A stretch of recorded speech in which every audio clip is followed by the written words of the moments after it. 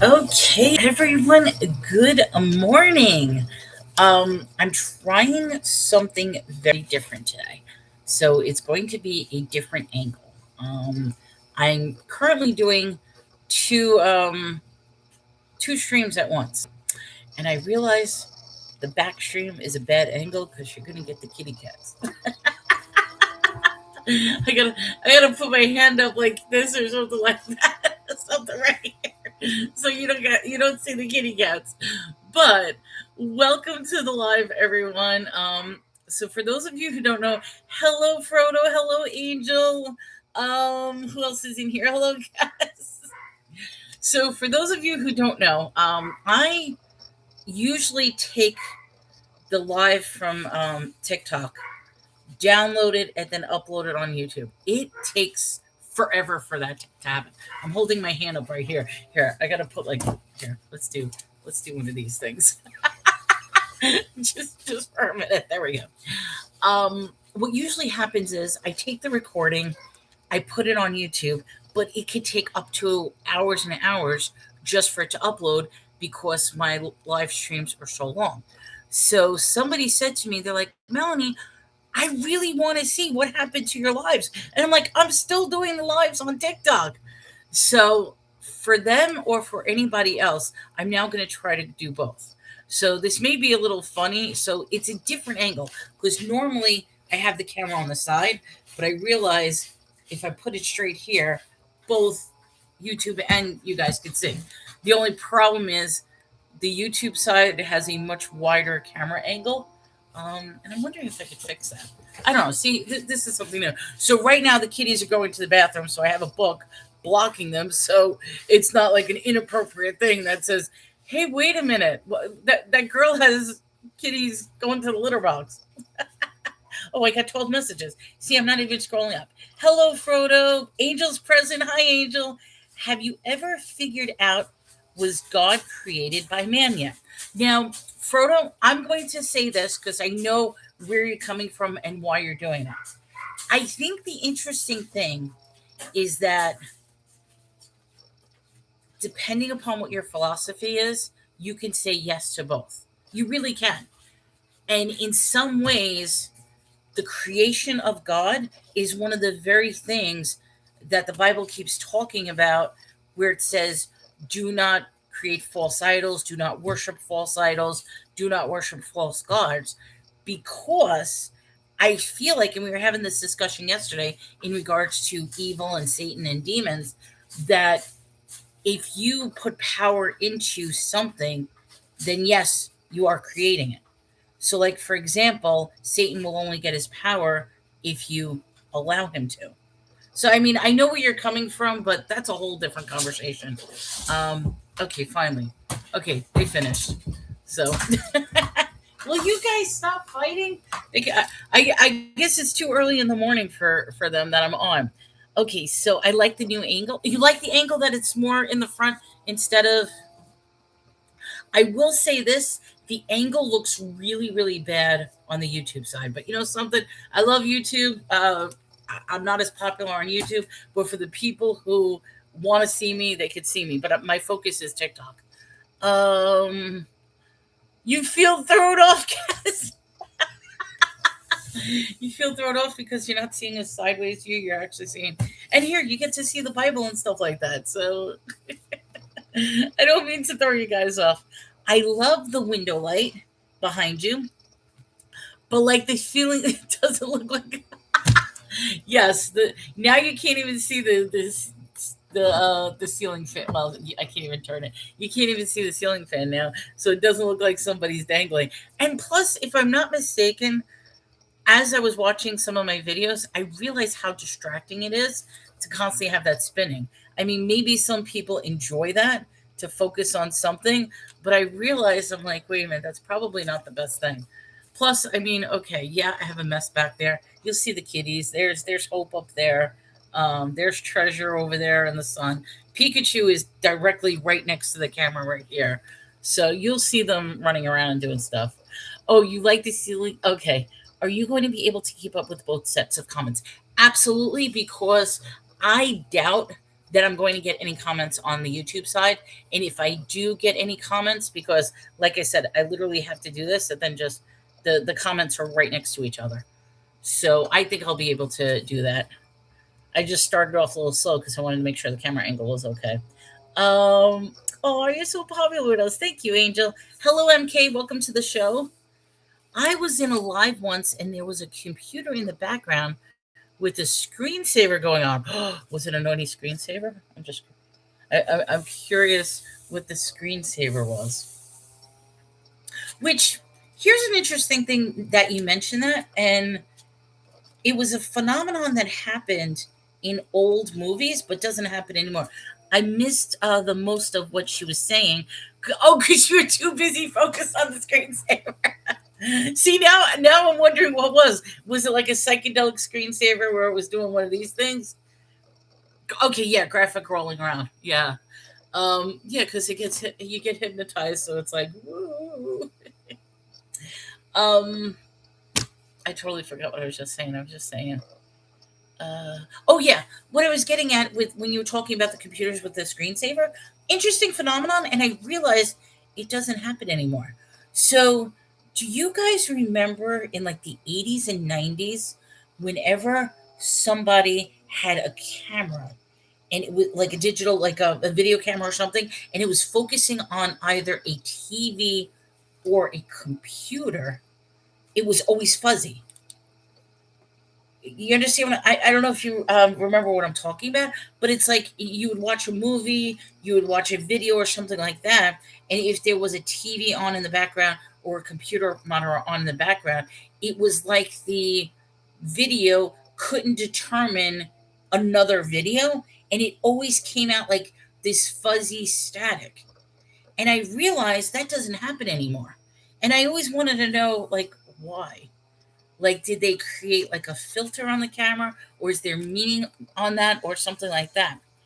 But yeah, it was lines bouncing back. Hello, Demetrius. Welcome to the show. Computers roll on film because the refresh can't keep up with them. But nowadays, it can. So I guess is that just simply because of a of technological advances, or is there more to it? It's just a silly thing. What do we mean, film? Pixels refresh on computer faster than film rolls. Okay, that makes sense then. I want to say, Angel, are we going like what way back too far? Yeah, because now everything's digitalized, and I guess back then when they were recording, it was on film, so that would make sense. I think computer screens are now more CGI or added later. Possibly. But I realized that, I mean, it's kind of funny when you start watching old movies or if you watch old TV shows or something like that, and just to see how much the technology has changed. Um,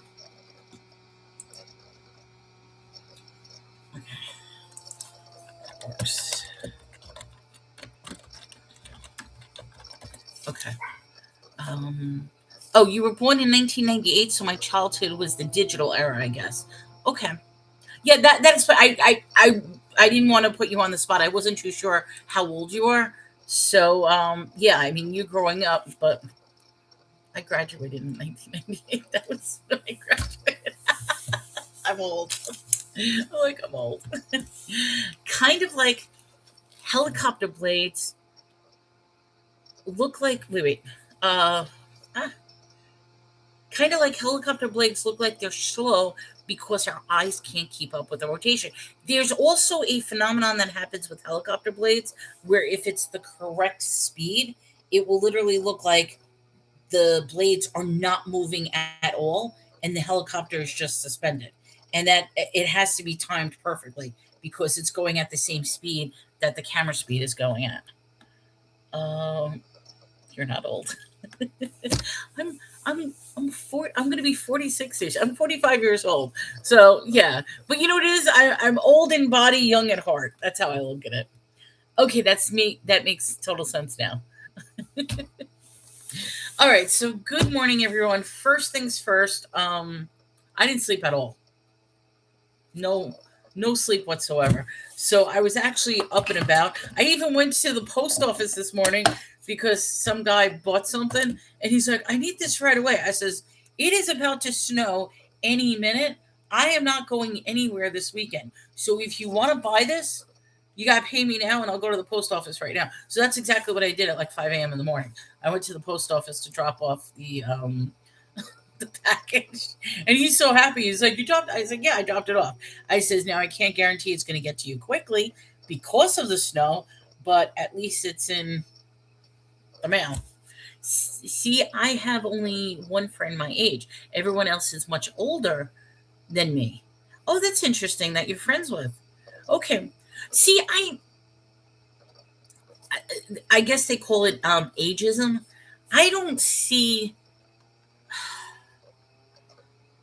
Yeah, it would be ageism.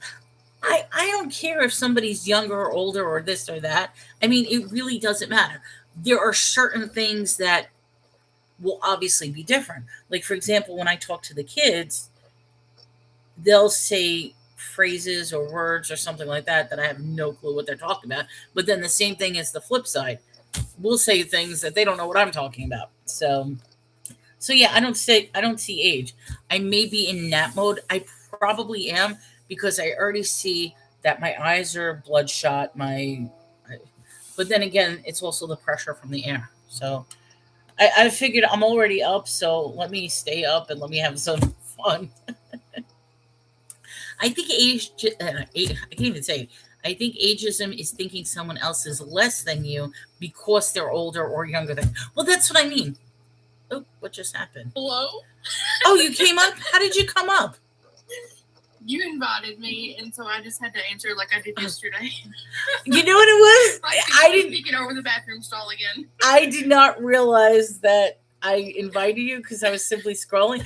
I wish they would take that away because what happens is I have to scroll up, and it's not just you guys. I mean, I'm getting all these messages that say, like right now, it says invite Iron Creed. I have no idea who Iron Creed is. So every time I'm scrolling up, and I didn't realize I touched you.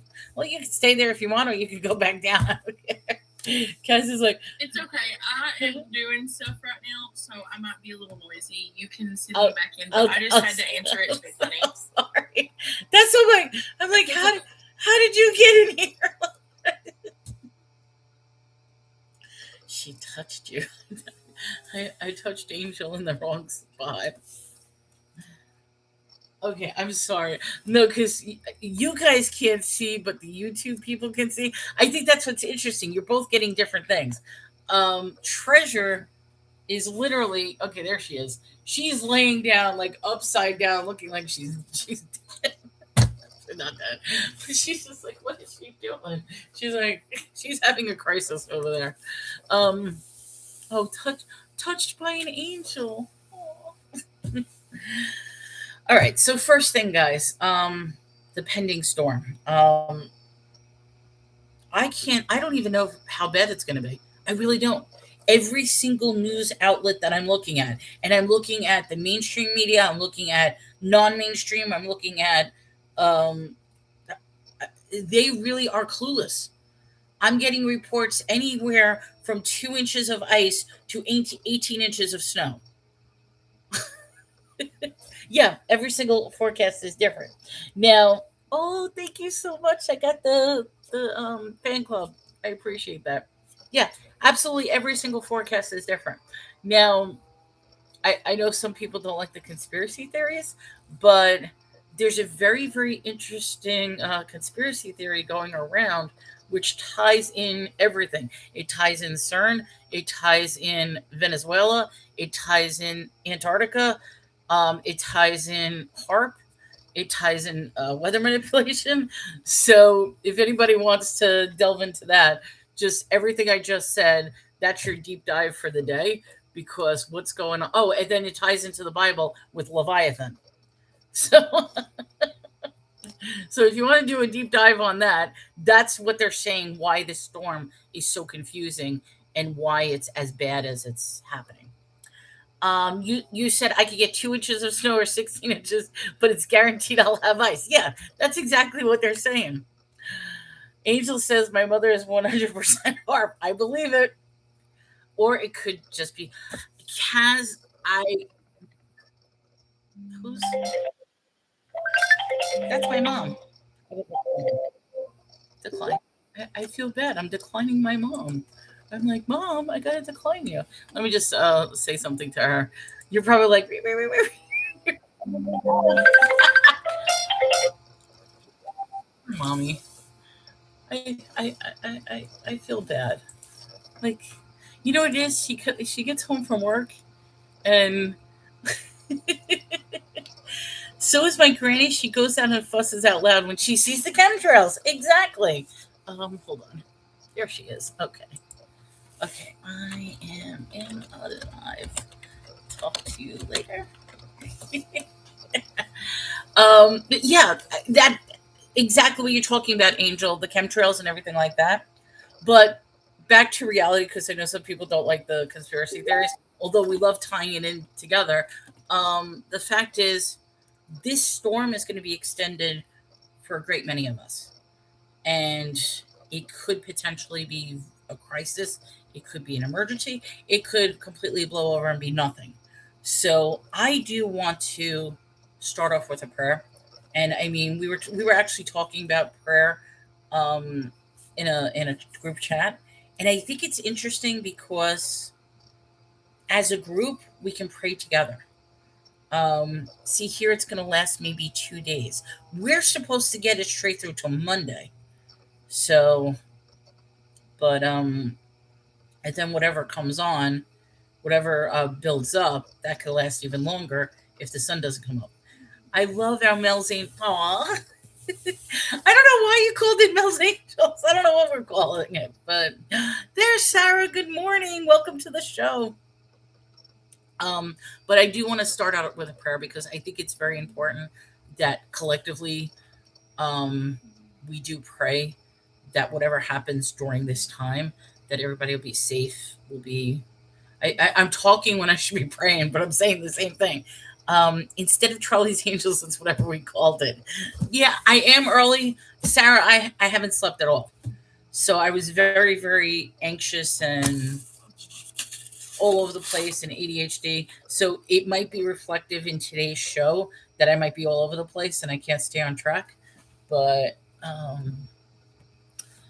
yeah, I just wanted to see what you responded. But I'm going to try to stay focused. So let's pray. I think that's important. So, dear God, please allow everyone to be safe, to be healthy, and to be careful during this time in the storm. Please allow energy to be electricity and energy to be sufficient, food for everybody to be sufficient, warmth, shelter, and that any issues that may arise from this, safety in traveling, safety on the ice. We pray that as we read your Bible today, your words, that we understand it, that we comprehend, that we absorb exactly the message that you wanted us to hear for this day. Also pray that today will go smoothly, that if anybody needs any prayer requests or needs a listening ear, that you please open up and hear what they have to say. Amen. I think that works. What do we got? Yeah, we're all up. And now you're here too. I officially said that I'm not going. I said yesterday I'm not going anywhere today. Well, the funny thing is, I had to go to the post office at 5 a.m. this morning. I literally had a guy at like 2 a.m. in the morning, and I was awake anyway, which was funny. And we're going back and forth, and he's like, "I'm starting a class, and I really, really need your textbook." I was selling a textbook, and he's like, "Can you mail it to me?" And I says, "Well, wait a minute. We're going to be in the middle of a storm and everything." So he says, "If you want me to mail it to you, you got to pay for it now. I will go to the post office now." And he's like, "Really?" So I says, "Because after this, I'm not going out of the house. I'm staying in the house. I'm going nowhere."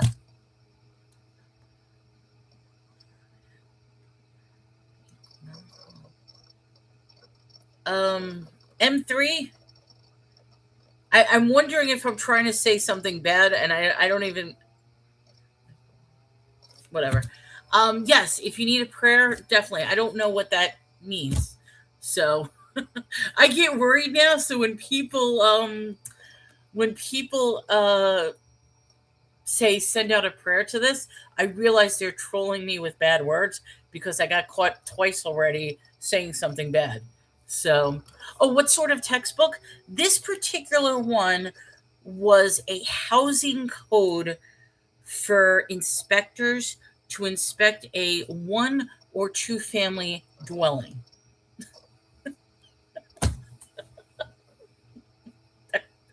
So yeah, so he's going to school to be a housing inspector when they I've been selling books for years, so I did an unboxing the other. Yeah, yes, that's exactly. Angel, there was one point where anybody could come up to me and just have something random, like, I need this, and I'm like, oh, I have that in my store. And they're like, really? Like there was no rhyme or reason to my thrift store and my store and stuff like that. And it was one of those things, if somebody really needed to find something, I am not that much of a hoarder now. I mean, now I'm doing it on a small scale. You can see, like, right now those are my boxes. I used to have like a complete shelving unit. I used to have an inventory system. Now what I do is very, very small scale. It's I take a box, I write my inventory, it's in the box, and as it sells, it goes. So sometimes you'll see random things and other times. And the funny thing is, yeah, there's Hope. She loves it. So, but your aunt is the same. Hoarding on a small, exactly, hoard. I now hoard on a small scale instead of an extravagant big scale. There you go. She does vendor mall boots. So, like, hey, I need new curtains. Just go to that. Yeah, and that's what friends and people used to do with me all the time, because I used to. Well, I never did the mall boots simply because the area I live is not. I mean, I was thinking about doing it here in town, but I don't see the traffic and the volume. I mean, you know what I mean? Like, I don't see that it will be profitable because there's so many people that have thrift stores. Like, thrift stores over here are plentiful. I mean, if I really want to go thrift store shopping, I can easily go to about 50 thrift stores. So, I mean, so that's why I feel like jumping in on that and getting it's not going to be profitable.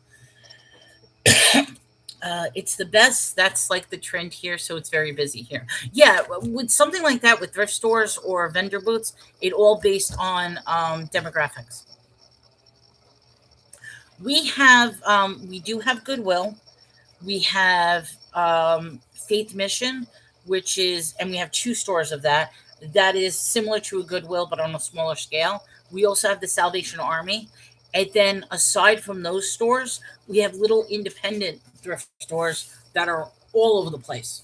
I mean, oh, and we also have boutiques and stuff that do consignment. That's what people do here. They go out on dates to vendors malls. Yeah, I've heard of that. I wish we had the individually owned thrift stores. I mean, usually the individually owned thrift stores are more money, but you could still find some interesting things. I personally, I mean, if I had a choice, I like to go to Faith Mission because they have amazing selection of religious books and also hard to find reference books. Because if it was up to me, that's what I enjoy acquiring and selling and stuff like that, is really going through reference books. In fact, I was talking to Kaz. Here, just take a look at this. It's psychological problems in mental deficiencies. This one is from 1949. And what's interesting, yeah, 1949. What's interesting about this is it talks about childhood autism, which autism wasn't discovered until 1943.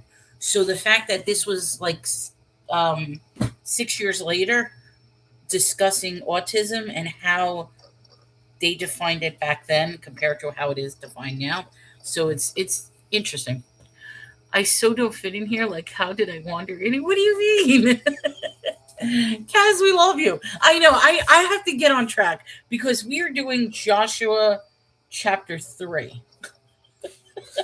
And I have a feeling that my mind is all over the place, so I do have to be careful. So please, if I get off track, send me back on track. It really. Oh, you don't do conspiracy. You don't do first source. Kaz, you belong here. You do. Don't think that you don't. I want to give you guys a visual. Okay, a visual of what? Or is that in reference to the book I don't know. One of these things is not like the other. One of these things doesn't belong. But that's what makes it interesting. I'm fixing to go to the store and I literally look like the teacher from Matilda. I've never seen the movie Matilda, so I'm not too sure who the teacher is. You're our outlier friend. There you go. And you hate it's going to get cold, so bundle up. I mean, it's cold outside.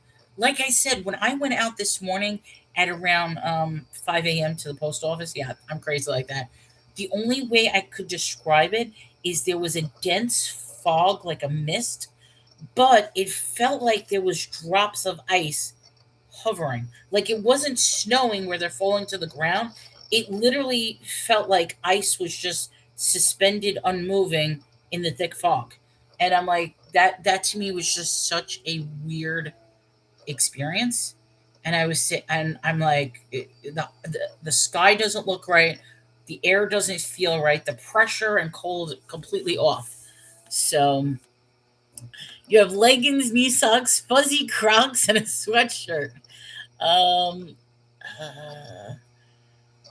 Kaz says divergent neurodivergent. I think all of us, yeah, I really do too. I think all of us are neurodivergent.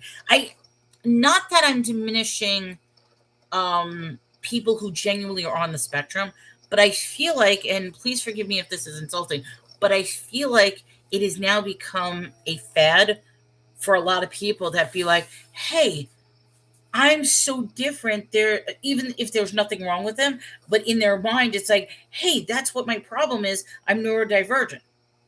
And please do not get that confused from me saying the people who are genuinely, you understand what I'm saying? I almost feel like they're jumping on the bandwagon just to say that they're new and different, when that might not be the case.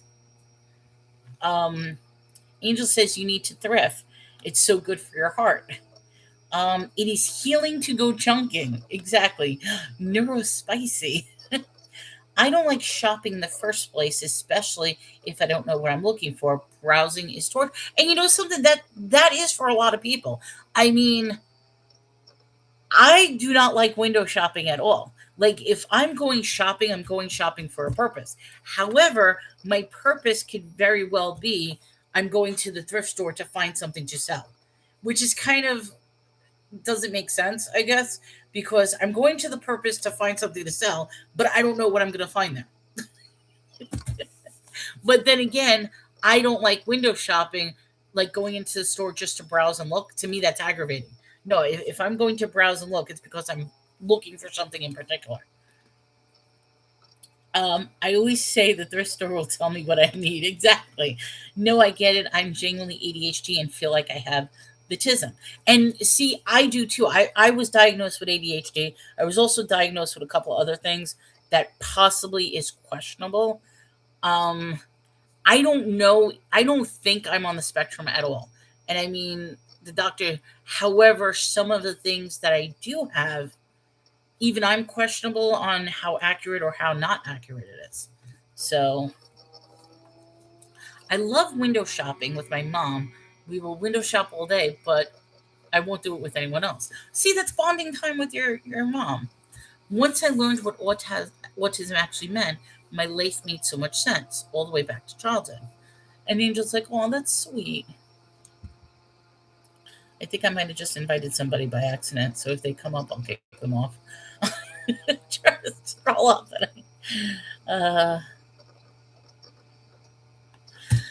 Okay. Joshua. We're doing Joshua. Angel's like, hello. All right. So Joshua chapter 3. Now, where we left off in Joshua was he sent out 2 spies to go to the city. In the city, he met up with, I forgot her name, uh, Reba, Rahab, or Rahab, Rahab. They met up with Rahab, who was a prostitute, who ended up um, hiding them on the roof, and then basically had a conversation with them that she wants, like, look, I'm helping you. Can you save my family? Can you save my father? And they made an agreement that if she puts a red cord on the door, that and they stay inside, that will guarantee their safety. Which is interesting, the correlation, if I may say, between Passover and the red paint on the door of the red blood. I mean, the blood, the red, I'm saying red paint, the blood that they splatter on the door. So now, instead of blood, it's symbolizing of a cord. Because I would think if they put blood on it, then the other people. Sorry, guys. Okay. If they put blood on there, then that would definitely ostracize them. That says, hey, wait a minute, these are, I guess, children of Israel people. Oh, yes. Why am I at a different angle? I'm trying something new because a couple of people on YouTube have asked me what happened to all my live streams, because I was originally posting these streams on YouTube, but the time factor it takes just to upload an entire 4-hour show takes so long. So about the time I download it from TikTok to upload it on YouTube, the time is just too great that I'm like, something, let me just try streaming both. So literally my YouTube camera is directly behind this camera. So I'm actually streaming both at the same time. So I'm trying it. If it's aggravating or if you don't like the angle, I could stop it, but I'm testing it out to see what happens. I figured, hey, it's a new day. Let's test it out. Why not?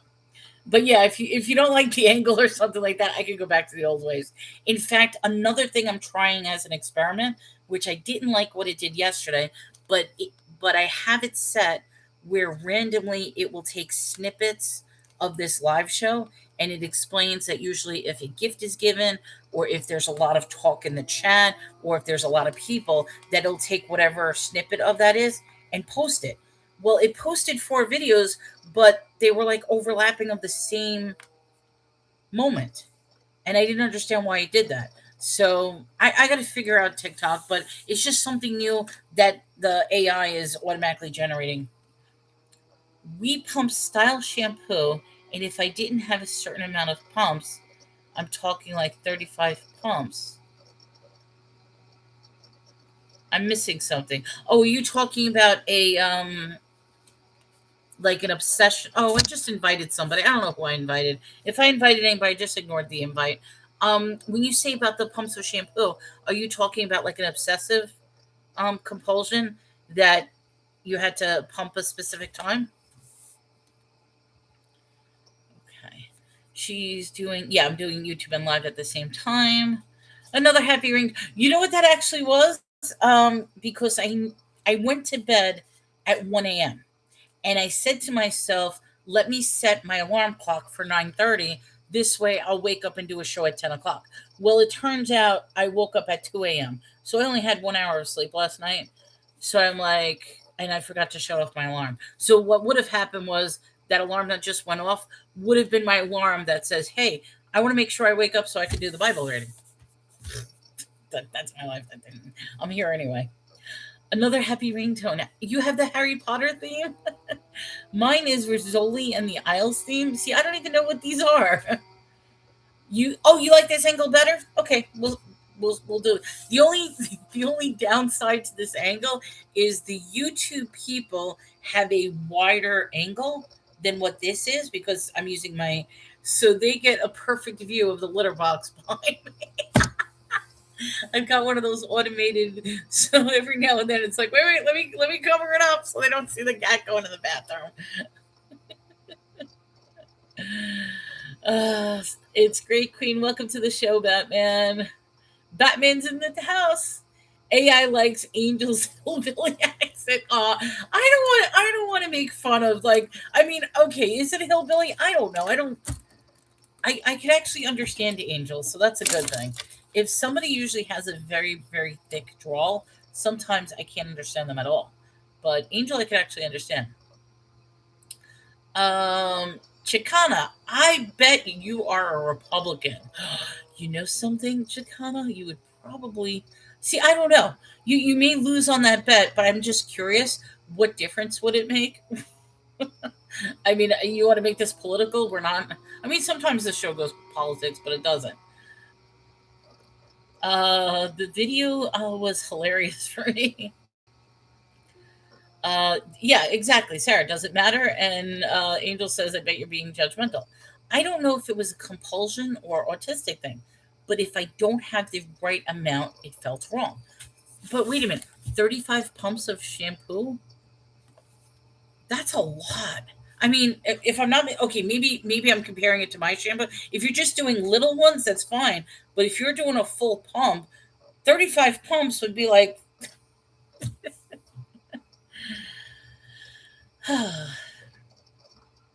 um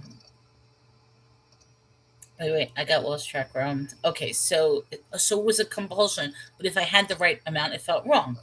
Kaz says, I am not the litter box. Yeah, the litter box. You don't even know her and your racial profiling. No, I listen. I don't get sensitive about it. Every time I think I'm doing better, life's like, cool, tutorial's over.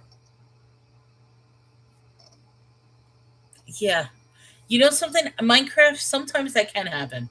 I mean, if you look at it from a gaming perspective, which since this, I just have to say something. An awesome video where somebody was showing how Jesus in the Bible coincides with the whole gaming thing, creation with the gaming. And I mean, it's not meant to be an insult, but it gave an excellent perspective on the gaming thing.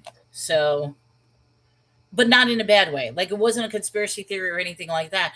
The message was that if you think of it as a game, but not a game to be fake, as to how the structure of a game goes and how there's achievements and this and that. It was a really good video. But I could post it later in the group chat, or if anybody wants to see it, or I could send it personally. Um, Hold on. Hello, Dreamy. Welcome to the show. I'm going backwards because for some reason the chat keeps jumping. So let me go back to where I was. Okay, so the litter box, racial profiling. I got that. Okay. I totally missed if Angels. Thank you for muting. I totally missed what Chicana said. So if it was something bad, thank you for muting. Okay. If I lost count, you would start over. Then, if you don't mind me asking, Kaz, what would you do with the shampoo then if you lost count?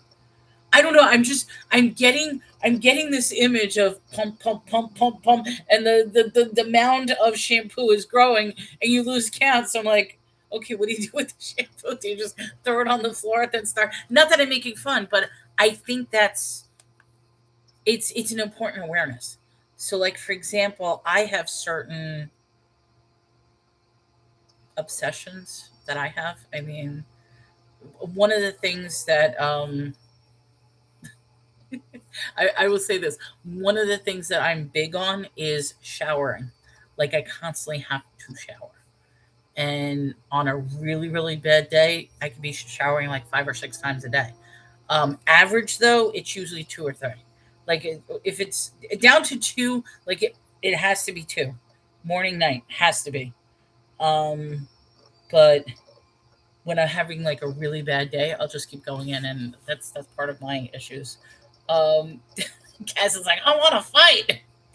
Angel says, I can't stand the Republican versus Democrat, white versus black thing. I don't care who. The Angel, thank you. The only thing, I mean, for me, I will talk about left and right or this and that, just for the matter of I don't understand why there is such a divide. I spoke about this in the chat earlier in the group chat. it's like, why is there such a divisiveness among people that are so great that I feel like we're in a society of two different dimensions that just completely converge? Because no matter what side or what belief or what color or religion or this and that, even what gender you are, no matter what, it's like society is so hooked on one side versus another side, where if you just have tolerance and communication and understanding and acceptance, I mean, whereas I appreciate your views, you appreciate my views, they can be different, but as long as we accept that the views are different, but it's always like one is trying to be better or convert or fight over than what the other side is doing. Um, I don't know, but Melanie can bring her back in. We need to bring her back in. I think she left. She went bye bye. Kaz wanted to fight. Let's do a fight. Let's do this. Yeah, I think she's gone anyway. Oh, you just have pen. You know what it is? Like I said, today is an off day, and even the fact that I couldn't sleep at all, and and I know we're taking forever to get to Josh. We're gonna get to Josh. I started talking about Joshua, but then we went right into. Oh, she was being racist against white people. Okay. No, thank you for muting. Same, and you're medicated. Exactly, it does make sense because a house divided itself can't stand. And I think that right there. And I mean, I know that's a political thing, but also at the same thing, if we look at it from a spiritual and from a religious standpoint, if we can't come together in agreement, then the arguments, the just fuels the very thing that evil needs to take over our lives. They're pushing us to start a civil war. You know what? If Satan keeps us busy fighting each other, we ignore him. Yes, absolutely. We're easier to control the more divided we are. It's not political, it's biblical. Absolutely, yes. I don't fully agree with either party. And you know what it is? And I mean, this is one of the greatest things. Yes, I know we have lesser parties. There's like the Greenback Party, Independent Party. There's other parties. I know that. But we really are a society of two parties. And we shouldn't be. We absolutely should not be. Our political structure should be a plentitude of parties. It really should be.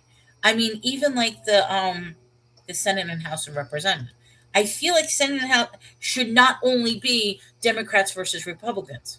You know what I mean? I feel like it should embrace all different philosophies. Uh yeah, I'm leaning right libertarian or something like that.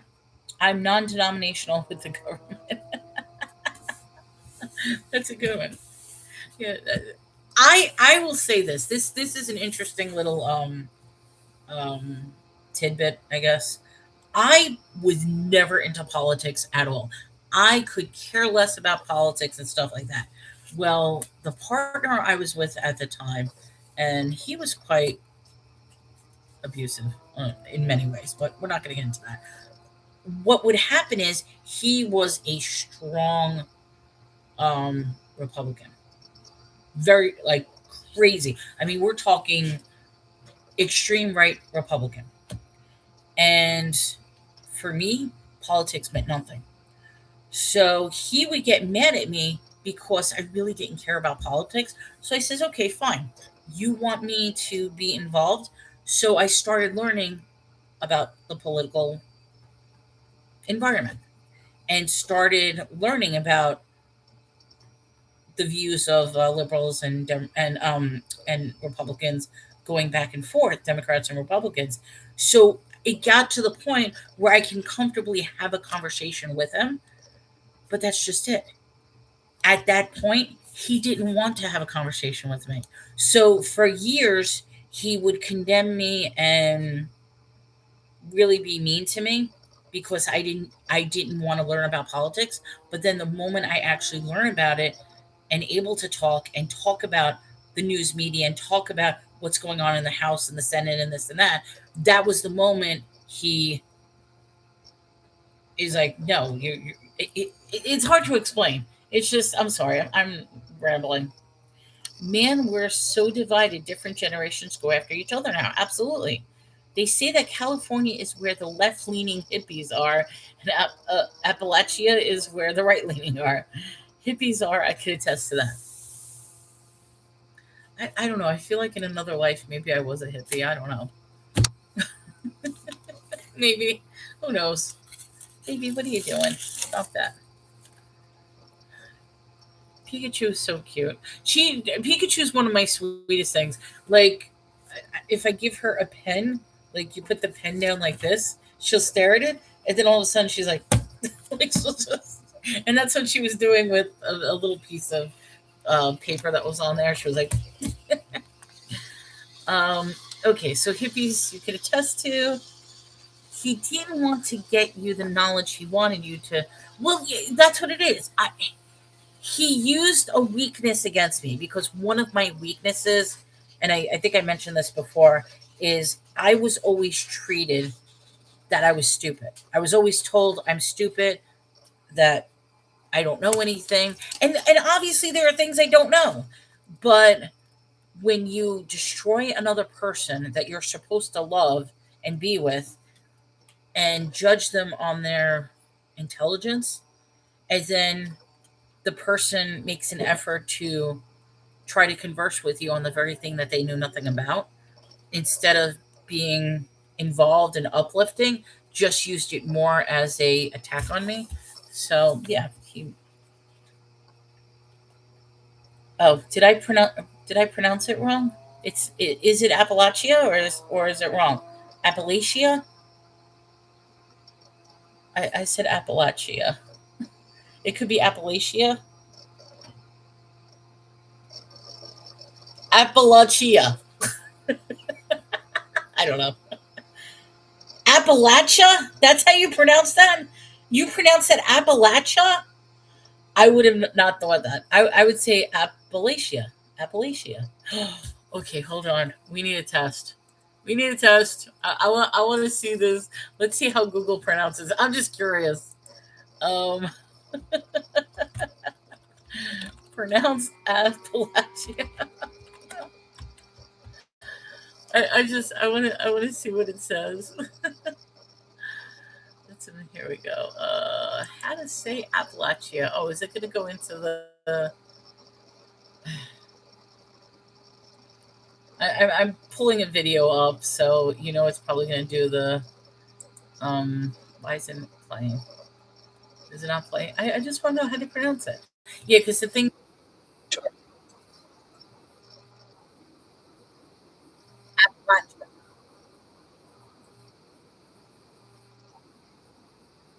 Okay, so Appalachian. They're like Appalachian. I told you, with a lot of things, I usually like do an ah sound. So Appalachia. I've always been that way. So sorry, guys. Okay.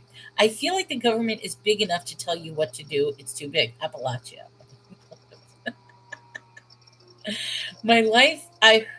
All my life I heard Appalachian until recently. That's how I pronounce it. It's okay. It's Appalachia. Yeah, that's how you pronounce it. I always heard Appalachian Mountains. That's how I heard. I wonder if it's a regional thing. Because this is a funny thing and it's stupid, but in Texas, it's Houston. If New York is talking about Texas, the place is Houston. However, New York also has same spelling, same name, but in New York, it's not pronounced Houston, it's pronounced Houston. So New York has to be different, but I thought it's funny on that. So I'm wondering if it just has to be where regional thing.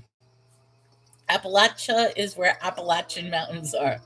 Well, I'm going to trust the one who lives in the region out of exactly. No, that's what I'm saying. I'm going to trust it, but I've never heard it as Appalachian. I've always heard it as Appalachian. If you aren't from here, you say it like that. It's regional. Angel, wait, Angel wants to come up. Come on up, Angel. Oh, is she going to pronounce something? It's like, it's not Appalachia. Is that what you're going to say? I'm trying to accept you. There you go. Let's hear this. There are so many places like that in Kentucky. Like we have a place in Lexington called the Versailles, and everyone who's not from here is like, it's actually Versailles. Versailles, yeah.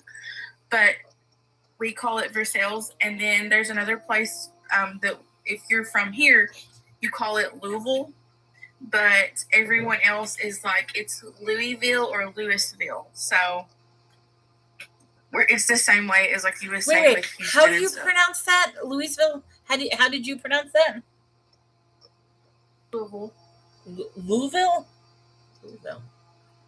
Yeah, because I'm thinking of the Louisville. No, like we say Louisville. Louisville. Okay, because I thought at first you were trying to say like the lore in like the French place, but Louisville is Louisville, because in New York it's Louisville Slugger, because that's up in Cooperstown.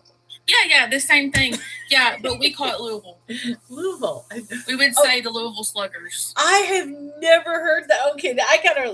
Wow. Yeah.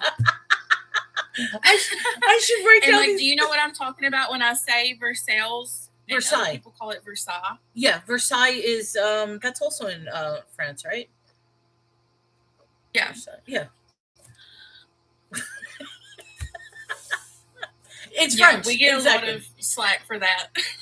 Yeah, I'm like, that's also in France. It's the it's like the it's not a castle. It's like the royalty. Versailles. No, but that's fine. I mean, I'm not insulting. I've never heard of Louisville before. So, wait, what? No, I'm literally like, I am so relaxed with how my accent is and how other people take it. And I think that's why a lot of times I don't understand people. I really do. And it's like, what are you talking about? I missed something. You said people in Maryland called Baltimore. I'm in Baltimore. Is that what Versailles is? So I thought Versailles was where Louis Couture was in. He was like one of the royalty. It's the Okay, now I gotta look that up because I'm like, what is Versailles? It's the French. Versailles. It's a palace, right? Chateau de Versailles. Okay, it is a palace. But it was famous by Louis Couture. So, Hall of Mirrors. No, I don't know, but there was a treaty there. Treaty of Versailles. That's right. There was during the I guess French Revolution. I don't know. I don't know my European history that much. Yes, there was a treaty there because it was a palace. I gotta do it. But yeah, there was a treaty. We're funny. All right. Should we get to Joshua? Maybe. We're gonna get to Joshua. You want me to put you down, Angel, or I think she's muted. I'm gonna toss you down. If you want to come back up, just reconnect. That's fine. My geography is awful and my history is worse. Well, you know something, Kaz? I know you don't like to hear this, but just imagine that history from the conspiracy theorists never happened as they're telling us. That everything is a complete and total lie. That they covered up everything. But I can tell you the smallest thing in the world. Science. All right, so Joshua. So Rabeth, the prostitute, was saving the two spies. And I find the imagery interesting with the red cord because I almost want to say they couldn't put blood like the Passover. So once again, there's like a symbol that's repeating in some way or foreshadowing or something like that. So if she puts the red cord in the window, it's going to skip over. Like it'll save as long as she stays in the house. Oh, your boy wanted a snack. I mean, I know science, not science is small. No, that's all right. I know what you meant. So, all right. So, chapter three. And I believe, if I'm not mistaken, they said that they would be back in 3 days or something along those lines. So, let's see what happens with the spies, and let's see what happens to her if they do get saved. So those are two questions I have. All right. So Joshua rose early in the morning. They removed from Shittim and came to Jordan, and he and all the children of Israel lodged there before they passed over. And it came to pass after 3 days, okay, there's the 3 days, that the officers went through the host. They commanded the people, saying, when you see the ark of the covenant of the Lord your God, and the priests of the Levites bearing it, then ye shall remove from your place and go after it. Okay, so I guess as they're marching through, the priests are going to be carrying the ark of the covenant as they go to Jordan, which makes sense because they got to move the thing. Yet there shall be a space between you and it, about 2,000 cubits by measurement. Come not near unto it, that ye may know the way by which ye must go, for ye have not passed this way here before. Okay. I gotta pause because this is interesting. All right, so the Ark of the Covenant. Okay, yeah, carry the ark everywhere you go and follow it, and do not touch it whatsoever. But here's the thing: not only do not touch it whatsoever, stay 2,000 cubics. So that's a pretty far distance. Okay. The Ark of the Covenant originally is in the tabernacle, covered by the veil, covered by the colored curtains, covered by the specific wood that's X amount of feet, covered. What you get? Okay. To me, this is reinforcing the idea that because the Ark of the Covenant was a direct piece from the Lord, because it had his commandments in there that were written by the Lord's hand or the Lord's finger that they said. It's telling me it has that power and radiance that you can't go near it. Sorry. It's reinforcing the idea, and I keep using the word radioactive because that's the only way I can describe it. But they can't go near the Lord. They can't go near the covenant. Excuse me, guys. I got to tickle my throat. Excuse me.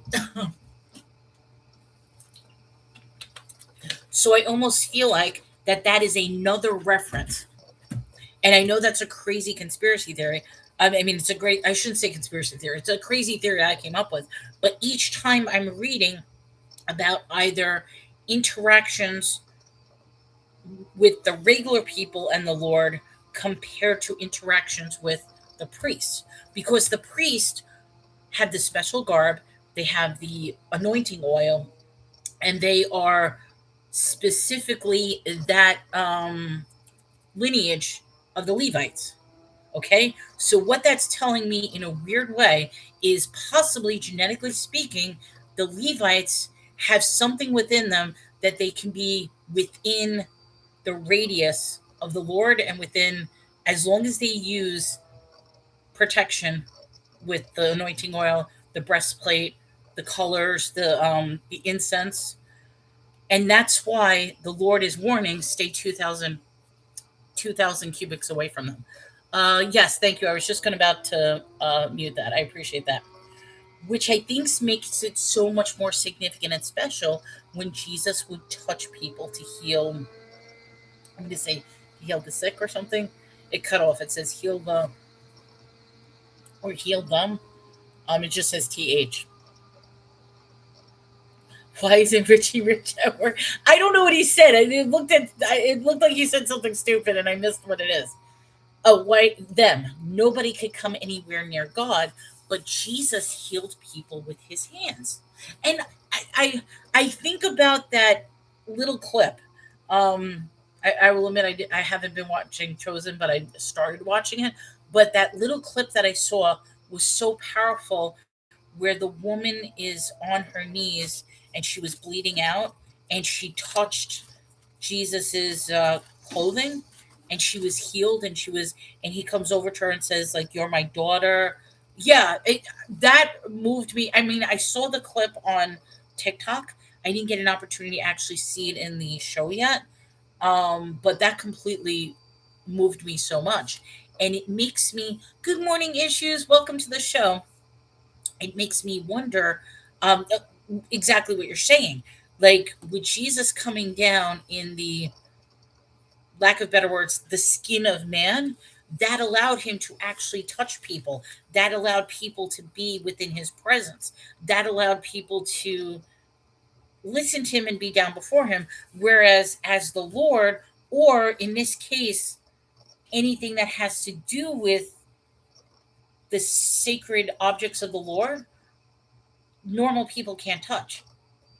And that's why I know I'm tying in some like crazy ideas, but if they're saying you have to stay 2,000 cubics away from this ark, you'll know where it is because all you have to do is follow it. And um and what it says you you must go this way. You haven't passed this way before, so just follow the ark. It will lead you to where you need to go, but stay back far away from it and don't touch it. So it's going to be like your and I almost want to say maybe it's like a beacon or a compass or something that they can visually see to know to follow it. I mean, I almost get this image that possibly there's this radiating light around it that the Levi's are carrying, and that's how people could see. I mean, that's how I'm envisioning it. I could be totally wrong, but I'm going to go on. But it just makes me wonder: is that how powerful and significant the ark is? Um, okay, so yet there will be a space between you and it about 2,000 cubics measures. Come not near unto it, that ye may know the way by which ye must go, for ye have not passed this way hitherto. And Joshua said unto the people, sanctify yourselves, for tomorrow the Lord will do wonders among you. Okay, so he is literally I'm going to say warning people. Hello, Swamp Picker. Swamp Picker is actually on the YouTube side. Welcome. I'm running a dual show between YouTube and TikTok. So thank you so much for coming. We are reading Joshua chapter 3, verse 5. So I appreciate you coming here. So you see, we actually did get somebody on the YouTube side. But yeah, I'm going live. Okay, so Joshua is foreshadowing or predicting that the Lord is going to be doing miracles. So not only are they actually getting to the promised land, he's like, prepare yourselves because the Lord is going to be doing wonders. All right, so Joshua spoke onto the priest. Did I miss anything? I'm sorry, guys. There's a bunch of. Hold on. It's a couple of seasons away. Me and Kaz are both in a mood not good. Oh, I don't think Kaz is in a bad mood. You think Kaz is in a bad mood? I think if anything, we're in a ADHD mood. Like we're trying to stay focused, but we're not. Swamp wants to know, is the cold coming in? It already started here, so I'm going to stay in the house and not going anywhere. I am completely staying here. I already did my shopping, did everything. So you know something? If I stay here and read the Bible for all weekend, that'll be fine. Why not? maybe these shows will be a lot longer than they usually are. Who knows? It's like people want to stay where they can go.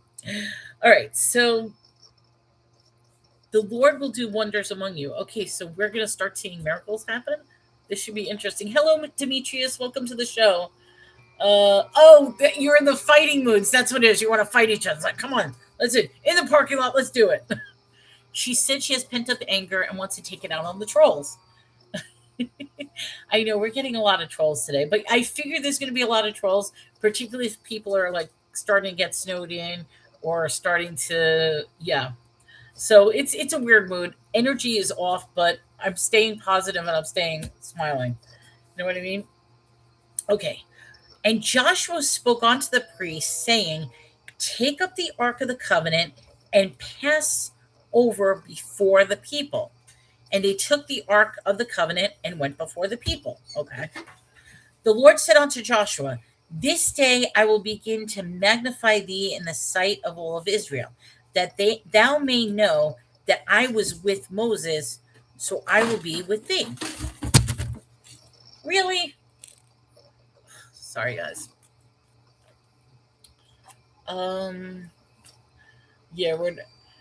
Yeah, girl, don't take us wrong. We won't. Oh no, we won't fight each other. No, I was teasing. That always been a that was a silly thing that we used to say a lot. Is when you have like a little not a fight, but if there's like a disagreement with somebody, you go, okay, you and me in the parking lot right now. Let's duke it out.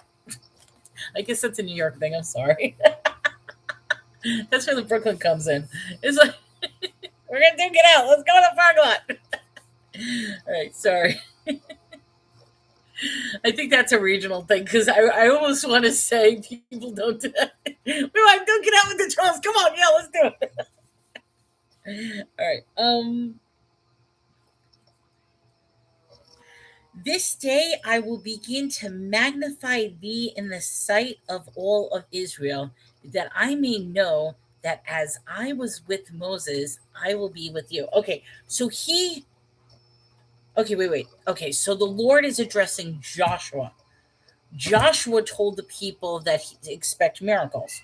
So now the miracle is that the Lord is going to magnify him in some way. Now the question is that going to be physical? Is it going to be a spiritual glow? Is it going to be something that's going to show a radiating power that he may have? So I'm curious in what way he's going to magnify. But let's see if that talks about. And thou shalt command the priests that bear the Ark of Covenant, saying, when ye are to come to the brink of the water of Jordan, ye shall stand still in Jordan. Okay. And Joshua said unto the children of Israel, come here and hear the words of the Lord your God. Okay.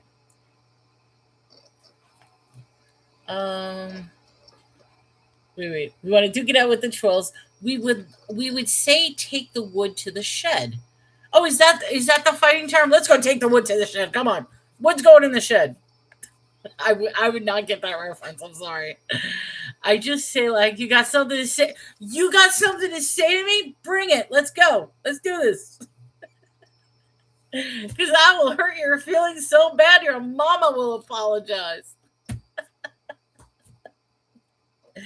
Oh man, we are in rare form today. That's all I have to say, guys. We're in rare form.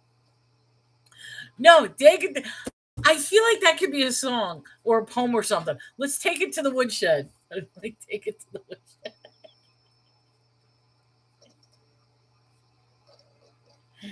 Wait, what's that song? Take me to the river. Take me to the woodshed. Knock me out with a shovel.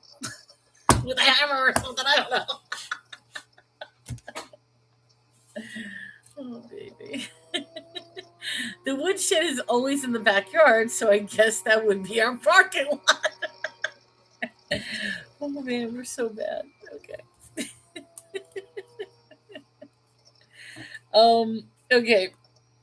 When ye come to the brink of water, you know something? I'm laughing. I'm not meaning to laugh while I'm reading the Bible, but this is gold. This is golden stuff. It really is. Okay. When ye come to the brink of the water, ye shall stand still in Jordan. Okay. Why? Like, what's the significance? Okay, I feel like I probably have to read more, but it's like, okay, what's so magnificent about standing still in the water? Unless, are they walking on water? Watch and see. Okay, yeah, because I'm waiting for the miracle. So if they're like standing still in the water, okay, let me keep going because that's definitely telling me. Yeah, Gaz got the hammer. Joshua said unto the children of Israel, come here, hear the words of the Lord. And Joshua said, hereby ye shall know that the living God is among you, and that he will without fail drive out from you before the Canaanites and the Hittites and the Hivites and the Perizzites and the Girgashites and the Amorites and the Jebusites. Okay, so these are all the people that God wants to completely decimate. It's like the people I just named, God is like, kill them all. Nobody stays alive. Not only does nobody stay alive, the animals can't even stay alive too. It almost makes me wonder, and I know I keep saying this, but I really feel like when they talk about these lineages and when they talk about these different families and the different tribes and stuff like that, that it's not like how we are today, like a complete melting pot. I think that there has to be some sort of genetic traits, or there's some sort of maybe power, or there's some sort of significance. Because remember, like, only the Levites were the priest. There was very much segregation until Jesus. Okay. I'll be right back. Gotta go out and water the chickens. All of them are Zeits. Okay, does that have a significance, Zeits? I'm just curious. I read that as I gotta go check out the water chickens. I got a girl, gotta take care of the chickens. What is a water chicken? She needs to go give the chickens water, not a water chicken. I almost wait, is that the hold on? Who was that said that? That chicken of the sea, like tuna fish, and like it's not tuna, it's chicken of the sea. She's taking out to the woodshed. Take it out to the woodshed. Go water your chickens. You have to read it slowly. Chicken of the sea is not tuna. It's an actual chicken in the Jessica Simpson. Thank you. When you wrote Jessica, what's her name? Jessica Simpson. Yeah. Chicken of the sea. In the sea. Whatever. All right. Behold, the ark of the covenant of the Lord, and all the earth passed over before you into Jordan. Now, therefore, take 12 men out of the tribes of Israel, one out of every tribe. Okay, yeah, 12 tribes of Israel. Think about this, 12 tribes of Israel, 12 disciples. Like, we're getting into that everything coincides with each other. That foreshadowing, that everything leads up. All right. It shall come to pass, as soon as the soles of the feet of the priests that bear the ark of the Lord of all the earth, shall rest in the waters of Jordan, that the waters of Jordan shall be cut off from the waters that come up from above, and they shall stand upon a heap. Okay, pause for a minute. I love this. Okay, this is what did you write? The 12 churches numbers was very significant. Absolutely. Why did the chicken cross the road? Because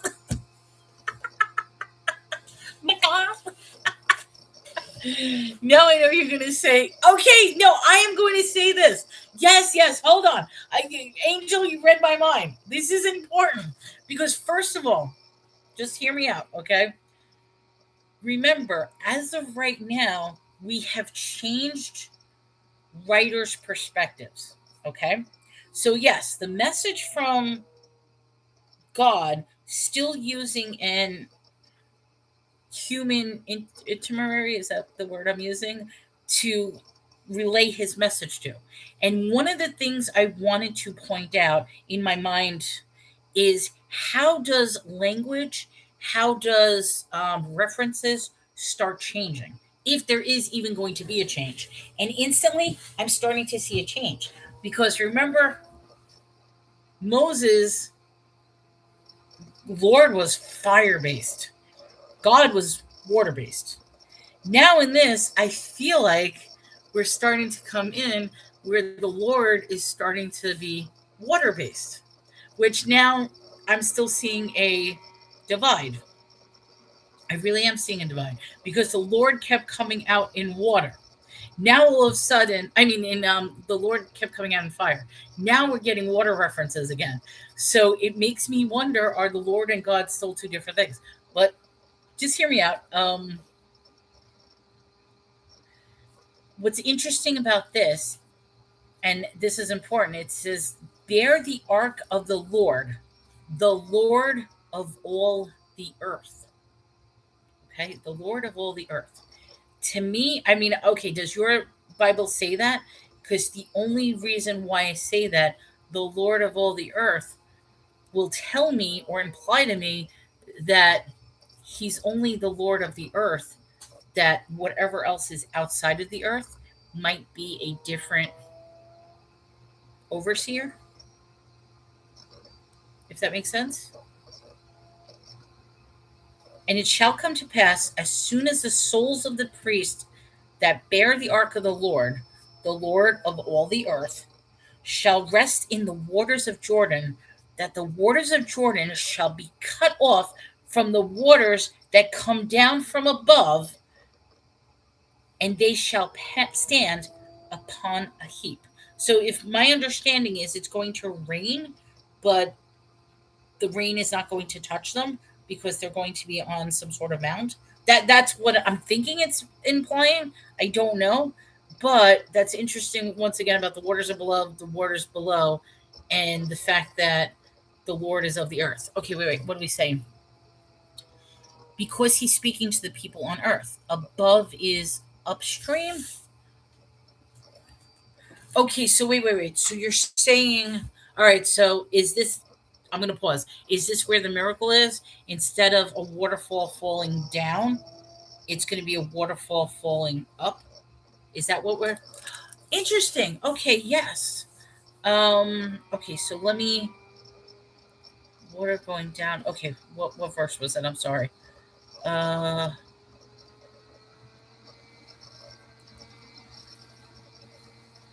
all right, so verse 13. So Joshua 13, verse 3, chapter 3, verse 13. I'm going to read the parallel. You're like, no? Wait, what are we saying no to? Verse 3, chapter 13. I'm going to do the work. All right, so 13 says, set foot in Jordan, the water flowing downstream will be cut off and stand up in a heap. So wait, it's going to freeze over and go upwards? Okay, wait. The ark of the water with their feet, the river will stop flowing as though it's held back by a dam, and will pile up as though against an invisible wall. Okay, that's interesting. And then the Lord of all the earth shall rest in the waters of Jordan, and the waters of Jordan shall be stopped from flowing, and the waters coming down from above shall stand in one heap. Okay. All right, so we are talking about some sort of water. Instead of going downward, it's going to go up. Now, what can cause that? Like, let me just deconstruct that a little bit. Could that be frozen water? Because they're saying it's going to look like it's a dam. Could it be the act of frozen water? Could it be because it's going to go in a mount? He stopped the flow of the river so they could cross in dry land. And isn't that exactly what he did with the Red Sea when he parted the Red Sea? So, I mean, is this like another correlation that once again he's performing a miracle that he did with their like grandparents or great grandparents, and now he's doing it once again just before they get to Jordan? No, not go up. It's going to stop flow up and pile up in one spot. Yes, exactly. They couldn't carry the ark in mud or ice. It's a miracle. He's absolutely performing a miracle. Okay. You know what? It doesn't necessarily say how heavy this ark is. The ark of the. I mean, I'm assuming. I mean, I'm getting this image that because there was poles and stuff. I'm getting this image that multiple people are holding it and carrying it as they march along. But I don't know how heavy or what the weight is. Okay, that was 13. 14. And it came to pass when the people removed from their tents to pass over Jordan, the priests bearing the ark of the covenant before the people, as they as and as they bear the ark were come into Jordan, the feet of the priests that bear the ark were dipped in the brim of the water. for Jordan overflowed all the banks all the time of harvest, that the waters which came down from above stood and rose upon a heap very far from the city Adam. And it's there, Zeratan, and those that came down towards the sea of the plain, even the sea salt failed and were cut off, and the people passed right over against Jordan. Angel's like, I want to say something. Okay, so estimation was 2,000 pounds. Okay, 2 tons. It's a giant trunk kind of thing that at least four people had to carry.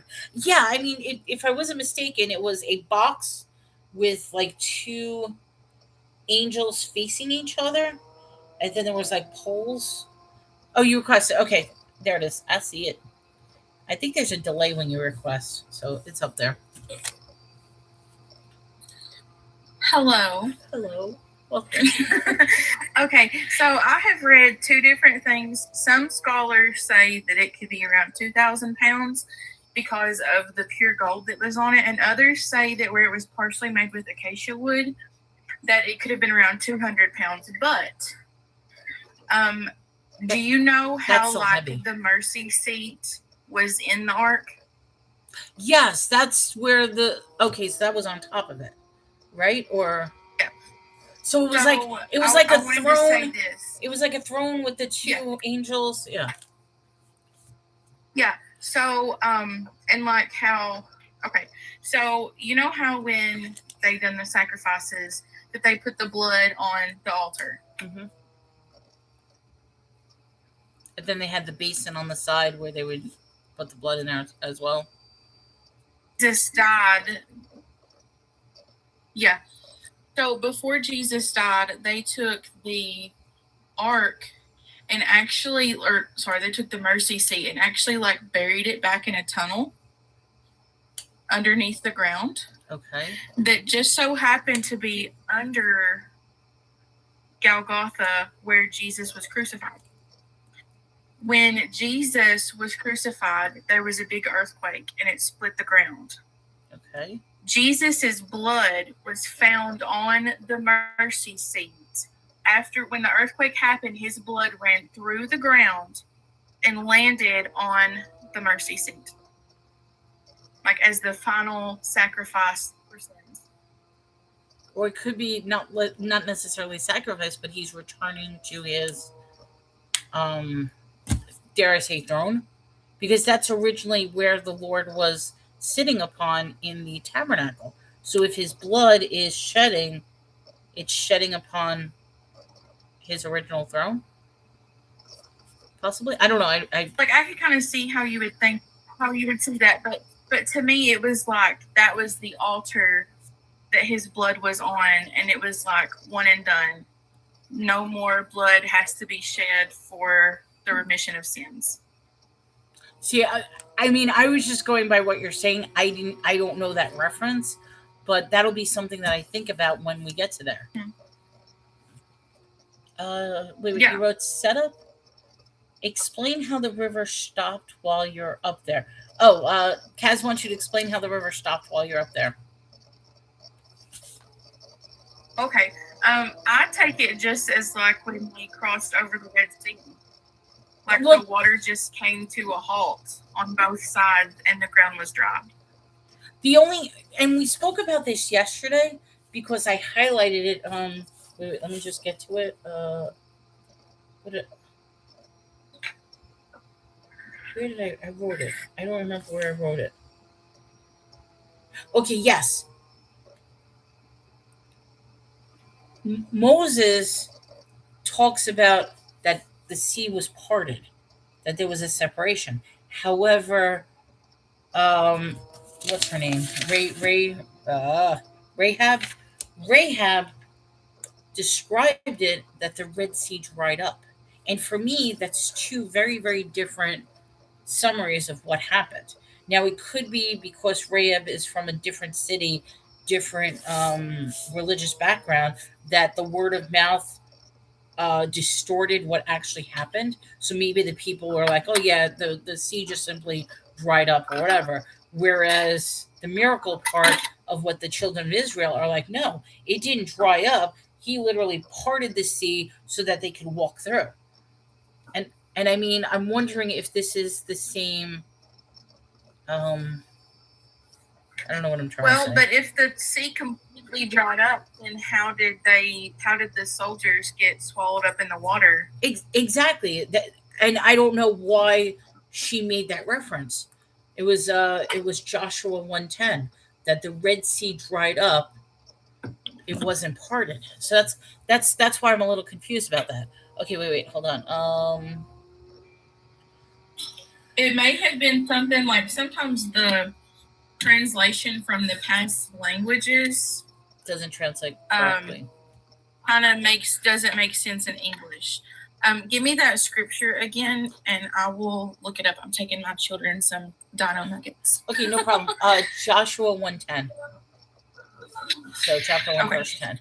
And then Kaz says, Because I actually have my commentary out, so I can look it up.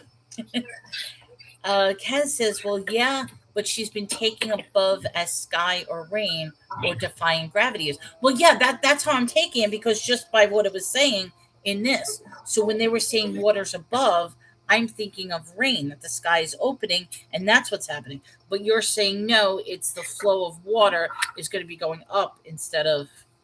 That's how I was looking at it. Didn't they test the bid on the Mercy seat and found only one set of chromosomes? The theory of drying up doesn't explain how the soldiers drown. Yeah, that's the point I'm trying to make. That's why I was so surprised that Rahab said that.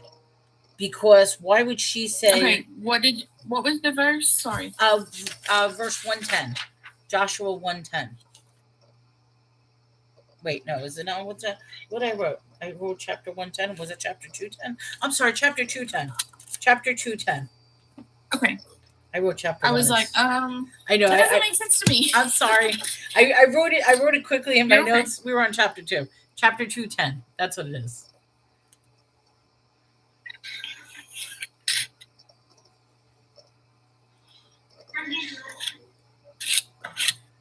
I'll just read what it says, and then you can read the commentary. It says, "For we have heard how the Lord dried up the water of the Red Sea for you when ye came out of Egypt, and what ye did unto the two kings of the Amorites and the other side of Jordan, Sihon and Og, whom ye utterly destroyed." So she was explaining how we heard, like, because she's saying, I believe that in the Israelites, we heard the miracles that were performed by the Lord, and how you dried up the Red Sea. But that wasn't the case. He didn't dry up the sea, parted the Red Sea. So that's where I was getting. So yes, the verse is 2:10, not 1:10. I just wrote the wrong verse in my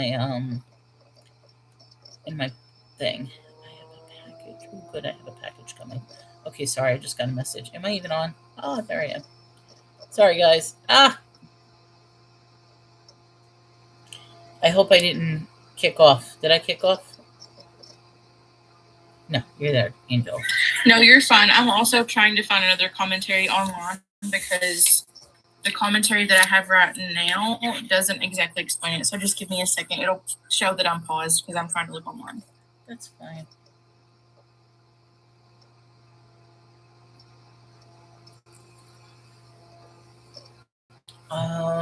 Everybody's saying no.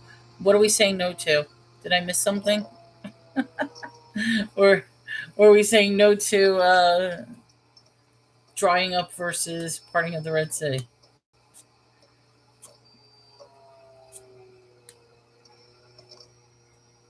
Okay, so no, I what wasn't found booted. Okay, just thank simply you. said that he was speaking about how that it was dried up for them to walk on dry land. Not that it was completely dried up entirely, but that the passage was dried up for them to walk.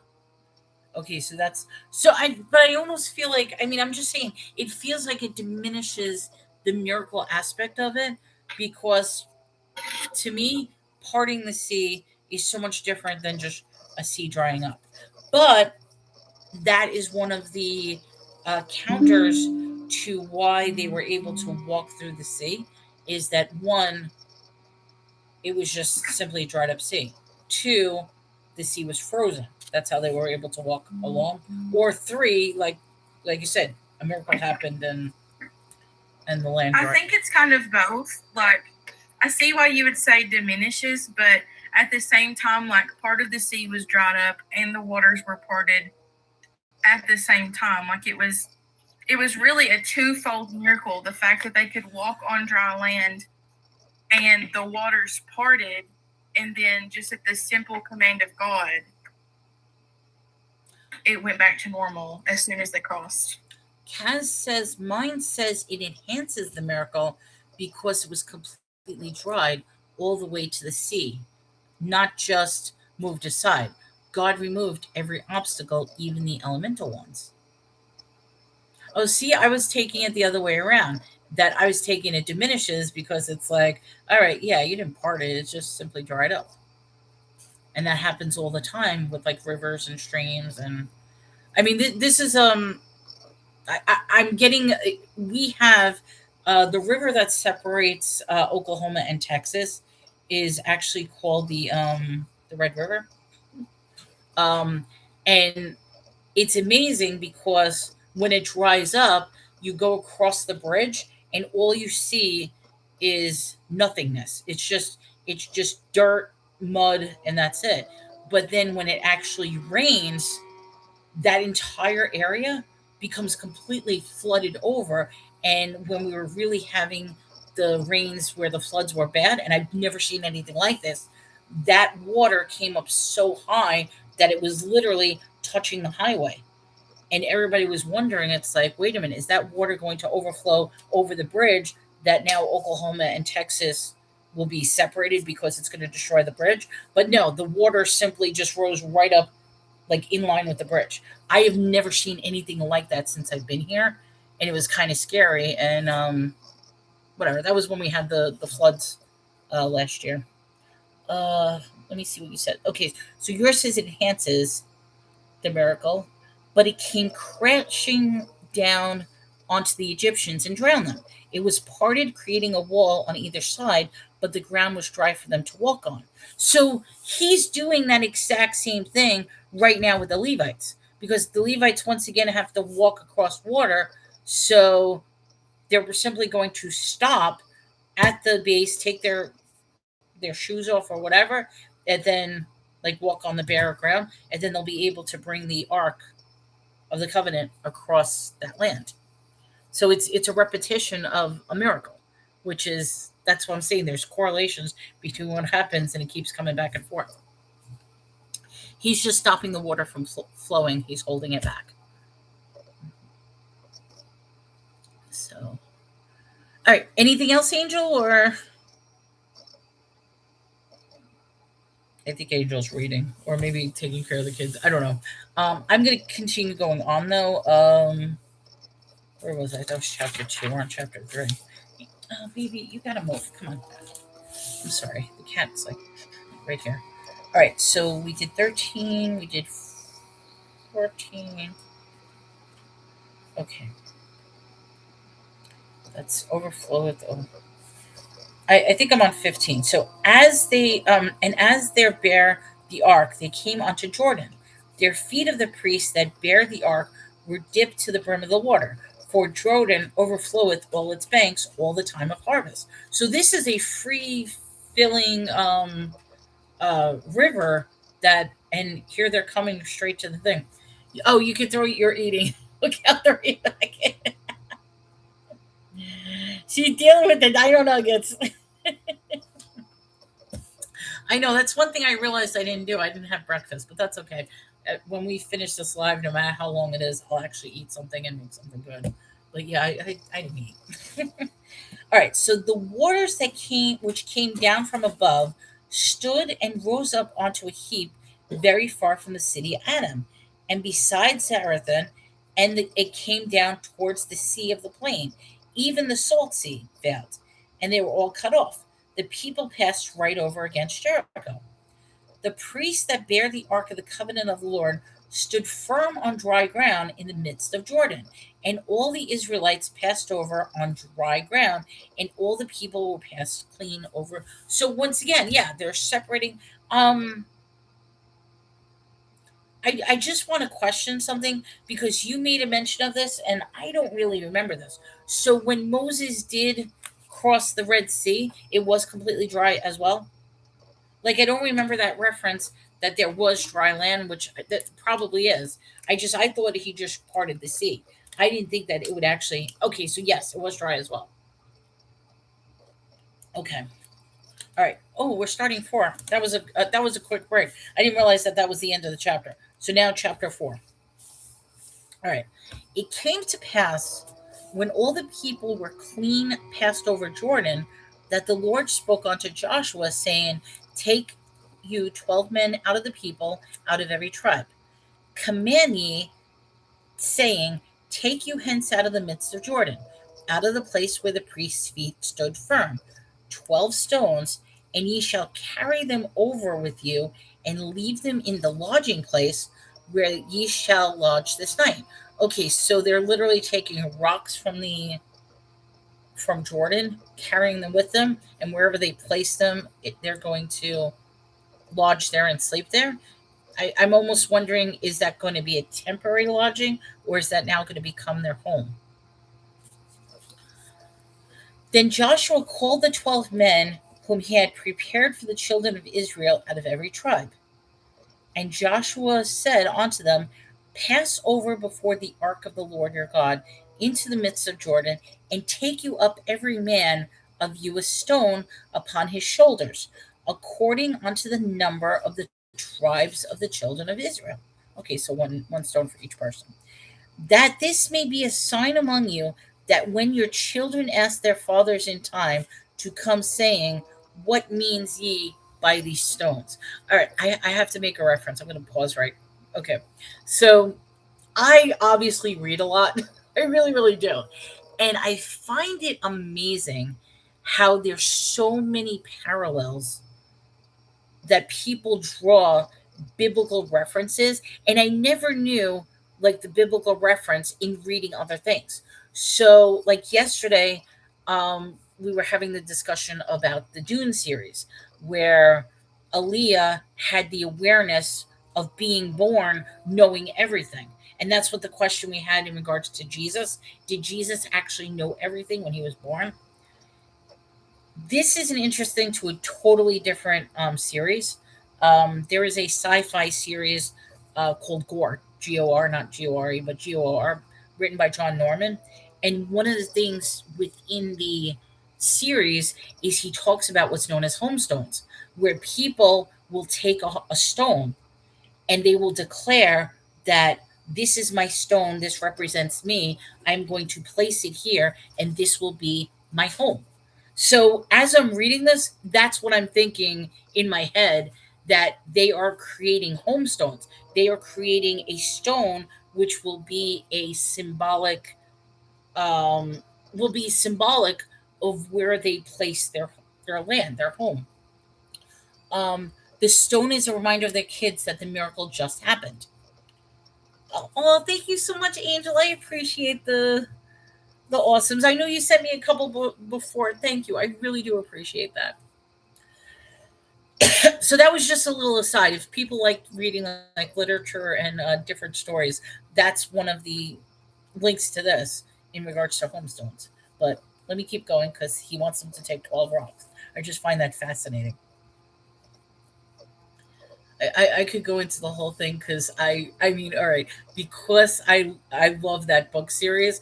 I actually have a homestone, and I know it means nothing, but to actually tie it into why I have a homestone and reading this, it's very interesting. But they didn't take the stones with them; they left them there. Okay, so they completely left them there just um as a marker. I think so many books and movies ideas came from the Bible. Absolutely. I really do. I mean, okay, this is here, hold on, I just gotta move it real quick.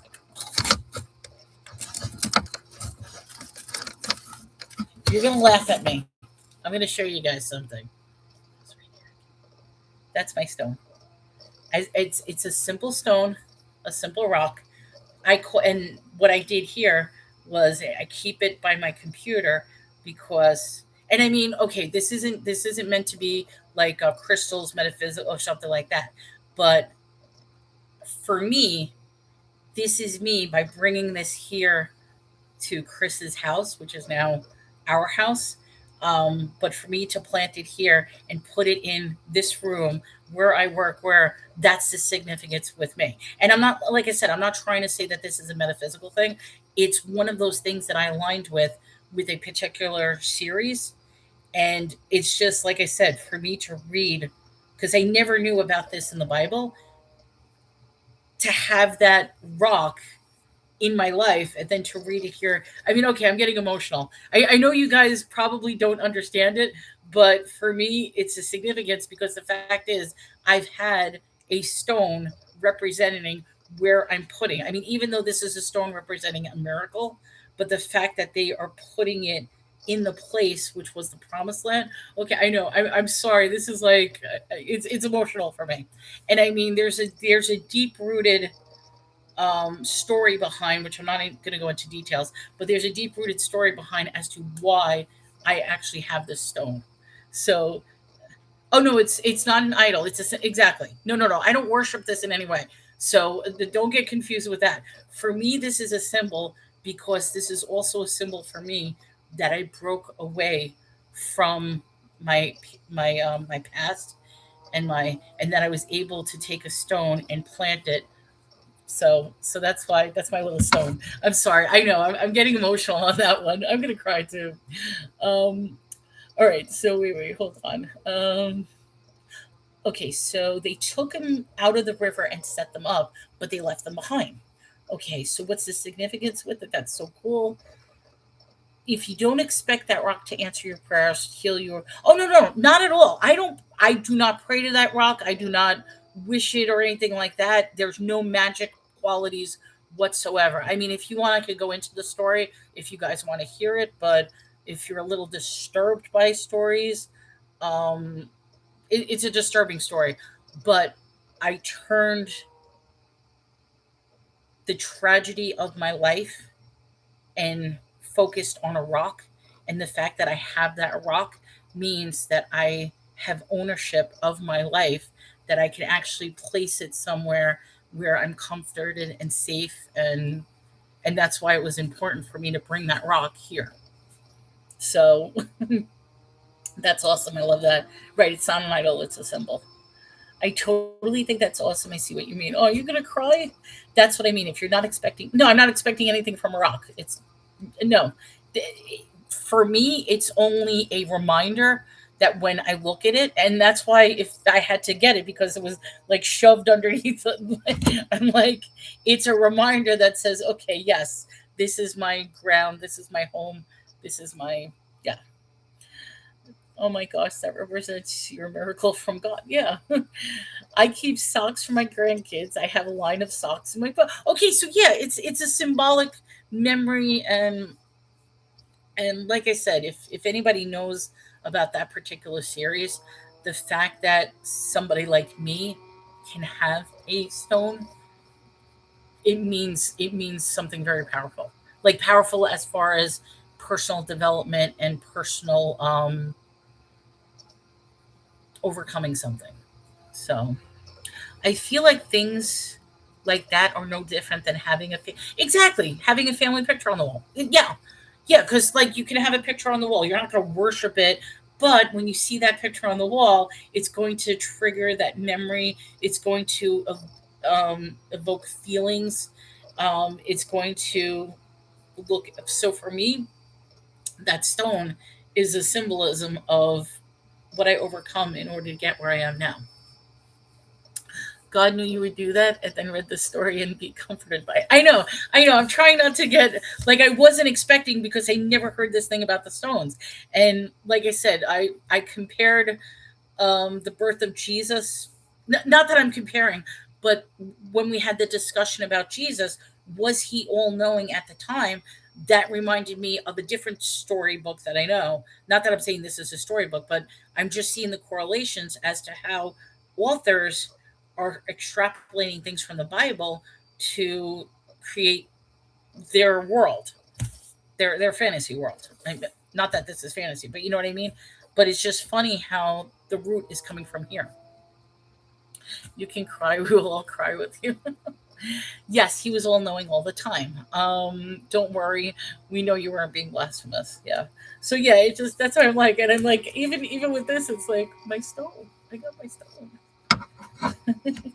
I had to go. I know this sounds silly to say.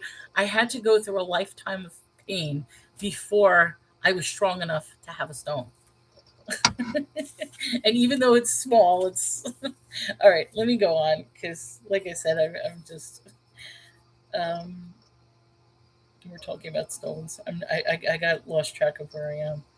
Okay, so Joshua said unto them, pass over before the ark of the Lord in the midst of Jordan, and take you up every man a stone upon his shoulder. So if it's upon his shoulder, I'm going to guess this is a massive stone, not a little stone, but a stone upon the shoulder, according to the number of the tribes of the children of Israel. This may be a sign among you, that when your children ask their fathers in time to come, saying, what mean ye by these stones? Then ye shall answer them, that the waters of Jordan were cut off before the ark of the covenant of the Lord. And when they passed over Jordan, the waters of Jordan were cut off, and these stones shall for a memorial unto the children of Israel forever. So it's going to be a physical representation of the miracle that occurred in Jordan. Um, oh, thank you so much, Demetrius. I appreciate that. Sending gifts. Um, One day you're going to get this emotional when you realize the amazing love God has for you. And it's good. I think, okay, I'm going to say this, Kaz. Can I just say that's the reason I'm getting so emotional already? Sarah's like, did I miss something good? All right, Sarah, I will just say it real quick, just to summarize it. We are reading Joshua chapter 4, and we're on verse, what verse are we on? 8? I'm sorry, verse 5, 6, 7, 8. So we're on verse 5, 6, 7, 8, and they're talking about how they're supposed to take a stone, put it upon their shoulder, bring it to a spot. They're going to lay it down in the spot, and that is going to be the representation of the miracle of what happened in Jordan, where the waters dried up and rose up so that they were able to cross, which is also a reference from parting of the Red Sea. Where it's coming in my thing is I have a stone. I have a stone. And it's not a stone that's an idol or this and that, but this stone was representation of me being strong enough to plant myself here in the safety with a man I love in a home and break free of my past. So the fact that I'm reading this and I immediately looked at my stone, which this stone has been on my desk the entire time, but it really it brought out emotions. Kaz, he's giving her heavenly kisses all the time. And Sarah's like, where have you been? We're worshiping the stones. No, we're not worshiping the stones. Demetrius, thank you so much. Lots of love. I appreciate the gifts. Oh, Mel, it is awesome. And it's emotional to me because what I had to endure just to have the strength and power to proclaim a stone for myself is, and I know you guys don't understand the reference, but if you understand the significance of that particular literary tale, then you would understand. But it ties into, and I feel like that's where the author extrapolated from. He took this example from the Bible, and yeah.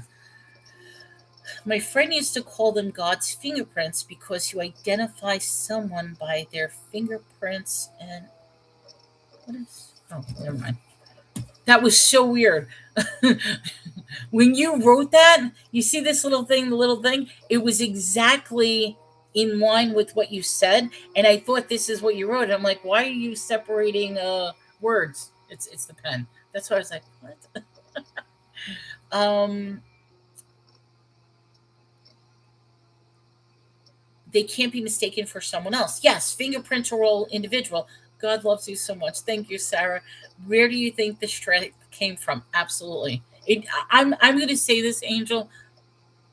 For me, my life has changed over the past few years. It really has. I mean, it did get progressively worse, but I'm going to say that the strength did absolutely come from God. I really believe that. Oh, Demetrius, thank you. You're welcome. Your personality is awesome. God bless you. God knew you would read this and feel heard. He was with you then. I love that song. I could see the fingerprints of God when I look at you. When something would happen that could only be from God, she called it a fingerprint. Interesting. And you know something? I mean, maybe I'm not getting maybe I'm tying it into a different reference, but even the whole writing um, of the testimony that's in the Ark of the Covenant was written by the finger of God. I mean, I know that's a different reference, but I'm just tying it all together. So,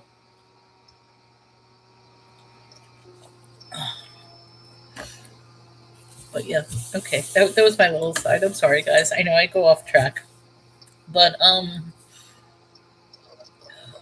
where were we? I keep getting okay. So chapter six, Okay, so all right. Then ye shall answer them that the waters of Jordan will cut off before the ark of the covenant of the Lord. When it passed over Jordan, the waters of Jordan will cut off, and those stones shall be for a memorial unto the children of Israel forever. It ties together. Everything come back to God. Think about it this God created that rock and placed it there just for you. Absolutely. And the fact is, I mean, for me, like, I'm just going to say this, look at how smooth and beautiful, and even the striations and everything. I mean, when I found this rock, to me, this was like the most beautiful rock that I could find. I actually found this here in Texas. Um, uh, so that's why this is important to me. It's a perfect rock. And I almost feel like that this is a rock that shouldn't be in Texas, if that makes sense. I mean, I feel like this is a rock that's probably made by like some sort of river or something like that. But it's definitely a I mean it's a rock. Like I haven't tried to crack it. It's smooth, it's perfect. It's and this was just randomly a friend of mine used to, well, I shouldn't say a friend, but no longer a friend. He was a caretaker for a ranch. It was a huge ranch, which also doubled as a animal sanctuary for exotic animals, and we would go there all the time. And it had like a river, so that's exactly where this was. This was in the riverbank of that ranch, and I said, I'm like, do you mind if I take one of the rocks? And I saw this, and I'm like, I had to take it. Like he's like, yeah. He's like, yeah, whatever you want. He's like, take as many rocks as you want. Like that's, but but yeah, like the ranch had like ostriches and zebras and longhorns and stuff like that. There was so many exotic animals. There was things I didn't even know what the name of them was. There was donkeys, you know what I mean, horses. So we used to go there all the time. I would feed the animals and um yes. Oh, we would also go fishing because there was a river there and we could go fishing. So it was fun, but I'm no longer friends with that person. Oh well. Okay, I'm sorry. So it's going to be a memorial unto the children of Israel forever. And the children of Israel did so as Joshua commanded, took the 12 stones out of the midst of Jordan, as the Lord spoke unto Joshua, according to the number of tribes of the children of Israel, and carried them over with them onto the place where they lodged and laid them down there. Okay, so I'm going to assume these stones are huge because, like I said, they're on the shoulder. So it's not like you're going to hold a stone like this. You're going to hold something big. You know what I mean? So, and that would make sense that it would be like a rock. Joshua set up 12 stones in the midst of Jordan and placed them where the feet of the priests, which bear the Ark of the Covenant, stood, and they are there unto this day. Okay, is there, that's a good question. Is there a place in Jordan of stones? Like, do we know if this place exists, or is this something that's not found? I'm just curious. I mean, I almost want to know, is there an actual place that has 12 stones like this? Are the 12 stones in the in Jordan still still there.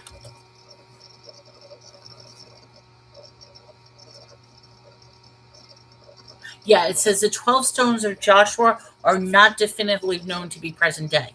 While some scholars believe they may have been washed away or dispersed over time, others suggest that they were placed at Gilgal, the area which contains remnants. However, there's no conclusive archaeological evidence. Um,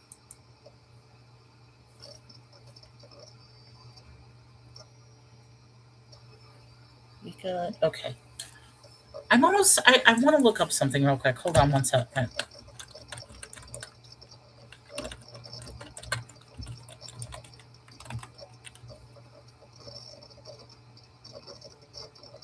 Okay, never mind. I was gonna look up something weird, trying to make a correlation, but there's no correlation whatsoever. So I'm not even gonna mention that because it was a stupid correlation.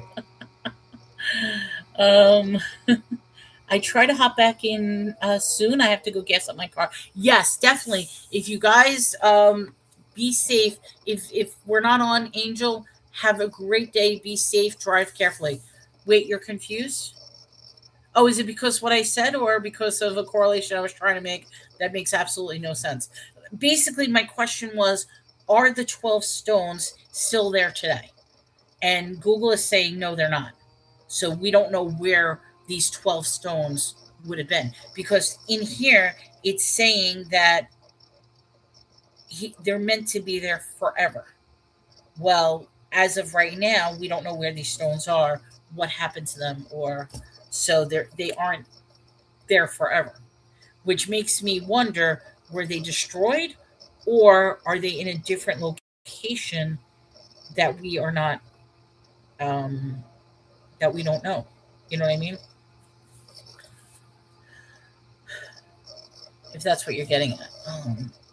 Did he put 12 stones in the river or where they stayed the night? um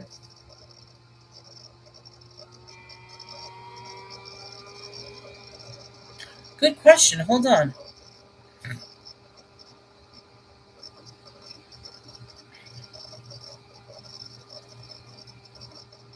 Hold on.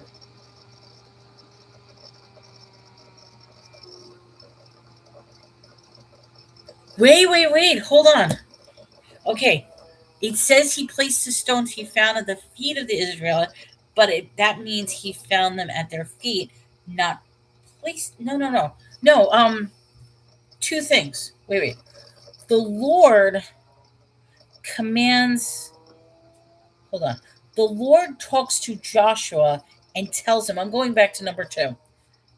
Command ye to them, saying, take out in the midst of Jordan a place where the priest's feet stood firm, 12 stones. So take out of the place where, and ye shall carry them over with you and leave them in the lodging place where ye shall lodge. And then over here, it's saying, did so and commanded and took up 12. Yeah, take out.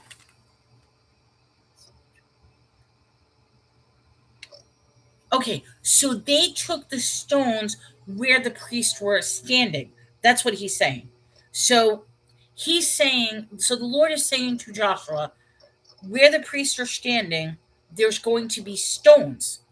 Take them out, put them on the shoulder, and bring them to the place you're going to lodge or camp out. That's what he's saying. Because that's where they're placing their home, that's where they're lodging. But my question is, where they carried the stones, are the stones still there today? Because wherever they placed the stone, they took them from the feet, carried them over to wherever they were going, and they were going to place them there as a memory of this miracle. But the question is, are they there today? And the answer is they're not. They took them from the river and carried them where they can. I think he set the stones he found at the feet means he found them there, not placed them. Yeah, that's what I'm saying. So where they were standing, I guess when the waters froze, when it dried up, they were standing on stone. So where they were standing, because the ground dried up, it now became stone. So you need to go in, take that stone, put it upon your shoulder, take it to where you're going to lodge, set that stone down, and no, they were at the water. They didn't go to the camp yet. They didn't go at the camp. They were at the water. They needed to go to the camp. So they didn't arrive to the camp yet. Because the first one is the command from the Lord to Joshua. Then the second one is now it's Joshua relaying it to the people. When you search it, they're still there. It says the river may have washed them away. That's what Google said. Yeah. Google said that it may, like, if they may have been washed away in the river, but it could be that they may have washed away from wherever they were located. But they weren't in. Yeah, you're right. They weren't in the river to begin with. Well, the stones were in the river to begin with, but they were drawn out and then brought to wherever the new place is. Right. He didn't. Correct. Yeah, we're on the same page. They did not set them up in the river. They took them from the river, which the river was dried up at that point. I think that's what he was talking about when they were standing on the mound, because they said that the river is going to go upwards or whatever, and they're going to be standing on the mound. That mound probably is the rocks that they're talking about. So being that their feet are there on the mound, they're then going to scoop up those rocks, put it on their shoulder, bring it to the camp, set it down, and that's going to be a memory of where the miracle was. It's just the problem is, yeah, that's what it is. That's what you mean. Yeah, historians are confused as to where the stones are because they're not going to be on the river. They're going to be someplace slightly away from the river. And I'm going to assume because the amount of people and because each one is going to represent a different tribe, that the 12 stones are not going to be in a close proximity. These 12 stones are going to be, so they may have never found the stones because it's just going to be a random big stone in a spot. You know, does that make sense?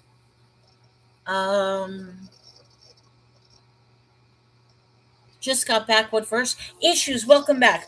We are on chapter 4, verse 9. Chapter 4, verse 9. We're debating because the worded is a little off. Because basically what happened was the Lord is going to present a miracle. The miracle happens to be a similarity between when Moses parted the Red Sea, but now this is happening in Jordan. And what the miracle is that the 12 men, one from each tribe, is going to be standing. Well, I'm sorry, the priests are going to be standing at the riverbank of the Jordan, which God is going to dry up. So they're going to be standing on a mound because the water is now dried up. And then once they get off, it's going to be stone. The people are going to take the stone, the 12 stones, put it on their shoulder, and then bring it to where their encampment is, where they're setting camp. And my question, and it says it's going to be a remembrance forever. So my question is, okay, is it still around today? When we Google it, they're saying no because they have no idea where it is. Possibly it could have been destroyed. It could have been flooded over. They don't know where the stones are. And what I'm saying is if there's 12 stones, they're not going to be in close proximity because these tribes are so huge and there's so many people. And plus, each tribe had a different location.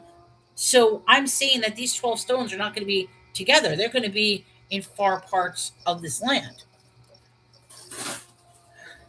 Stop that, whatever you're doing. Well, they say that the exact location of Gilag isn't known, so they may be they may be looking at the wrong spot. Absolutely. Okay, I missed what Lady of God said, but if it was bad, thank you for muting it. Okay, I think we got everything. Yeah. Okay, I think we got everything.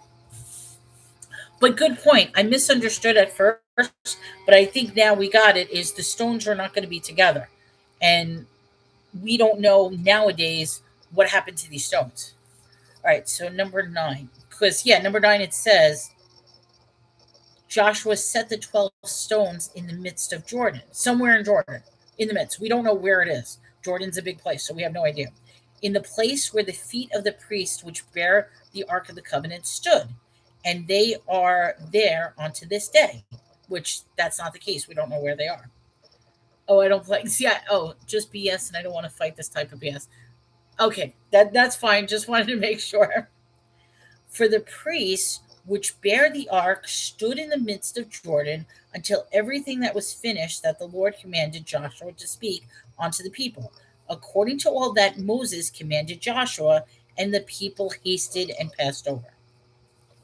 It came to pass that when the people were cleansed over, that the ark of the Lord passed over the priest in the presence of the people. Okay.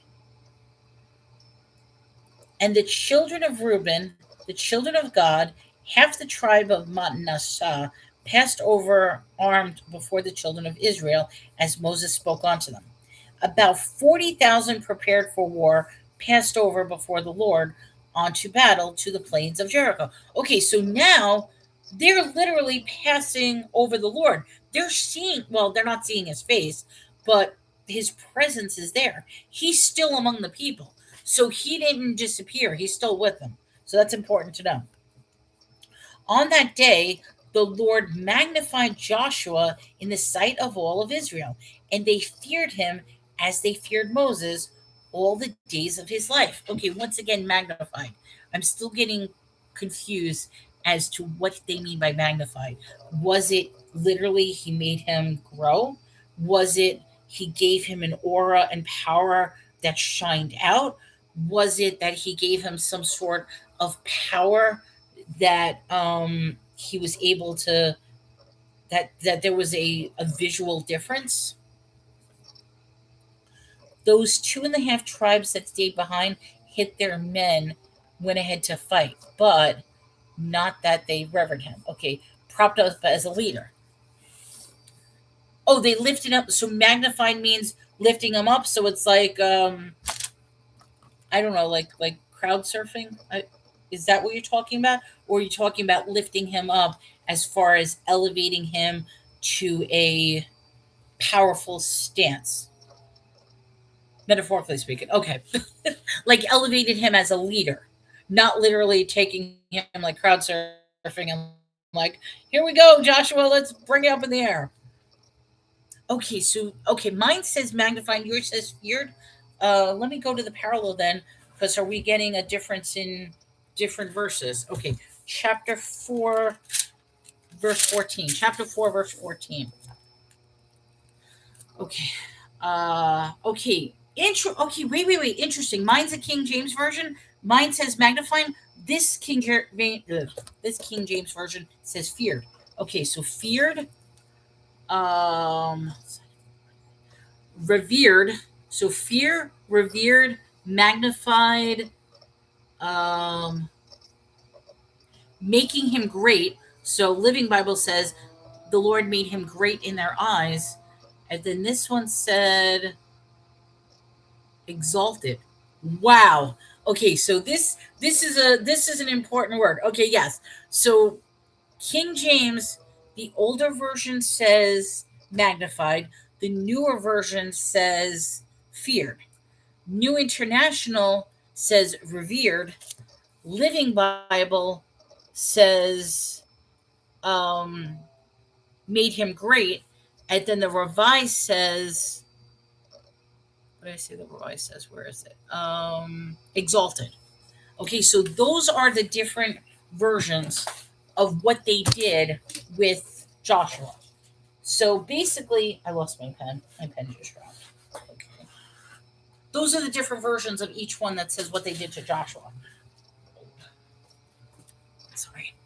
Okay. So God is taking him and saying, this man is important. Listen to him. Yeah, because right now, Joshua is literally taking Moses' spot. I mean, he's now the middleman to speak to the Lord. So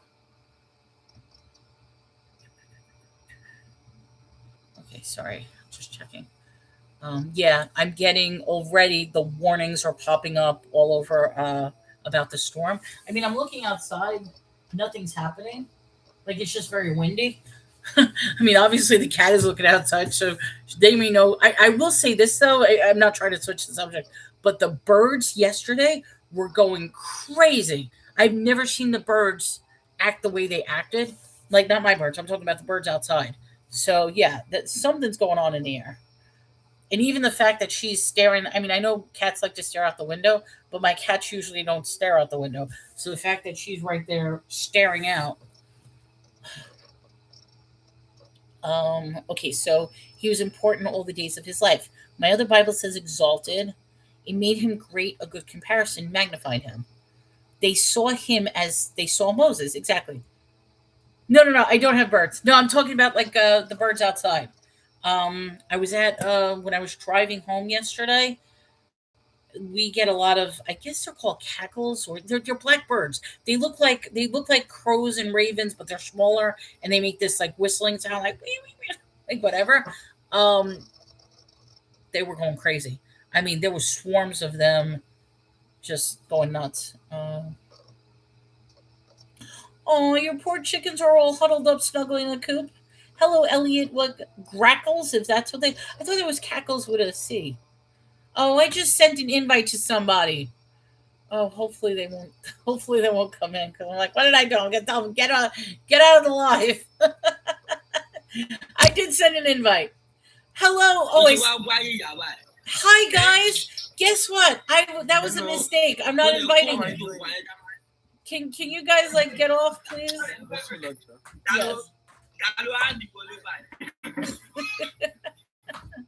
I can't delete you guys. Can you guys get off, or do I have to? Yeah, just log off. They can't understand me. Oh god. I'm a celeb in Nigeria. I'm from Nigeria. Hi Nigeria. Just get off. This is my slave.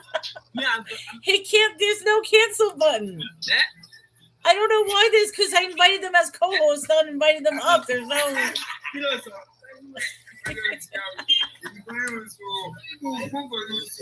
wait, what will you say? Oh my god. Sorry guys. Decline. I'm not doing a hit the back button maybe. This is celeb. Accept it. Don't accept it. I'm not disconnecting.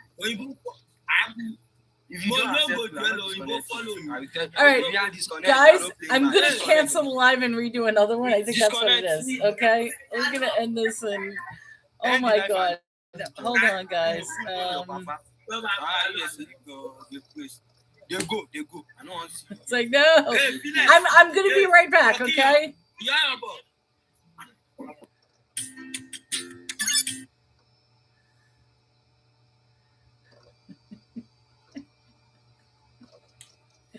I have no idea what.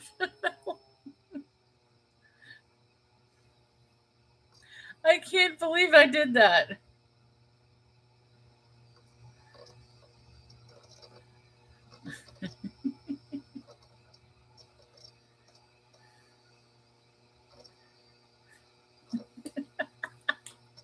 I can't believe I did that, guys. Okay, I think I invited everybody back. No, for some reason. Okay, if you guys notice the way Angel comes up compared to when they come up, they're coming up as an actual co-host, and it creates that battle of the two lives. And I can't delete them. I can't get them out. So, so I'll just wait. We're gonna have you have your hands tied with their. Well, that's what it is. Because what happens is I scroll up, but every other line, it's like, and that's why I'm trying to figure out how do I delete that because I was trying to change the settings. Like for example, okay, right now I can invite this guy with a ducky to co-host with me. So that's what ended up happening.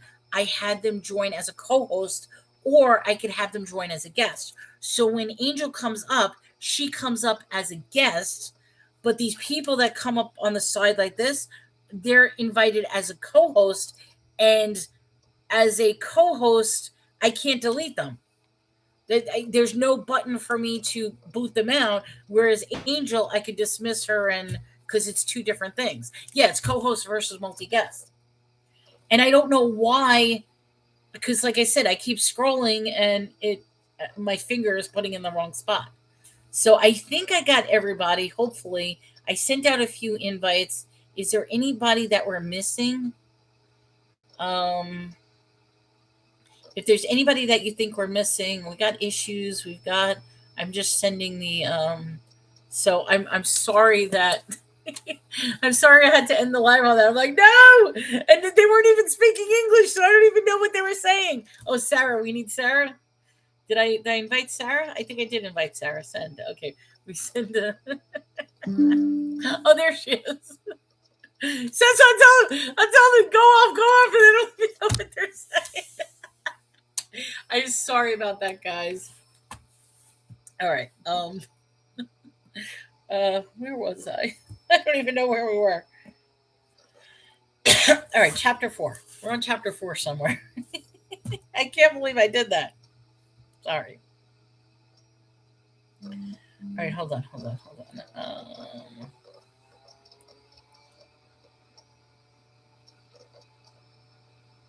Okay.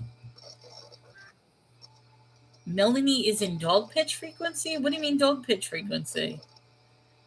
I missed that. Like, I'm in dog pitch frequency? Like, I don't know what I'm doing. I wonder if you long touch the screen, it will say end. Possibly. I don't know. I've never tried it. Verse 15. Thank you. I'm on verse 15? Okay, we'll do verse 15. Oh, getting all high pitched with the... No, go away! No. Stay away. Okay, that's what you mean by dog pitch. I was wondering what you were saying. Sorry, I'm just checking something out. Okay. All right. So chapter 15, verse 15.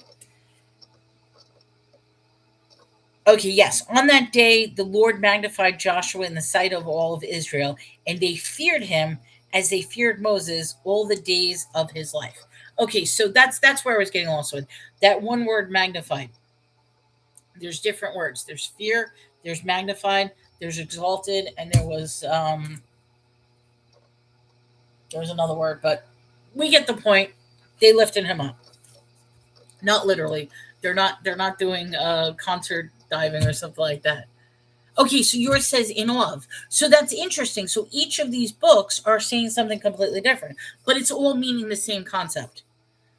All right, so the Lord spoke unto Joshua, saying, command the priests that bear the ark of the testimony that they come up out of Jordan.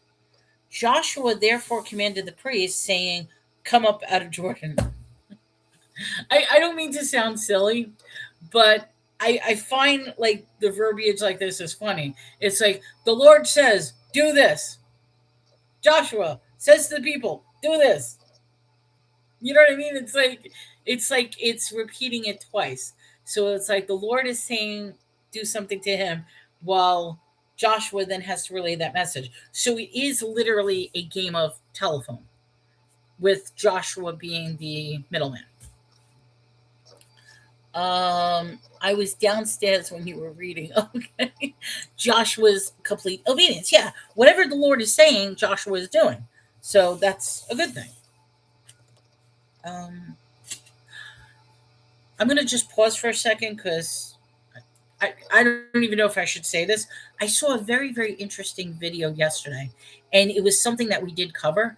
It was about Adam and Eve.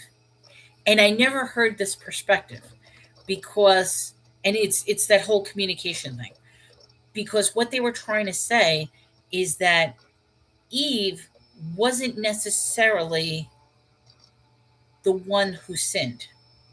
It was actually Adam. And they went to explain this. This was done by a preacher. It wasn't done by a conspiracy theory.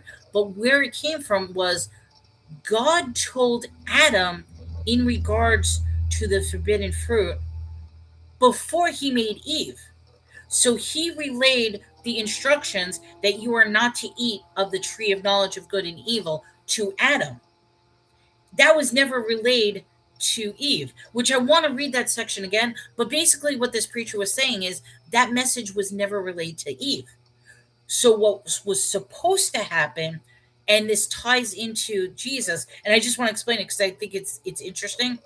What was supposed to happen that when Eve brought the fruit to Adam to take part, what should have happened? Okay, yeah, it was Adam's. You're on the right track. That's what I'm talking about. You still blame Eve for all the crap women go through. It was Adam's responsibility to relay the message to Eve. Instead of relaying that message, Adam at that point should have took the apple and or the whatever the fruit and basically say, "Woman, like, what are you doing? You can't be doing this." And then they should have went to God and asked for forgiveness, misunderstanding, and the whole idea was that Adam should have took the punishment, but because Adam didn't relay that message to Eve, as they said, both of them perished, died, got the consequences. Whereas if he would have sacrificed, and they're saying it ties into that's why at some point, I guess Jesus is referred to the sacrifice of Adam. I don't know what that reference was, but it's a very very interesting saying of how it ties into Jesus and how it foreshadows to Jesus. Uh, Adam didn't sleep with Eve. Interesting enough, MJW, I actually agree with you because I still have the belief that the serpent is Cain's father, the Lord is Abel's father, and then Seth, which is the third child, was actually Adam's father. Um, Genesis 3:2, like Kaz says, Eve had knowledge of what God told him. Okay, so Genesis, let me just go back for a second. I just want to see that. I didn't end up reading it, but I saw the video and I'm like, that's a very interesting perspective. So that just reminded me of the relay of information because that's what's happening is as long as you relay the information for what Lord is actually telling you, then yes, everybody should obey. But if Adam is not relaying the information to Eve, that could be a interesting dilemma. 3:2.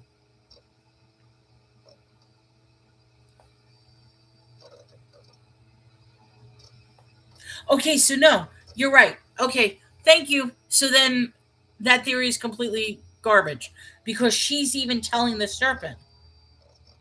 Yeah, the woman said on it wasn't the serpent said onto the woman said onto the serpent, we may eat any of the fruit of the trees, but the fruit of the tree which is in the midst of the garden, God had said not to eat. Okay, so she was aware of it. So it had nothing to do with Adam. Okay, thank you. Sorry, that was a little side. You just gave me the verse because I didn't get a chance to read it, but that makes sense. Eve did have knowledge of what was told. So Eve knew not to. But I guess what the preacher was trying to say was as the man of as the husband, as the man who has dominion over it, like that sort of thing, he should have stopped her, but he didn't. Instead, he partook of the fruit as well. All right. Adam did tell Eve, which he did. The serpent is repent. Either Adam told Eve or God did, but she knew. She absolutely did. I have no idea what you're talking about with the grammar tone. So, fruit is the root. Okay. I really don't know what you're trying to say. I mean, if you're looking to troll, but it makes no sense what you're saying. That's what Angel was saying, or somebody. The husband will be judged or how he leads the household, but not for the actual sins of the wife. But see, that's what it is. It almost makes me wonder if Eve partook of the fruit, but then Adam did not partake of the fruit, and then there was some sort of like where Moses kept like what do you being sorrowful for the actions of the children of Israel, like he would say like the Lord, they didn't mean to do this, that sort of thing. So Adam could have took the responsibility of saying, look, my wife Eve didn't mean to do this, please forgive her, that sort of thing, and then it would have been punished or not. But instead he participated in as well, and they were both guilty. That's what Angel was saying, or somebody. The husband is he will be judged, leads to, but not for the actual sins of the wife. Eve was punished for her own sins, but he didn't do that. Instead, he participated in with her, and that was like a double whammy of should study the lie that Satan told her. That is a lesson in itself. But it does say Adam brought sin into the world. Interesting that you say that, Demetrius. Study the lie that Satan told her. It depends if you look at it as it being a death, a real death, or a death as a separation, like a spiritual death. Because that's what's interesting is after they, because even Satan questioned, like, did God say you would truly die?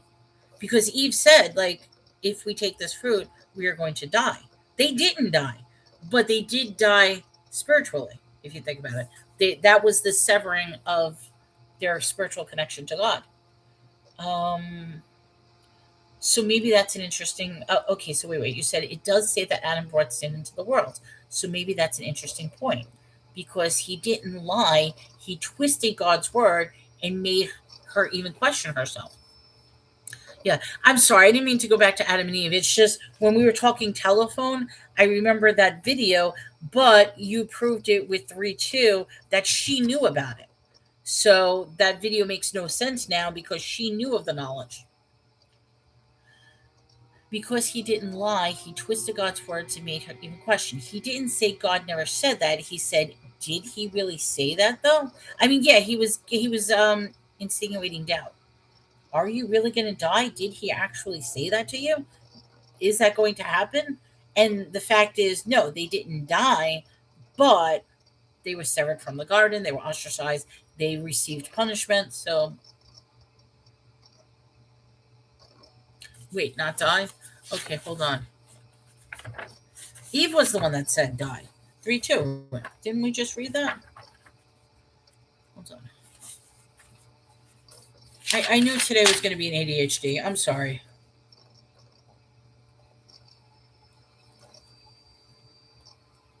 Yeah, it's in part 3:3. But the fruit of the tree, which is in the midst of the garden, God had said, ye shall not eat of it, neither shall touch it, lest ye die. So she is aware. If we touch this fruit, we're going to die. And the serpent said, ye shall not surely die. So the serpent is literally telling her the truth. You're not going to die because they didn't die. But metaphorically speaking, spiritually speaking, they may have. For God did not know the day ye eat thereof. Then your eyes shall be open, and ye shall be as gods, knowing good and evil.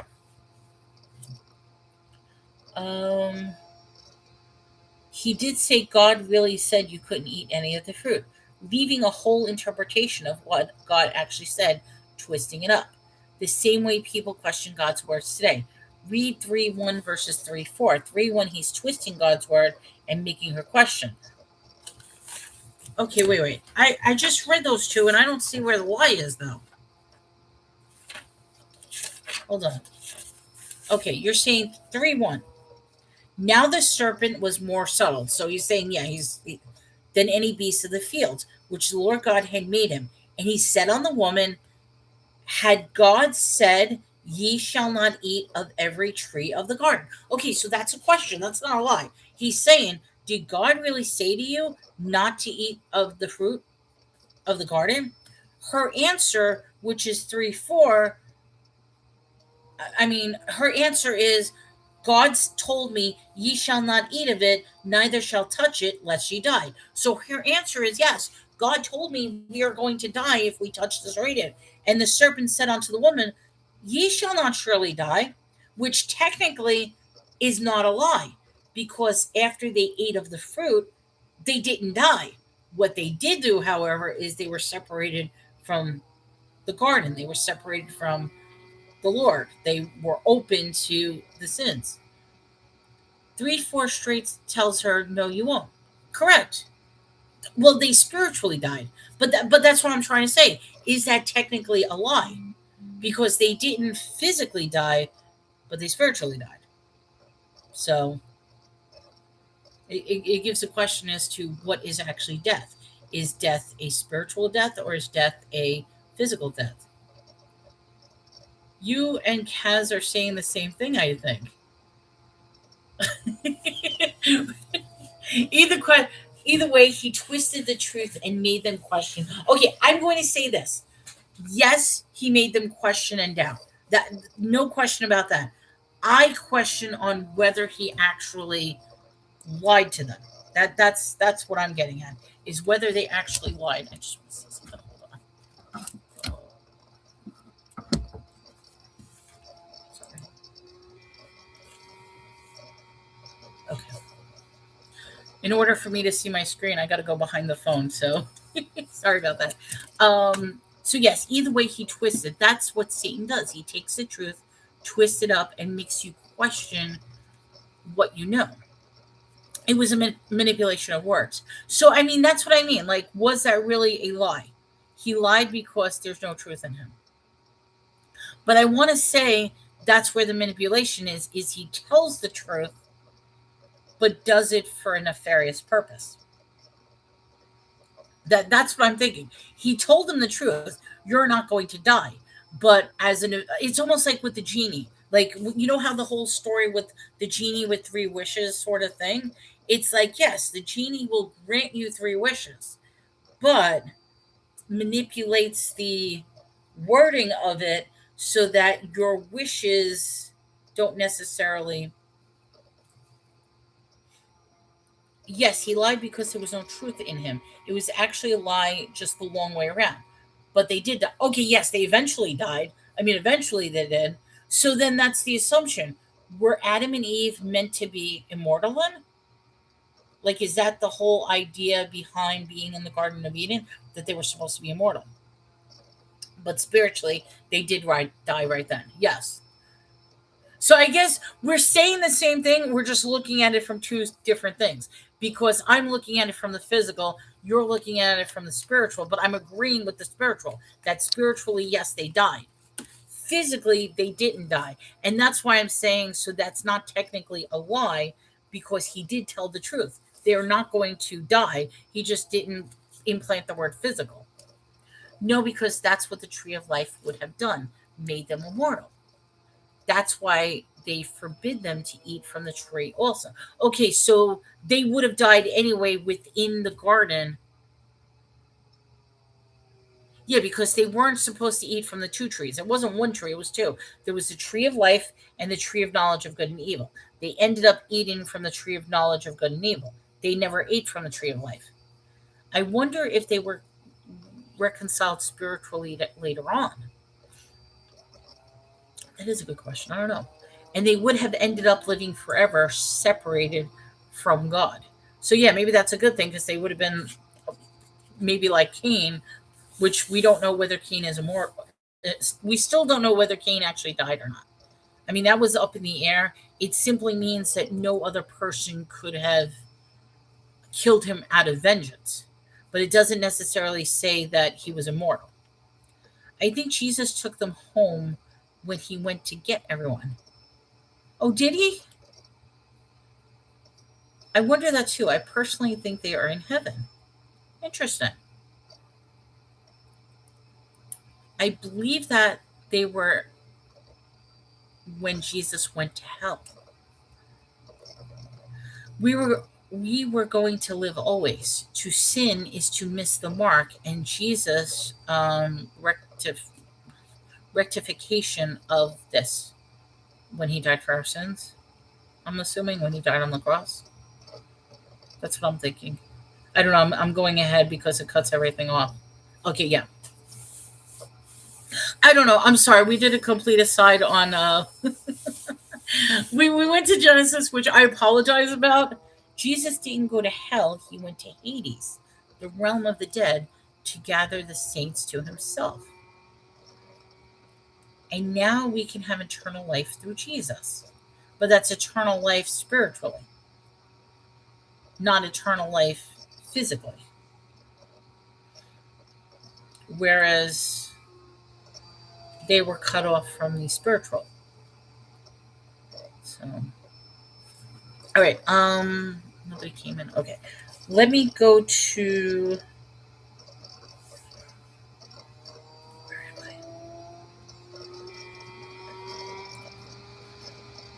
We were playing telephone.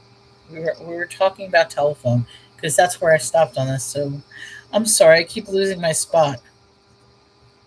All right, thank you.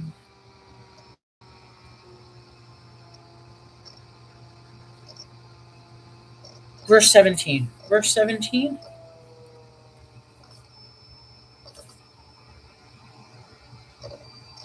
Hold on. We're in verse 17. Joshua then commanded, saying, priests bear the ark of the covenant and the souls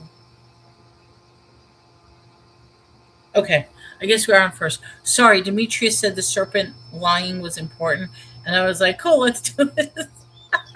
Okay, yes, we're on 17. Okay, yeah, that's where I was getting with the game of telephone.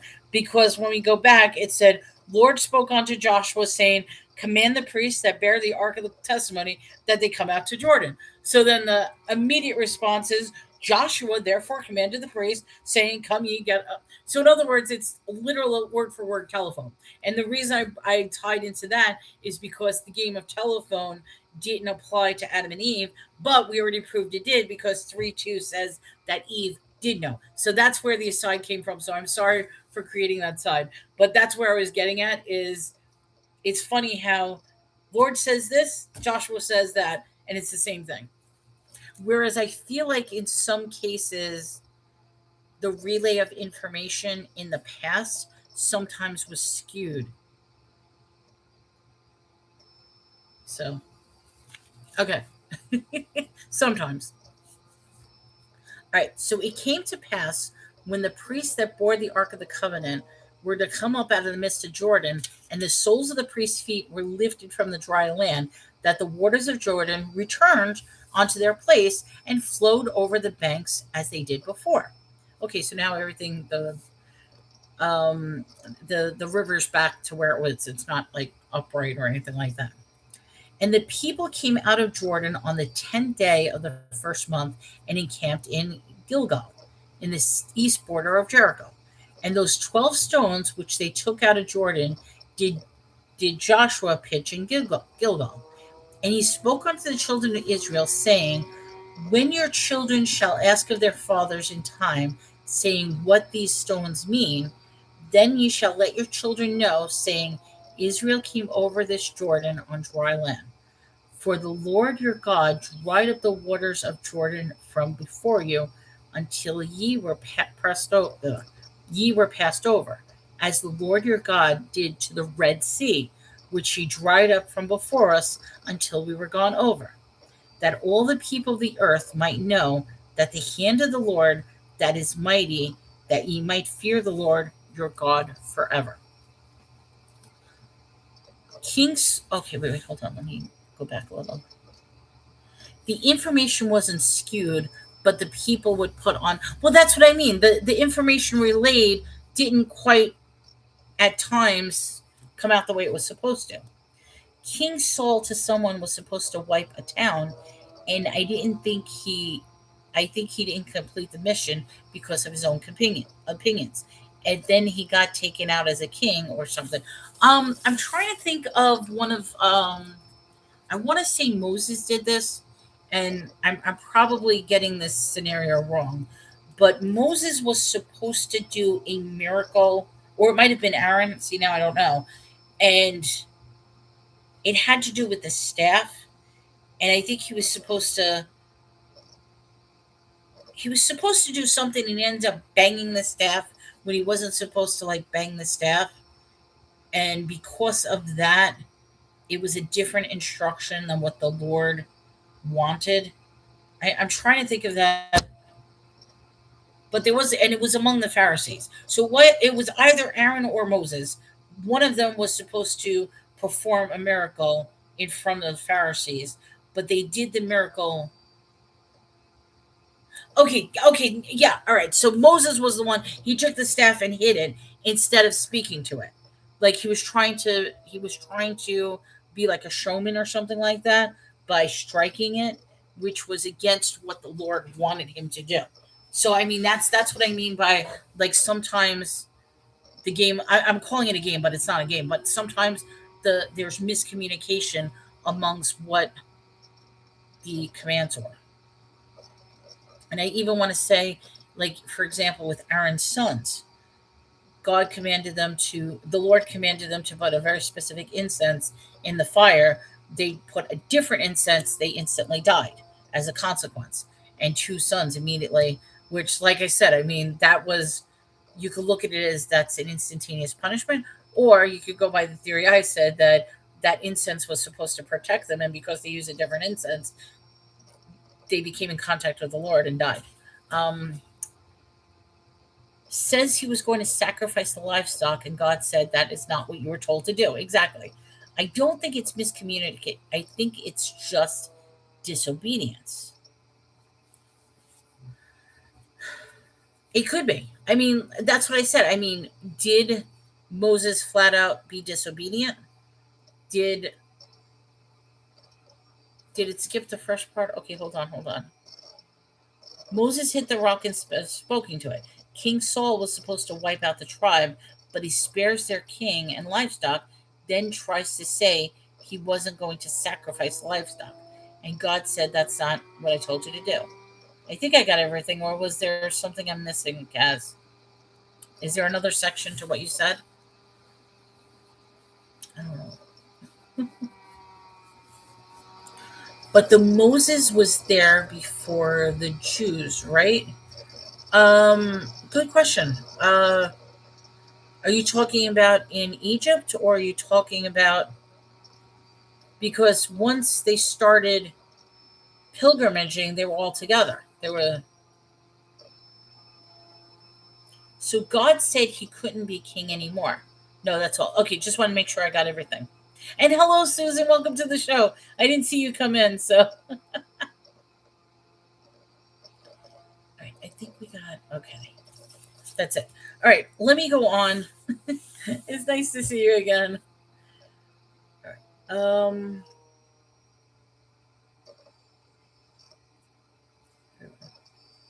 Okay. Let's go to 20. I don't know where I am, but I think I'm at 20. And those 12 stones which they took out of Jordan did Joshua pitch in Gilgal. He spoke unto the children of Israel, saying, when your children shall ask their fathers in time, come saying, what mean these stones? Then ye shall let your children know, saying, Israel come over this Jordan on dry land. For the Lord your God dried up the waters over Jordan from before ye, and we were passed over, as the Lord your God did in the Red Sea, which he dried up before us until we were gone, that all the people of the earth might know the hand of the Lord, and that it's mighty, that ye might fear the Lord your God forever.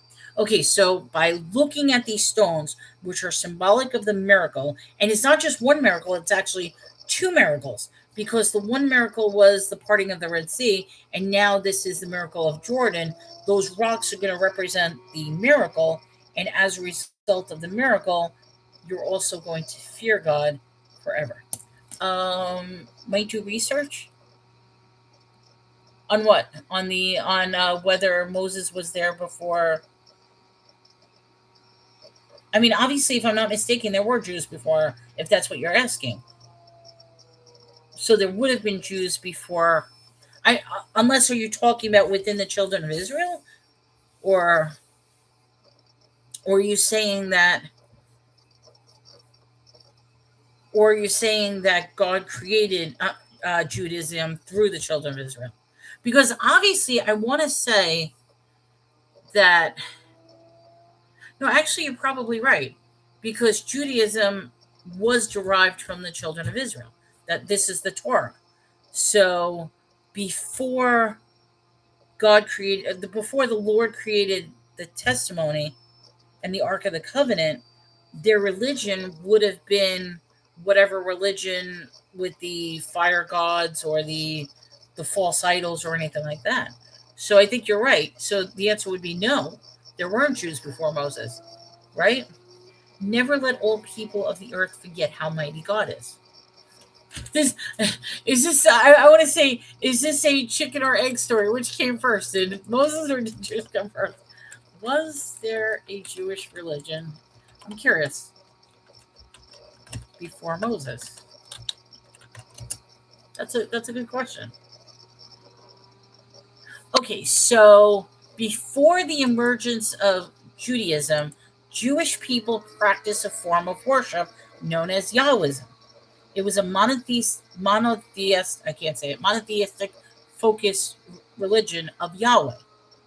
Its practice evolved from the ancient Israel region and branched out into the Canaanite.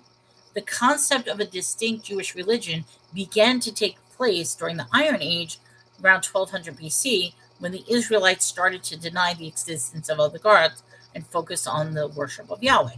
Okay, so I mean, I guess this is where, because there's Jewish the religion, and then there's Jewish the people, the culture, right?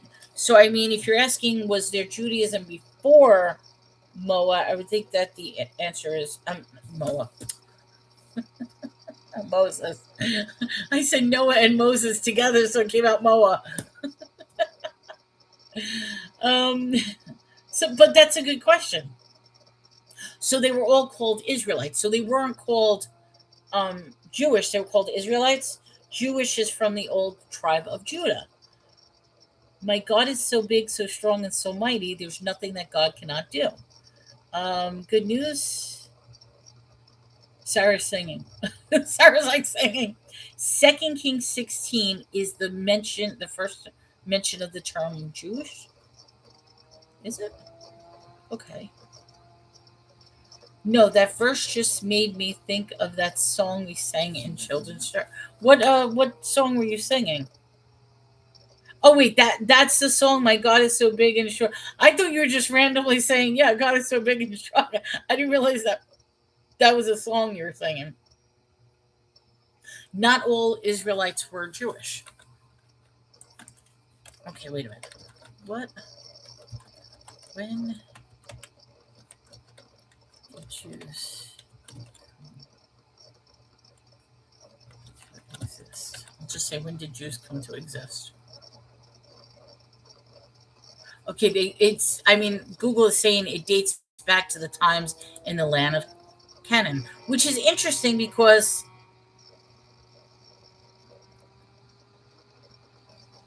Jewish heritage is deeply rooted in ancestral continuous. Okay, part of the song. I thought you were. Yeah, that's what I thought. I thought she was just saying, like, God is good. Yes, God is. I am, but for something specific. They are entering the land of Canaan right now. Okay, so then I guess the answer is there were Jewish people, but not necessarily Jewish religion.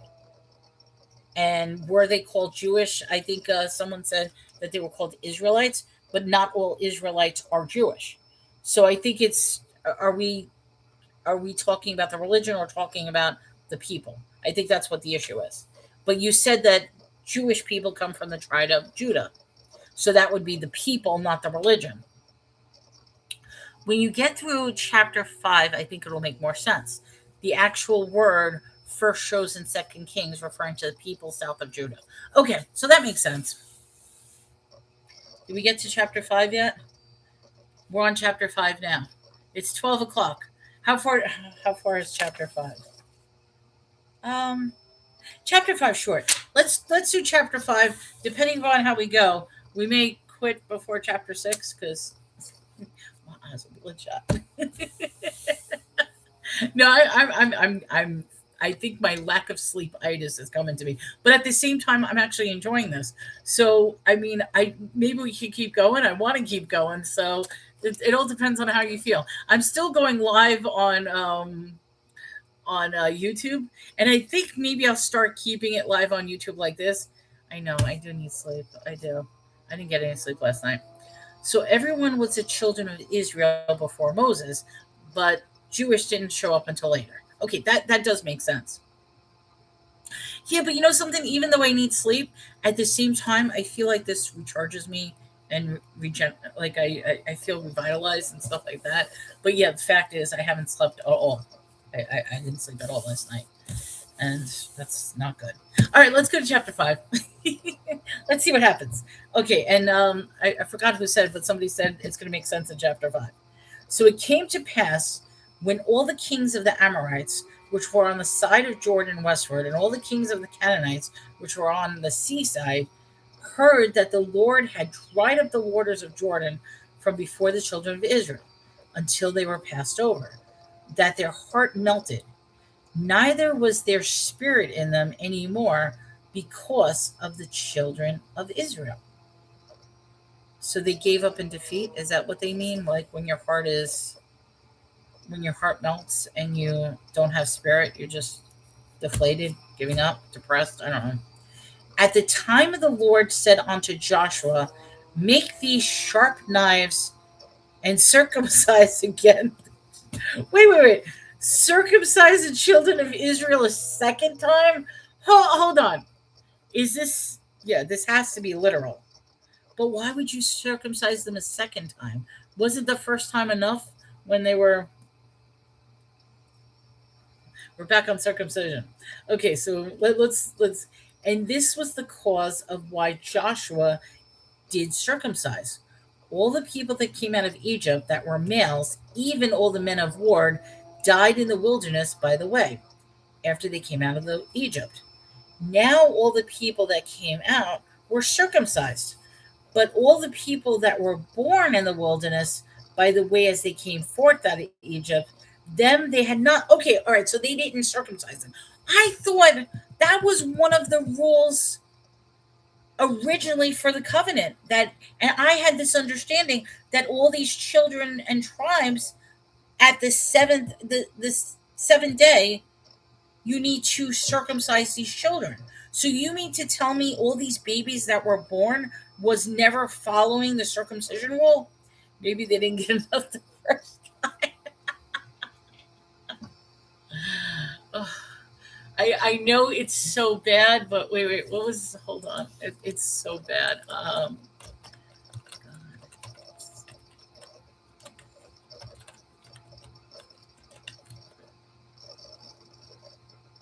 Okay.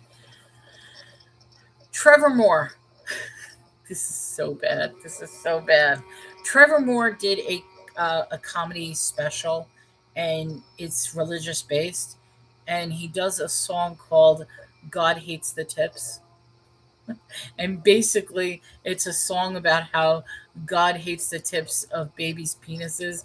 That's why babies' dicks, that's why he chops them off. I'm sorry. It's so bad. It really is a bad song. Maybe they didn't get enough the first time. Wait, does your not call it the hill of the... Wait, does yours not call it the hill? You mean it says hills of foreskins in... I don't know what you're talking about, Sarah. Does yours not call it the hills of foreskins? I think when it came to circumcision, it was separating people into two groups. But he's revealing the tips. I'm sorry. Yes, there's a song by Trevor Moore, God Hates the Tips of Babies' Dicks. That's literally what the song is. It's a bad song. Oh wait. Oh, you're talking about the Bible. It does say that. I'm sorry. Yes, Joshua made sharp knives and circumcised the children of Israel at the hill of the foreskins. What does that mean?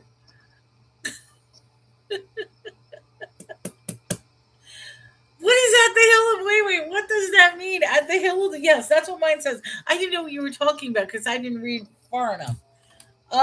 Chapter 5, verse 3. So you mean to tell me they've been chopping them off and making a hill out of them? Like, is that what that means?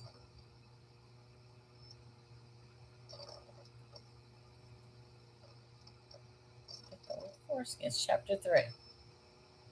Okay. The other Bibles say something completely different. So let me read the parallel Bible, and then you can laugh at what I'm talking about. Okay, so chapter 5:3, King James says, Joshua made sharp knives and circumcised the children of Israel at the hill of foreskins. New International says Joshua made flint knives and circumcised the Israelites at Gibeath Haraloth,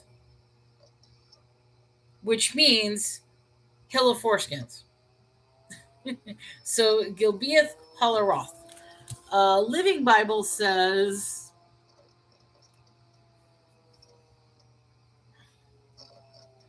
the place where the circumcision rite took place was called the Hill of Foreskins. And then Joshua made flat knives, circumcised people of Israel at Gilbeath. Okay, so it's not that they created an actual hill, it's that this was where the ritual would take place. Okay, that makes sense. I'm getting this image that there's a line of babies and they're going snip, snip, snip and taking the foreskin and just making a hill out of it. So when you said that, because I didn't read further, I'm just getting this image of that. So please forgive me because that was just awful. I'm sorry. All right. So I think it went, I think he came to circumcision was separating people into groups. Well, issues, the original, and this was the covenant with Abraham. The original covenant was that God specifically wanted the Lord specifically wanted that says, if I'm making this covenant with you, you must get circumcised. Any children would get circumcised after the sixth day. If you have slaves, they will get circumcised. So all men needed to be circumcised. And there even was the Lorena Bobbitt moment where the wife went to the husband, cut off his tip, threw the tip at his feet, and said, go serve the Lord. So it was so important for men, no matter what their age, if they wanted to be part of the covenant of the Lord, that they had to circumcise. So now they're creating a hill where the ritual of circumcision is coming into place. So he's revealing the tips. Yeah, he's revealing the tips. So I scrolled out. I couldn't get back in. What did I come back to? I'm sorry, Kaz. We're on circumcision again. Talking about cutting sausages. There you go. They would name places after something that happened, not necessarily what. Well, that's why I got confused, because when we were talking about the hill of foreskin, I'm like, please do not tell me that's what they're doing with these foreskins. And because I was there's a practice. Hold on, 1 second.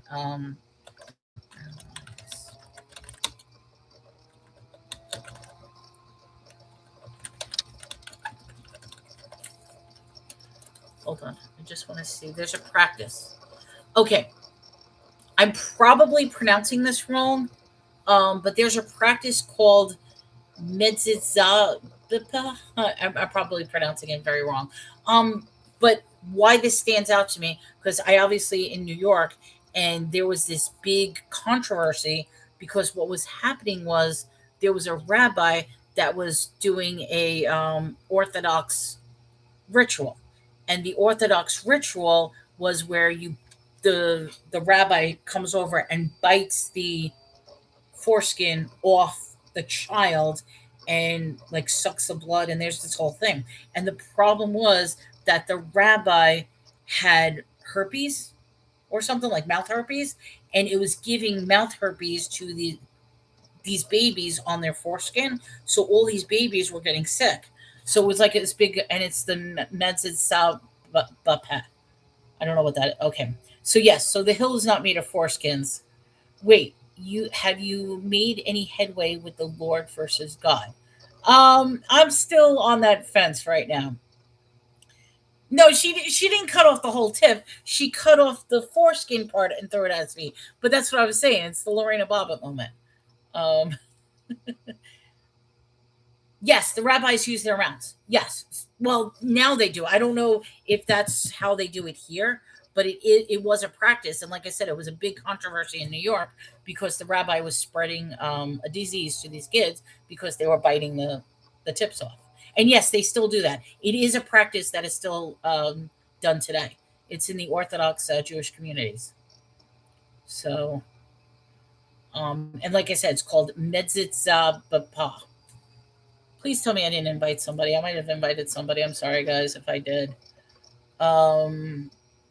Yeah, the controversy was the disease, not the act itself. So the act itself of the rabbi biting off the the tip of the foreskin was not the controversy. The controversy was that the rabbi who did this had a disease and was spreading it to the babies, and they were trying to figure out how all these infants had that particular disease. So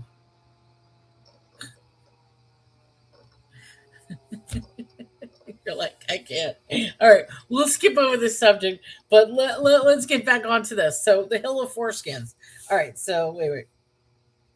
Joshua made him sharp knives and circumcised the children of Israel at the hill of foreskins.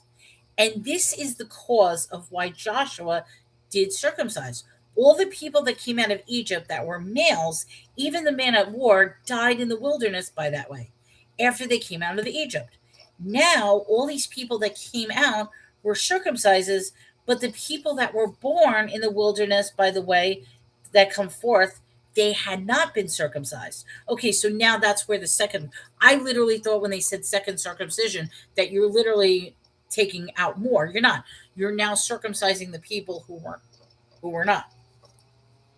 For the children of Israel walked 40 years in the wilderness, till all the people that were men of war came out of Egypt were consumed, because they obeyed not the voice of the Lord, unto whom the Lord sware that he would not show them the land, which the Lord sware unto their fathers that he would give us, a land that flowed with milk and honey. And their children, whom he raised up instead them, Joshua circumcised, for they were uncircumcised because they had not been circumcised. So that's pretty much, it's a lot of repetitions, many words saying the same thing. It's like, okay, the children were not circumcised, so we need to make up for that infraction by actually circumcising them. Now, that's where the second circumcision comes in. If I ask a question, can you read it out loud? As long as it's respectful and not stupid and you're not trying to get me to say something. Which exactly. Guess what, Hans? Have a nice day. You're gone. That's all like, exactly. That's what it is, Kaz. These trolls come in. Oh, you want to fight? Like, I want to fight. I got caught the other day because I said I said the word that they wanted to laugh at. So, because if you read it, you're actually saying something wrong. Yes. So that's why I took one look at the question. I'm like, boom, you're gone. That's what they do. They just want to disrupt the thing. And here's the hilarious part is I'm literally reading the part of the Bible that trolls could sit there and crack up laughing to. I mean, even I'm laughing at it. But I'm really reading like the fuel for the trolls right now, because this they can have a field day with. But no, they're not even listening to what we're saying or commenting or anything like that. They just want to come in and cause a disruption, thinking that they're disrupting me, when the real fruit, like the real disruption, would be engaging in this conversation with us. So I find that hilarious. All right, so let me go on, because circumcision. Here we go. And their children whom he raised up instead from Joshua circumcised, for they were circumcised because they have not. Okay, so that's why he's going around. He's circumcising now because he hasn't done it. The children didn't do it. So he's making up for that forgotten promise, because that was one of the covenant promises that the children were supposed to do, is that they were supposed to get circumcised. Exactly. It's completely ironic. It came to pass when they had done circumcising of all the people, that they abode in their places at the camp till they were whole. And the Lord said unto Joshua, this day I have rolled away the reproach of Egypt from off of you.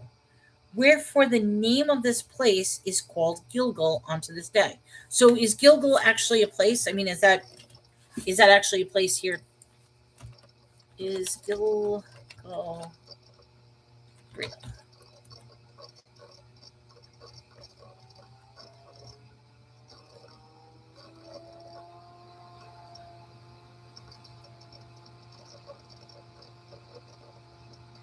Okay, so even though Gilgal is mentioned 40 times in the Hebrew Bible, Scholars are uncertain as to the site's location or its history.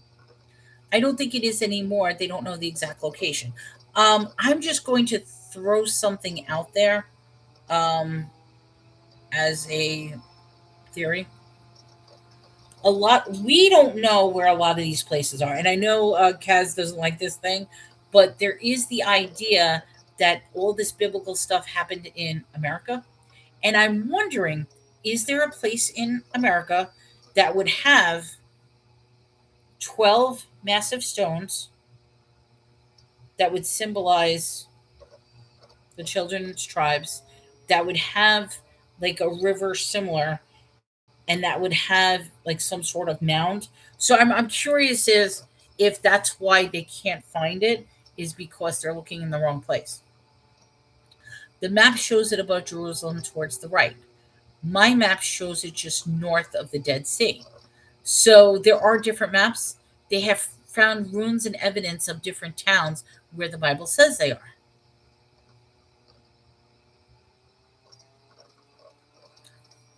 So, I mean, it's in. I want to say it's interesting. I'm throwing out like alternates, but the fact is they don't know where it is. So who knows? Or I'm wondering if like where there's evidence of where these places are there 12 stones somewhere, but they're just not connecting it to it being these stones.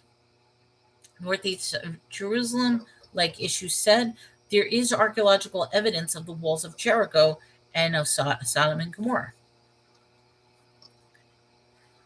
All right, so a place called Gilgal. So as of right now, we don't know where Gilgal is. The children of Israel encamped in Gilgal and kept the Passover on the 14th day of the month, and even in the plains of Jericho. And they did eat of the old corn of the land on the morrow after the Passover, unleavened cakes and parched corn on the selfsame day. The manna ceased on the morrow after they had eaten of the old corn of the land. Neither had the children of Israel manna any more, but they did eat of the fruit of the land of Canaan of that year. Those are the only two I know of off the top of my head, except the ark, and you all keep telling me I'm wrong about the ark. I'm not saying anything that you're wrong at all. I mean, we don't know where the ark is. So it came to pass when Joshua was by Jericho, that he lifted up his eyes and looked, and behold, there stood a man over against him with his sword drawn in his hand. And Joshua went unto him and said, Art thou for us or for our adversaries? And he said, Nay, but as captain of the host of the Lord I now come.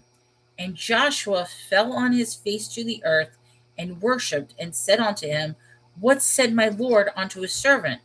And the captain of the Lord's host said unto Joshua, Loose thy shoes from thy foot, for the place where thou standest is holy. And Joshua did so. Okay, so is this man an angel? Because he says, I am the captain of the host of the Lord. Hold on. Wrong about the ark. 34 felony convictions. Love it. We have, look who we have in the house. We have the product of derangement. TDS. That's who we have in the house. They found the ark, but everyone says that's not it. Yeah, Sarah, we just have another TDS in the house. That's all. All right. So yes, so my question is, the man that he came up, was it an angel? Or was it actually a man that God chose to be a captain? You know what I mean? Because it says, Joshua, he lifted up his eyes and looked, and behold, stood a man over against him with a sword drawn in his hand. Joshua went unto him and said, Art thou for us or for our adversaries? Like, whose side are you on? You're on our side or you're on their side? I'm starting at chapter 13. We weren't even oh, exactly. Sarah, that's what the trolls is. They just come in to disrupt when they have no clue as to what we're discussing. So, and he said, "Nay, but as captain of the host of the Lord, I now come." And Joshua fell on his face. So, in other words, he's saying, "Are you the captain for us or against us?" And the guy's saying, "Neither. I'm coming on behalf of the Lord." And that's why Joshua fell to his knees and like, "What, my Lord, what do you want your servant to do?" And the captain of the Lord's host said unto Joshua, "Loose thy shoe from the foot, for the place where thou stand is holy." And Joshua did so. You're saying that this is Jesus? The captain of the host? So you're saying Jesus came for the man? My footnote says, take me to Genesis 18:1. So, no, I'm wondering if it's an angel or if it's some. So you're saying your footnotes say 18:1?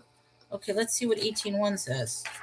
Because remember, I'll always go back, I won't go forward. And the Lord appeared unto him in the plains of Mamre, and he sat in the tent door into the heat of day. And he looked and said, Lo, 3 men stood by him, and when he saw him, he ran to meet him from the ground. I have found favor. A little water be fetched, more sorry. Okay, so wait a minute. So these were the 3 men, right? The angels.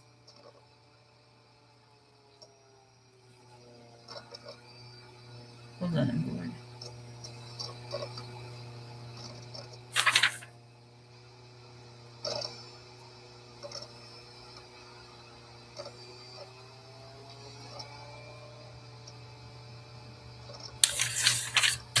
Because 18.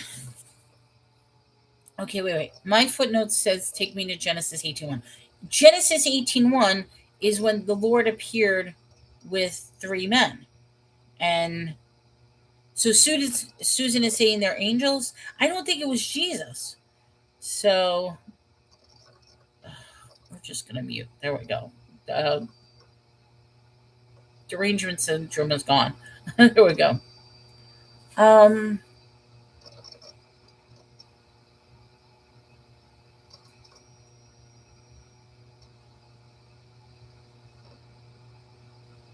The captain of the Lord's host. Let me see what the parallel says. I'm going to look up the parallel. Chapter 5, last verse in chapter 5. Lord's host. The commander of the Lord's army. So I think that would be an angel. The commander of the Lord's army replied, take off your sandals, for this place where you're standing is holy. This one says, take off your shoes, the commander told him, for this is holy ground. But it doesn't say, oh, wait, hold on. Let me go back because the Living Bible says something completely different. Joshua was sizing up the city of Jericho. A man appeared nearby with a drawn sword. And Joshua says, are you a friend or a foe? And he says, I am the commander-in-chief of the Lord's army, he replied. Joshua fell to the ground before him and worshipped him and said, give me your commands. And then that's what he says, take off your shoes, for this is holy ground. And then this one, when Joshua was by Jericho, he lifted up his eyes and looked and saw a man with him. Are you with us or for our adversaries? And he says, no, but commander of the army of the Lord, I now have come. So, if he's a commander of the Lord's army, I am going to assume that he's an angelic commander. That's what I'm going to assume. It's holy because it's God, not an angel. Because just like the burning bush, when God talked to Moses, he said the same thing to Moses, take off your shoe. Oh, commander of, that's what I'm saying. Commander of the Lord's army does sound angelic. God is called the Prince of Host Army, my notes say. Okay, so hold on. Let me see what AI Google. I mean, I know you can't always trust Google, but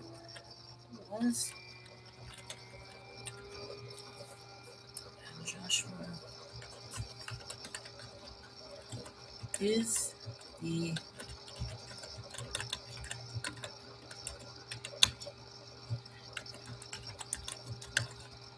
okay.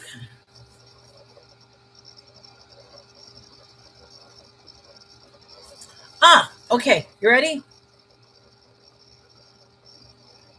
Okay. I'm going to read this to you, and you guys could take it what you want to say. The commander of God's army in Joshua chapter 5 is not an angel, but a theophany, a visible appearance of God himself.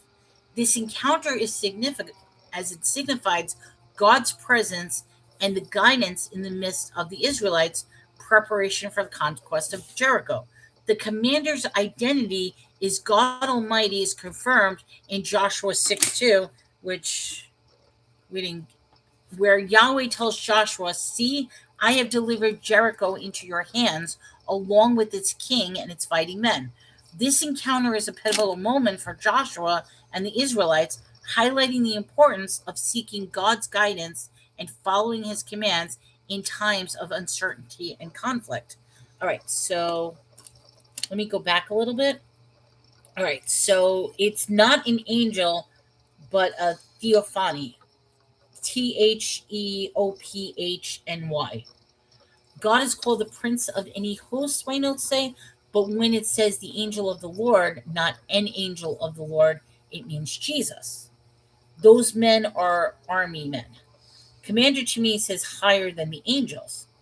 Daniel 8:11. Oh, my footnote says the pre-incarnate of Christ. Kaz was right. It was Jesus. So I don't know. Was it Jesus or was it not? I mean, is a theophany Jesus? It's a visible appearance of God himself. Now, time out for a minute. Okay? Just hear me out, guys. Hear me out. Wasn't the Lord already there with them? The Lord was already walking there. They may not have seen his face, but the Lord was already present with them when they passed over the river. Now you have the Lord with them. Now you have a theophany, or you have this guy saying, I am the commander of the Lord, which means it's not the Lord, but it's a visible appearance of God himself. So what that's telling me is you have the Lord with them, and now you're bringing a symbol of the Lord with them. So once again, isn't that two separate? I don't know. Like, all right, so you're saying it's Jesus, though. This is a physical manifestation. Jesus is God, like the bush. Yeah, you're right. All that stuff. Jesus is God, is the Lord. I'm sorry. I mean, I hope I'm not being, and I hope it's, guys, I hope I'm not tiring you guys out. I still see them as separate entities. I really do. And each time I read something like this, it solidifies the fact that they're separate beings, which is okay. You could still have separate beings and then the story making sense. You can still have God the Almighty Father. You could still have Jesus. You could still have the Holy Spirit. You could still have this commander of the army theophany. You could still have this, and the story still makes sense. But I still see it as separate, not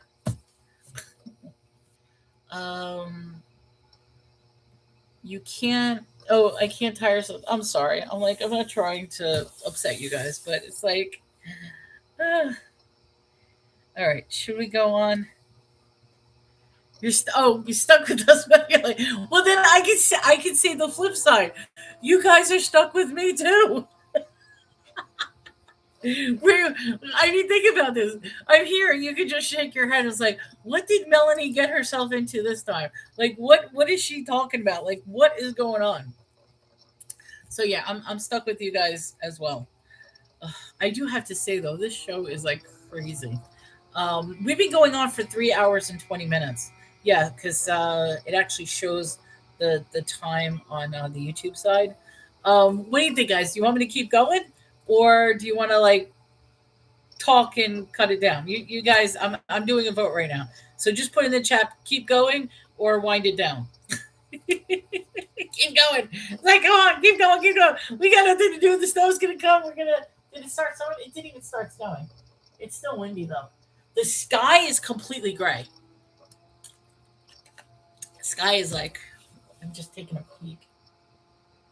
Yeah, we haven't snowed yet, so it's great. Keep going. We're gonna keep going. Okay, so we're doing chapter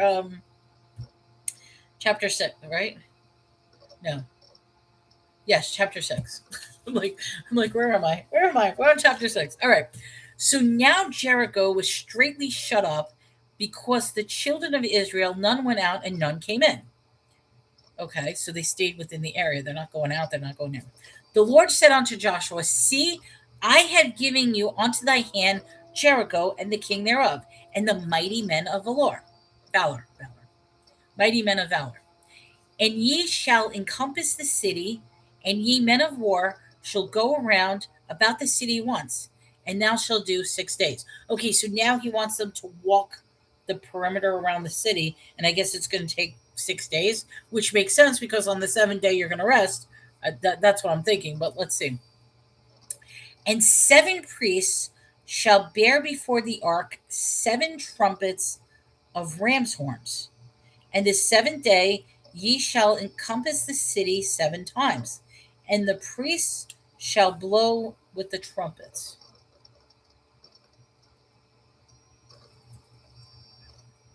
I don't know why I'm getting this. Okay, I know this has nothing to do with this, but if anybody has been following the craziness of what's been going on in New York with the new mayor, is that they now have the call of prayer happening. Yeah. So the whole trumpets. I'm thinking that. So if you want to roll out your prayer cloth, you can now hear the trumpets as early as 6 a.m. in the morning. That will sound off multiple times a day because they play the call of the trumpets. So I'm sorry. Trox is like Mandami. Sorry. Keep going. Okay, I'm going for it. I mean, the fall of Jericho is pretty cool. No, we don't have snow just yet. It's very well known. She's gonna love that story. I can't wait for her. The fall of Jericho. It don't snow out today. I think we're just getting cold weather, not snow. See, that's good. If you're just getting cold weather, that's fine. What I would suggest though is definitely make sure your cabinet doors are open underneath your sink. If you have to do a drip, maybe put on the heat a little higher so it keeps the house warm. I mean, yeah, I have the heat blowing right now, and I got firewood just in case. Oh, my face, my face. I get expressionless with that because on the 7th day they circle 7 times. Have a blessed day, you too. God loves you as well, Bella. Thank you so much. Welcome to the show. All right, so I'm just wondering, does this tie into the what do you call it? The Muslim call to prayer, the Islamic call to prayer, where they sound the trumpets to make the where you pray to Allah. I mean, I know this is the Lord, but is that the? Let me keep going. I'm sorry. I'm just. It shall come to pass that when they make a long blast with the ram's horn. Oh yeah, that's literally they're blasting the. Sarah's like, no, it's not the same thing. But that's what I'm saying. It's like if you hear that, the call of the prayer where they roll out their prayer and they gotta pray to Allah. It's to the sound of trumpets. All right, sorry. All the people shall shout with a great shout, and the wall of the city shall fall down flat, and the people shall ascend up every man straight before him. And Joshua the son of Nun called the priest and said unto them, take up the ark of the covenant, and let 7 priests bear 7 trumpets of the ram's horn and the ark of the Lord. And he said unto the people, pass on and come past the city, and let that armed be passed on before dark. Hello, Wisdom Seeker. Welcome to the show. So basically, they are marched around the city once, carrying the ark. We're done for the day. Okay, but so just once with the ark, but then 6 more times without the ark. Is that what you're saying? Because you're doing it.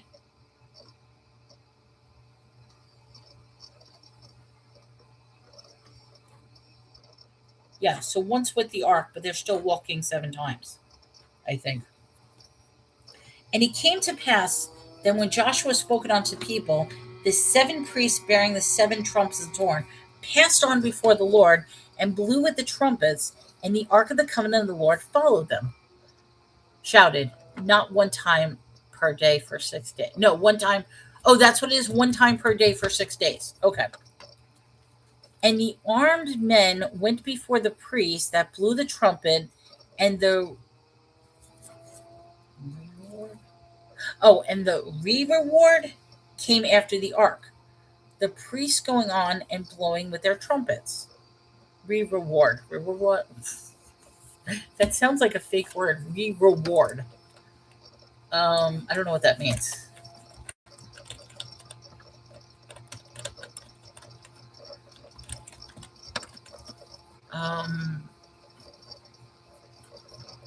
A reward is a rear guard or protection. Okay. Yeah, because I'm thinking reward, and I'm like, you're rewarding somebody again. So I didn't know what that means. So a reward refers to a rear guard or protection. It is derived from re, meaning back again, and reward, which signifies a guard of protection. It symbolizes guard protection and faithfulness to his people, indicated that he watches over them from behind. Okay, so that's what reward means. Okay, so yours says regard. All right, so yeah, he's watching over them. He's being guard for them from behind. Mine says reward. That's why, huh? Okay, came after the ark, the priests going on and blowing with the trumpets. Joshua had commanded the people, saying, Ye shall not shout, nor make any noise with your voice, neither shall any word proceed out of your mouth until the day I bid you to shout, then ye shall shout. Okay, hold on 1 second.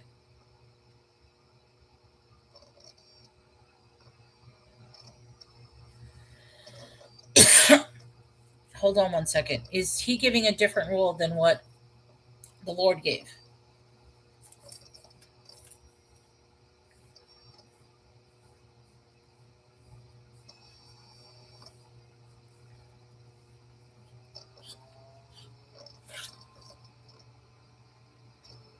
Okay, I got this. Okay, so I thought he was giving different rules. It's just they changed the wording of it. So the Lord was saying, "You're going to blow the trumpets and ram horns. You're gonna blow the ram horns, and on the 7th day, when they do a long blast of the ram horns, that is the point when you hear the trumpet. That's when you're going to shout. So they're going to be quiet until the 7th day. Okay. Shofar is the ram horn. Oh yes, wisdom seeker. We're in chapter 6 of Joshua.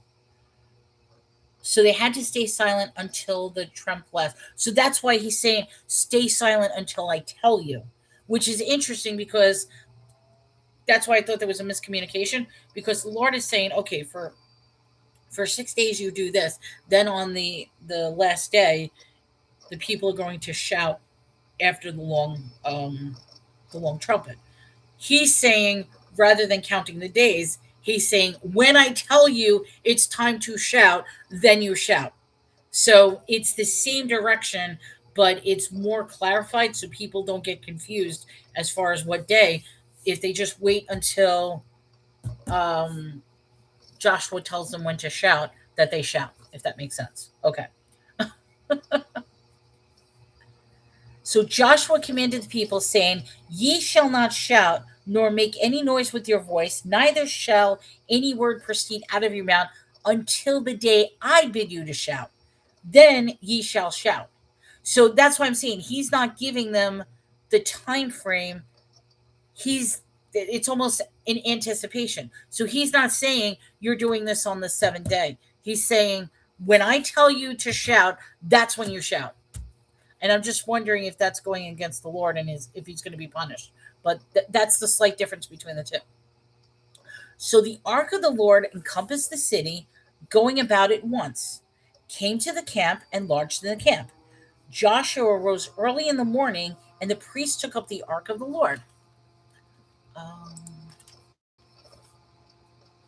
And 7 priests bearing 7 trumpets of ram's horn before the ark of the Lord, went on continually and blew with the trumpets. And the armed men went before them. But the reward came after came after the ark of the Lord, the priests going on and blowing with the trumpets. The second day they encompassed the city once, returned to the camps. So they did this for 6 days. So they're doing the same thing over and over for 6 days. Oh, that's a good point. Only Joshua knew the outcome. These people were trusting him. Yes, and that's why I'm wondering. I'm foreshadowing. Is that going against what the Lord wants by not giving them the exact day? Or is it creating that trust factor as well as uniformity? So this way there's no objection as to what is the point we need to talk. So if you don't tell the people wait 6 days, there won't be any confusion as to, okay, well, what's the 6th day? Instead, he's saying, okay, guys, when I tell you to shout, that's the moment to shout. For right now, just stay totally silent and let's do the Lord's work. So when you're ready to shout, I'll tell you when to do that. It came to pass on this. Oh, he's forcing them to put the faith in Joshua, and so he could show his miracle. Is he forcing it, or is Joshua forcing it? That's what I mean. Because he didn't tell Joshua to tell the people not to speak until you tell them to speak, until you tell them to shout. He told Joshua for 6 days you're going to have them stay silent, and then on the 7th day they could shout. Whereas Joshua is saying, okay, oh, keep reading? All right, I'll keep reading. And it came to pass on the 7th day that they rose early about the dawning of the day. Hold on 1 second, guys. Sorry. Hold on 1 second.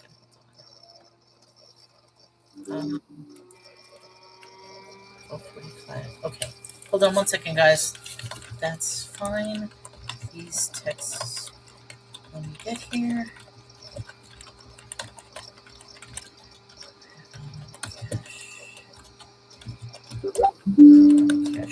Okay.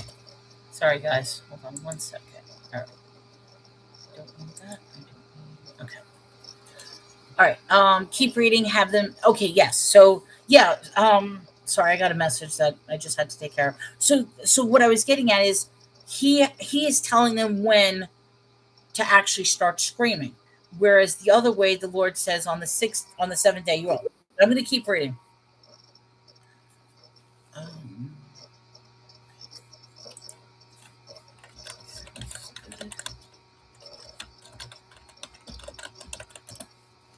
I will say this just for one moment. In about 15 minutes or so, I'm just going to have to pause the live for a minute because somebody's coming to pick up. I do sales online, so they're going to come and pick it up, but they were supposed to come like much later with the storm. They're like, can I come right now? So within the next 15 minutes, I might be like, guys, I got to go just for a minute. I got to go run this outside. Sorry. All right. I told them that's fine. All right, so let me keep going. So the 2nd day they encompassed the city once, returned to the camp. So they did this for 6 days. And it came to pass on the 7th day that they rose up early of the dawning day, encompassed the city the same manner 7 times. Only on that day they compassed the city 7 times. And it came to pass at the 7th time, when the priests blew the trumpets, Joshua said unto the people, shout, for the Lord has given you the city. That's like, shout. Oh, in fact, hold on. I'm just going to show you what they're purchasing because this actually coincides a little bit what we're talking about.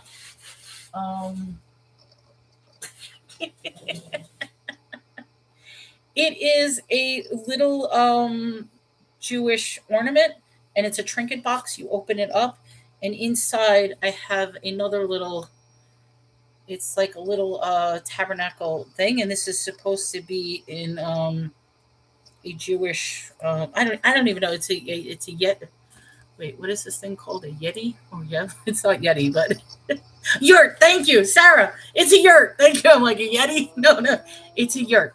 Thank you. That's the word. I knew it started with a Y. So it's a little tiny ornamental yurt, and that coincides with what we're sort of talking about now. So yes, it's cute. It's a cool little thing and really nice little thing. So she's going to pick this up. That's what I sold. I knew she was coming, but she was supposed to come at 3:00 because I said her, and she's like, "Can I come now?" I'm like, "Yeah, that's fine." Oh, so we're. Oh yeah, Sarah, we had this conversation. I literally have everything and anything that you could find. So I got the weirdest unique stuff. You're looking for something, I probably have it, or I used to have it, but okay, sorry. Let me go back. All right, so he now says to them, "Shout, for the Lord had given you the city." So this is the time they get to party. It's like party time. Ah, whatever. Okay. So the city shall be accursed even in, and all that are there to the Lord. Only Rahab the harlot shall live, she and all that are with her in the house, because she hid the messengers that were sent. Okay, so now they are protecting Rahab. And that was the woman that had the cord, the red cord on her door. So he's saying, protect those. So I guess they're saying shout because you're going to kill everybody, and we have the city. So wait, hold on. When they walked around the city, were they killing people? Or now that they walked around the city and they're shouting, now is when they go on the murderous rampage? That's my question. Okay, so that's what I'm trying to find out. So when they were walking around, were they just doing a march around and nothing was happening? Okay, so they were just circling. So now the shouting is basically going to cause the murderous rampage, and they're going to kill everything, with the exception of Rahab and her family, as long as they stay in the house. That was the rules. So I don't know what's going to happen. So okay, let's see this murderous rampage. All right, so wait, hold on. So it says, the city shall be accursed, even it, and all that are in to the Lord. Only Rahab the harlot shall live, she and all that are with her in the house, because she hid the messengers that were sent. And ye in any wise keep yourselves from the accursed things. Let ye yourselves be accursed. When ye take an accursed thing, make the camp of Israel a curse and trouble it. Okay, so I'm assuming the accursed things are the idols, the gods, the statues, this and that. So they were just quietly circling around blowing trumpets. I mean, I almost want to say that's scary. Like if you are in this city and you have, because it's not just you have millions of people circling around blowing trumpets. I mean, I almost want to say, why didn't the people just start killing them right then and there? Like, why didn't they fight back? They're just watching these people blow trumpets. I mean, I almost want to say, isn't that a war cry? So why didn't the people of the city just start killing them to defend themselves? So it means destroy everything. Okay, so cursed is just everything, not necessarily a idol object. Mine says those that rebuilds the cities are cursed. Okay, so yours. Okay, so it's saying that destroy everything, but don't try to rebuild it, because if you try to rebuild it, you're going to be cursed as well. Is that what? Okay, wait. Ye in any wise keep for yourself the accursed things, lest ye make yourself cursed. And when ye take an accursed thing, you make the camp of Israel cursed and trouble it. Mine says the Hebrew term means to give over to the Lord by total destruction. Okay. But all the silver and gold and vessels of brass and iron are consecrated unto the Lord. They shall come into the treasury of the Lord. Okay, so I almost feel like, okay, here we go. Yes, everything's going to be completely cursed. So everything's going to be destroyed. Everything's going to be demolished. You're not even going to take it or anything like that. Destroy it, with the exception of the gold, the brass. So there's that monetary value that's coming in, because I almost want to say, if we really were destroying everything, then shouldn't the gold and brass and all that other stuff be destroyed as well? Yes, and you will see later some becomes cursed first and last born for rebuilding. Oh, because they're going to take things. So is that what's happening? They're not going to destroy everything. Well, okay, let's see what happens. But all the silver, gold, and vessels of brass and iron are consecrated unto the Lord. They shall come into the treasury of the Lord. So the people shouted when the priests blew with the trumpets. And it came to pass that the people heard the sound of the trumpet. The people shouted with a great shout, that the wall fell down flat. So the people went up into the city, every man straight before him, and they looked to the city. Okay, so here's a question. This is actually a valid question. Previously, they talked about how they came to castles and how they came to cities with walls. So when they were walking around the city, were they actually walking the outer wall that was where the wall was protected? And that's why the people didn't fight back? Because I was thinking they're actually within the city, walking around the city. And the first thing I would have said is, if you have enemies with Trump, okay, yes, the outer wall. Because that's the logic I was getting. I'm like, wait a minute, why didn't they just fight back? You have a group of people that are walking around blowing trumpets. I mean, okay, they didn't have guns, but it's like, okay, what are you doing here? Boom. You know what I mean? It's like, kill them. So this was outside. So they were walking on the outer parts. Now they get to the front. You're going to shout. They shout so much that the wall comes tumbling down. So now it's going to expose the city so they can go on a murderous rampage. Okay, you will see later it's cursed. Okay, got that. Outside the cities. I think that was during Nehemiah time, I think. Whoops. Okay, I don't know what Nehemiah is, but... All right, so...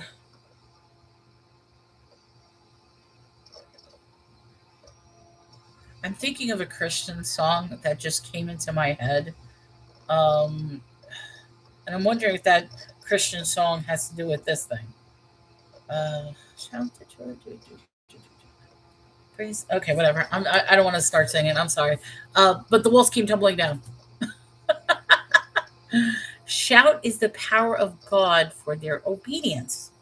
There's a Christian song. I don't remember all of it, but it's basically, it starts off like praise the Lord with music, praise the Lord, praise him with the blah blah blah, let the children sing, and then goes like shout to joy with the and I'm trying to think of it, but I was wondering if that's what they're talking about in that song. Okay, so Jericho takes a little look around. No, Jericho, your walls are falling down. All right.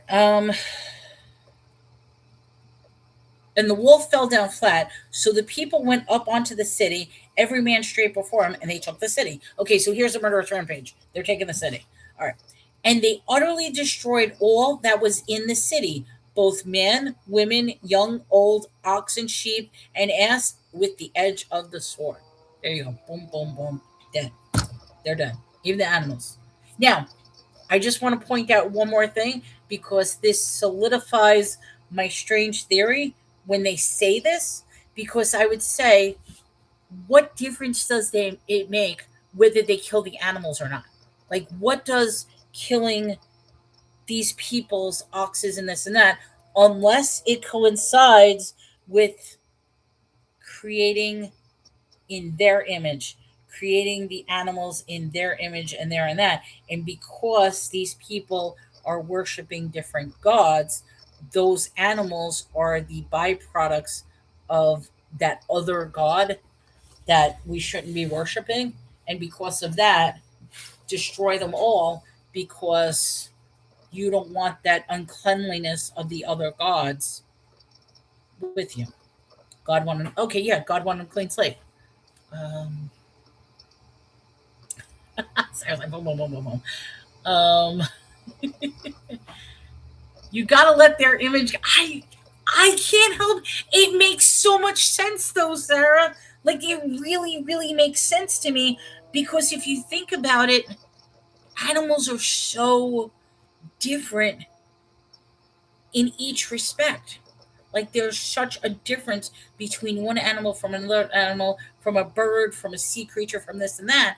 And if he's making them in their image, what is he making them of? Because then technically they didn't exist to begin with.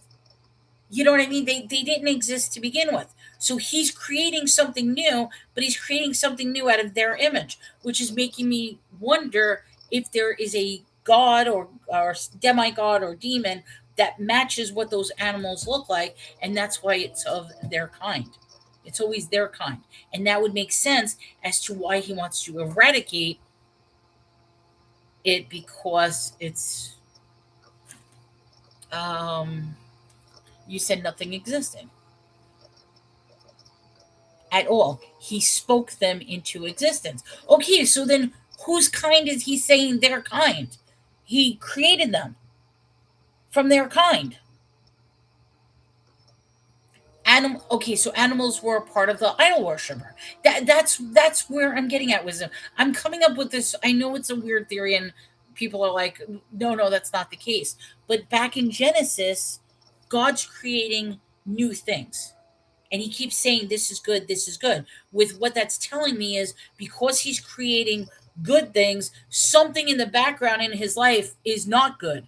So if something is not good, he's making something different. So when he gets to making man, he's making man in his own image. However, when he's making he's making animals in their image. So what that means is, to me, it means he has a template of how to make these animals on their kind.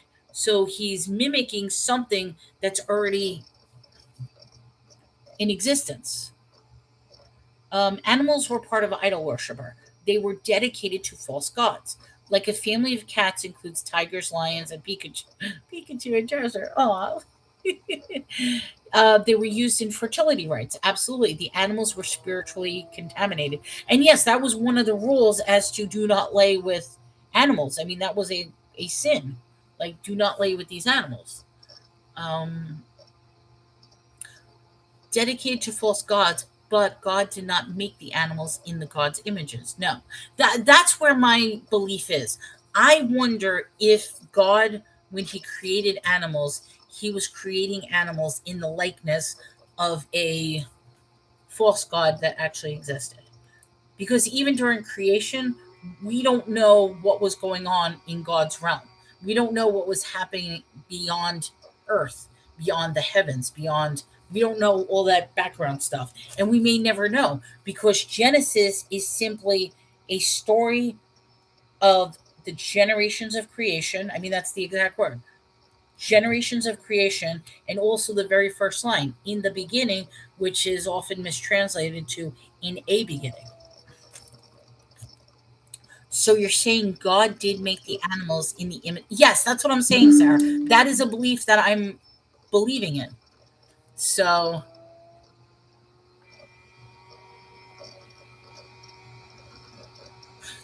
okay. All right, guys, I just need to pause 1 second. Okay, so I'm going to pause this live. I will be right back. Okay, be right back, and hopefully it'll pause. Hold on, guys. Okay, be right back. Oh.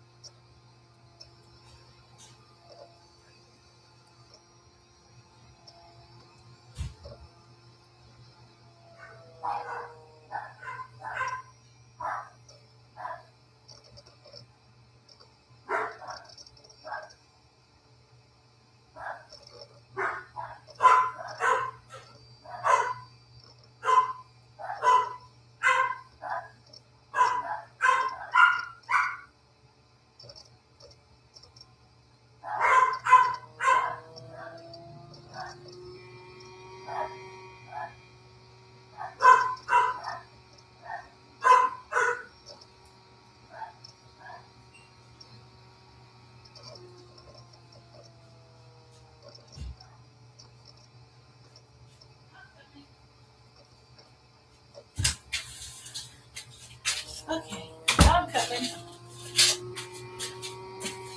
I'm coming back. Oh. Okay. I'm sorry about that. All right. Hold on. Let me go back. I apologize about that.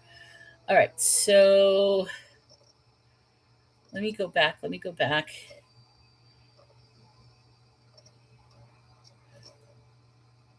All right.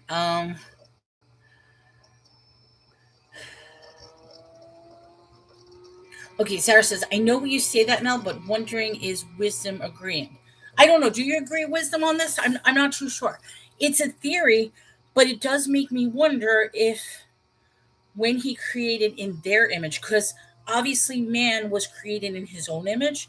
So who is their image? And that's why I'm thinking it might be the false deities and the false gods, because he had some sort of template to go after. That's why animals look the way they look. I know you're saying that. Okay, Angel. I don't think God would create animals in the images of false gods, then tell us not to worship them. But see, that's the very thing.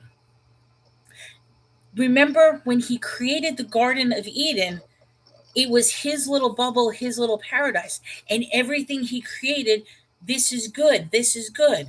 So what that's telling me is what he's creating, because it's good, that means in my mind something bad is happening, and he wanted to change from whatever is bad in his realm, like, if that makes sense. So by creating a perfect little, and if you go by the whole sphere thing, by creating the perfect world, and the whole idea was that Adam and Eve were never supposed to sin. They never was supposed to break that perfection. But because they instantly did, he had to set the curses upon them. He had to throw them out of the garden, which makes me also wonder, and please forgive me, is, remember I said other stuff might be happening? That would make total sense as to why Cain was able to find a wife.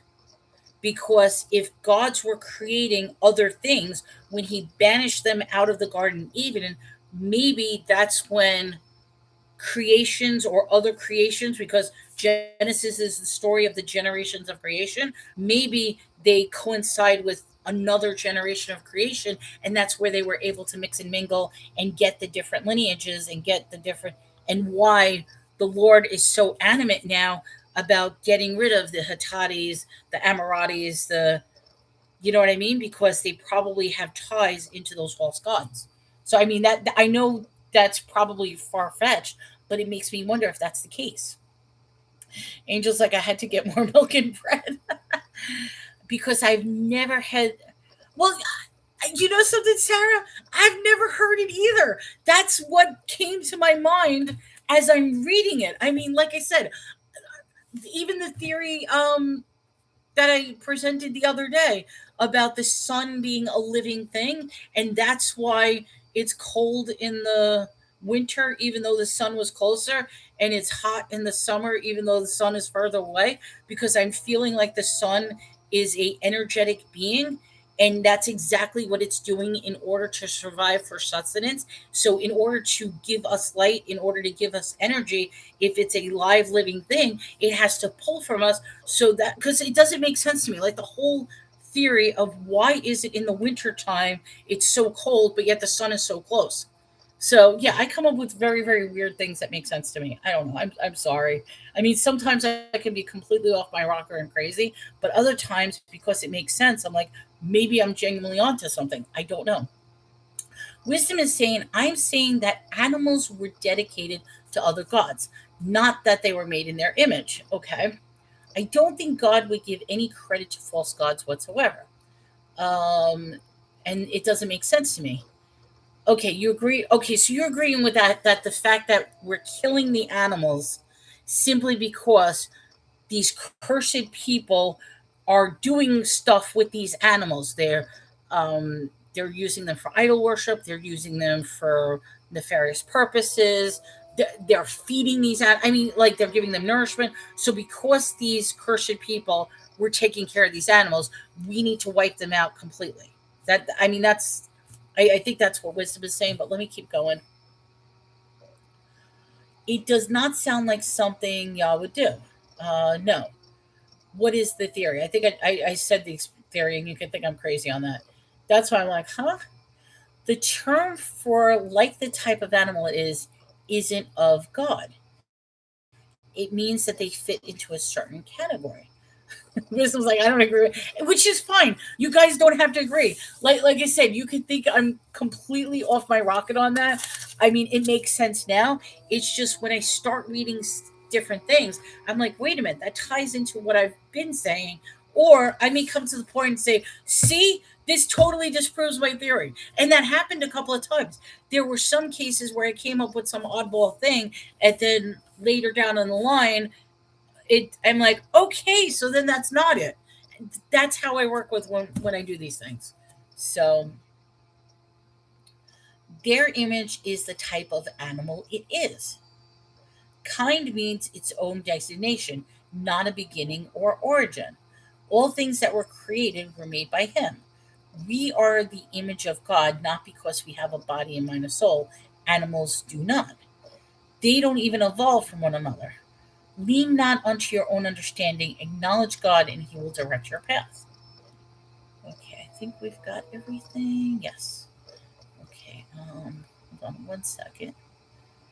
I just want to copy something real quick. Okay.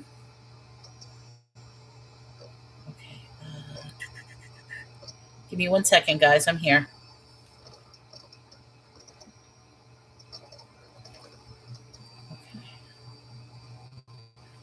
Sorry, I'll have to do that later. Okay. Animals have a different conscious. Hello, Ronan. Welcome to the show.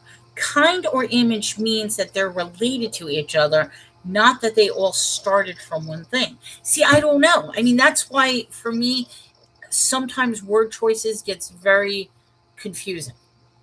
And I just find it weird in Genesis that he's like, man is made in my image, but animals are made in their image. In their image. And that wasn't the first time he said it. He said it a couple other times throughout the book. Like Pikachu is related to my little Pikachu. Oh, Pikachu. Where is Pikachu, by the way? Oh, Pikachu's over there. She's curled up on the blanket. Because I have Treasure right here. She has hold on. See, she's on her Bible. She's on the parallel Bible. That I think that's what it is. I definitely have to get her own Bible. Because as long as she could like sit on a Bible, she's happy. Which I wonder if that's like a spiritual thing, because my cats love sitting on Bibles. So is it simply because I'm reading it and they smell my on the Bible, or is it because they're really feeling like feeling the Word of God? You know what I mean? And some people may be offended, like get your animal off the Bible, but no, they like to. And it's not like my scent will be in the beginning, but I haven't read most of these Bibles yet, but they just love sitting on the Bible. Let everything that has breath praise the Lord. So yeah, she's doing her praising, and she's right next to me, so she's getting attention. But believe me, these cats are spoiled. I think it's something flat next to you. My cat would curl up on a textbook. Exactly. They want to be, and particularly Treasure. Treasure is the separation anxiety. She has to be close to me. So even the rocks will cry out God's praise. Hello, Nicole. Welcome to the show. I'll praise in the valley and praise on the mountain. Cats will be wherever they want. I know. Yeah. Cats. Yeah. See, that's what it is. Dogs have owners. Cats have slaves. So I'm caught between being an owner of a dog and a slave to a cat. I think that's what the problem is. All right. All right, let me go on. I forgot where I was. I got to find where I am. Hold on.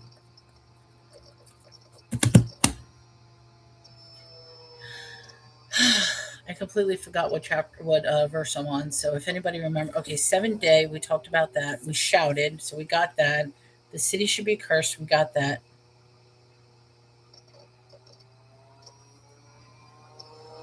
Okay, so I'm going to say 18. Oh, 19 was the gold and silver.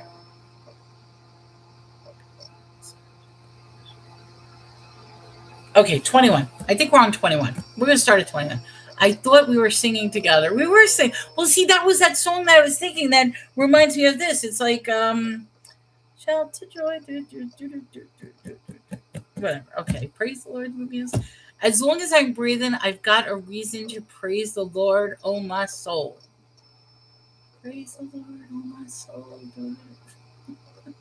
No, I can't. I'm sorry, guys. All right, 21. They utterly destroyed all that was in the city, both man and women, young and old, oxen, sheep, and ass with the edge of the sword. So everything's getting decimated, killed. But Joshua had said unto the two men that had spied out in the country, go into the harlot's house and bring out thence the woman and all that she had, as ye swore unto her. And the young men that were spies went in, brought out Rahab, her father, her mother, her brethren, and all she had. And they brought her out of her kindred and left them without the camp of Israel. They burned the city with fire and all that was therein. Only the silver and gold and the vessels of brass and iron they put into the treasury of the house of the Lord. And Joshua saved Rahab the harlot alive. See, I almost want to say this. I understand she's a harlot. Why do they keep, even when I'm watching The Chosen, they don't, it's not just, it's like they're giving the insult into the title. Nicole, we are doing Joshua chapter 6, verse 25. So 6:25 in Joshua. So it's like an insult. Like they'll say the prostitute this, the harlot this. I almost feel like, I praise because you're faithful, praise because you're true, praise because there's nobody greater than you. Aw. You're never going too far for God's redemption. I feel like they have to create an insult as a title. That's what I mean. Because Rahab is always going to be the harlot. You know what I mean? All right, so Joshua saved Rahab the harlot alive, her father's household, and all she had. And she dwelt in Israel even unto this day, because she hid the messengers which Joshua sent out to spy out Jericho. And Joshua adjured them at that time, saying, cursed be the man before the Lord that riseth and build the city Jericho. He shall lay the foundation thereof in his firstborn, and his youngest son shall set up the gates again. I couldn't say that. It was a tongue twister. He shall set up the gates again. That was a tongue twister. His youngest son shall set up the gate. It's like too many S's. So the Lord was with Joshua, and his fame was noised throughout the country. Okay, so the Lord is with Joshua. The Lord is once again raising up Joshua, and he's now known throughout the city. People may think, oh, I am the harlot, God can't use me, but he looked to someone like that or worse.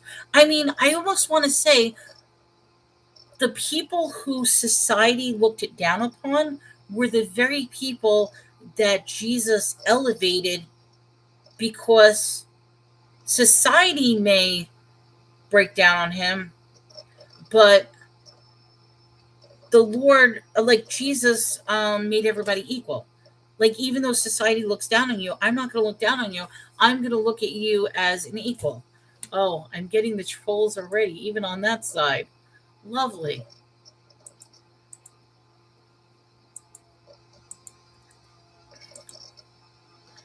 Okay. All right. God sees the heart. Welcome back, Suzanne. Huh, you know what the funny thing is? This is so stupid. Oh, that's how we do it. Okay. I am going to put user on a timeout. I get to put user on a timeout. Goodbye. I forgot how to mute people on YouTube. On the YouTube side, I'm getting the trolls coming in. So the trolls are coming in on the YouTube side.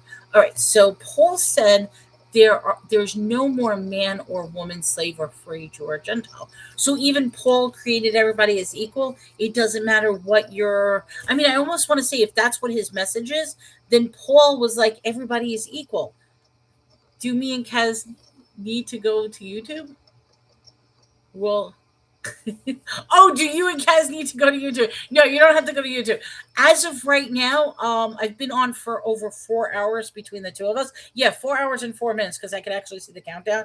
I used to use, oh my God, I can't think today.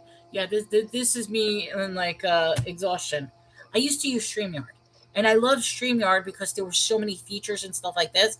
But I no longer have StreamYard, and that might be something I might reacquire again. So I'm just using just YouTube Studio to go live, and I couldn't figure out how to mute people. So it turns out I have a choice. I can mute them for like 2 minutes, 5 minutes, 10 minutes, 5 hours. I just muted this guy for 24 hours. So, Kaz is like, no, I want to start a fight. So shut up. Yeah. I'm thinking pink. Whatever. I'm sorry. Okay. All right. Where was I? Okay. Are we going on to chapter 7? It's 1:00, guys. What do you guys think? Put it in the chat. Keep reading or shut up.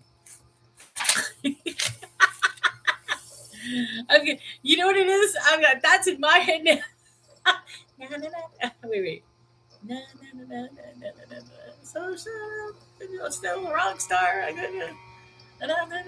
Whatever. I don't even. No. That's it. I couldn't think of the melody for a minute. No. Sorry. I couldn't think of the melody for a minute. Yeah, that's part of my problem. My brain has been fried lately. Like I really, it's getting frustrating, and I know something is wrong. And I'm not trying. I mean, I'm not trying to bring the conversation down, but it's very frustrating when I know of a word and I know of a reference, and it's like my brain file can't pick it up right away, and it's really getting frustrating because even simple words, I have to stop and say, okay, what is that word? I'm thinking, and I draw a complete blank, and that really, really worries me. I don't like that. So when I can't think of what the word I'm trying to say, so whatever. I'm supposed to be getting a brain scan, so we'll see what the brain scan says. Okay, so bad brain fog. Yeah, that's exactly what it is. It's brain fog. So so are we put in the chat? Am I continuing or are we ending? I think that's part of that is the age of menopause. Well, part of my problem is, Kaz, is I potentially went into menopause way too early. In fact, that's another thing that because I haven't had a cycle in 8 years. I'm only 46. I haven't had a cycle. I shouldn't say that. I had one really, really bad cycle where, which actually I don't even think it was a cycle. I ended up hemorrhaging. So I was rushed to the hospital because I had hemorrhaging, and this happened 4 years ago. So 4 years ago, I was in the hospital, hemorrhaging really bad, lots of blood. It was, I mean, we're not talking a regular cycle. We're talking my literally, I shouldn't be talking about this, sorry guys, but literally my uterine wall, they said, was so thin that it just completely, so, but and what do they call it? Endometriosis? I can't even say that word. Endometriosis. And it whatever. Okay, we're not going to talk about that. But all I can hear my girl, I'm hemorrhaging. My girl? I don't know. I'm hemorrhaging. Whatever. Okay. I'm going to go on. Nobody answered whether you wanted me to go on or not. You know something? It's from the movie My Girl. I've never seen that movie. That's with Macaulay Culkin when he was like little and a baby after, but I've never seen it. You know what it is? I'll be honest. I do not like chick flicks at all. I don't like like if it's a chick flick or something like that. Like I know I know what the movie is. I just actively chose not to see it. Well, to me, that's a chick flick. If it's something that's about childhood love, if it's something about, it's going to be a tearjerker. I mean, I just looking at the movie, to me, it's going to be some. No, I've never seen My Girl. To me, it's going to be some love story among children, coming of age, and it's going to end up where you're going to cry. It'll make you cry. So just looking at the movie poster and the trailer, yeah, it's like I'm gonna cry. So no, I've never seen it before. I don't like movies like that. Me, I'd rather have the action, the violence, the blood, the gore. Yeah, that I know that's bad, but or the controversial. So that's so if it's a love story, I try not to watch love stories. Have you seen The Man in the High Castle? No, I have not. To me, that sounds like a love story as well. And I'm like, nope. Or romance. Okay, so like, all right, so like romantic comedies, completely gone. Chick flicks, absolutely not. Westerns, no, I don't watch westerns. I don't watch period drama pieces. But basically, or if it's a definitely like if it's a chick flick, I don't watch those at all. Not a love story. It's about a World War II from the idea that Germany won. Okay, I know Miss Congeniality was with Sandra Bullock about, but I've never seen that one either. So, yeah, I'm. It's funny. I am well versed in like movies, but most of them I've never seen. And part of the problem is because I can't sit down and pay attention to a movie. So, oh, Germany and Japan won, and America is split in half. We will not. No, I actually okay. Sandra Bullock, I loved her in Speed. So she was great in Speed. She was great in Bird Box. Weird movie, but I mean, I've never seen Miss like when I saw like the premise of what Miss Congeniality, I'm like, nope, beauty queen detective, like no, like no. You're all like, you gotta watch this. I would probably get angry with it. I don't know. But I did like her in Speed. See, okay, you thought I liked Bird Box.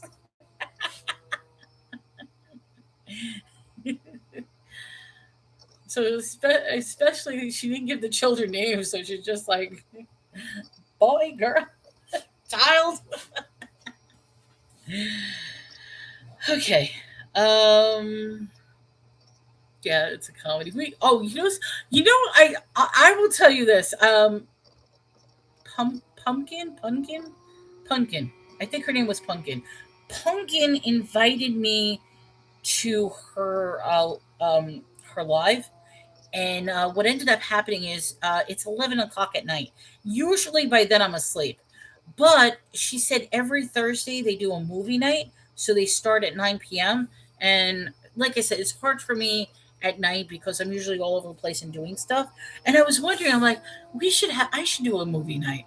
Like that would be interesting. The only thing is my movies are extremely controversial. Like I have so many independent films and so many. So I think that's why let's watch let's watch shows. Well, that's the series. Yeah, Pumpkin still comes in here. She does. She comes in a couple of times. But I think part of the thing is she's up. She does her show so late. I will give you money if we can watch shows. I like you.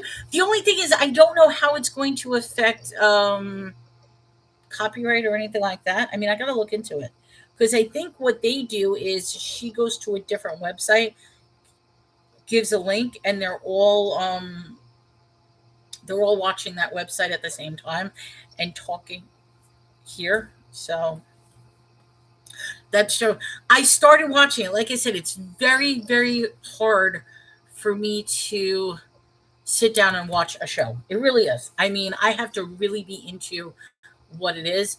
And usually I love psychological thrillers. Like for me, I love movies that require you to really think and analyze and so So if I had like my all-time favorite, no, I know Chosen is not a thrill. That's what I'm saying. It's hard for me. It's a great series, no question about it. I mean, I'm enjoying watching, but for me to sit down and watch it for hours on end, I can't. I can't, what you call it. I can't binge watch it. Like I have to do it in little blockades. I can't binge watch the whole thing, which it's a very long series, so it's going to be difficult for me to binge watch. I do way too much multitasking, so. But yeah, I was just thinking we gotta watch a movie or something. So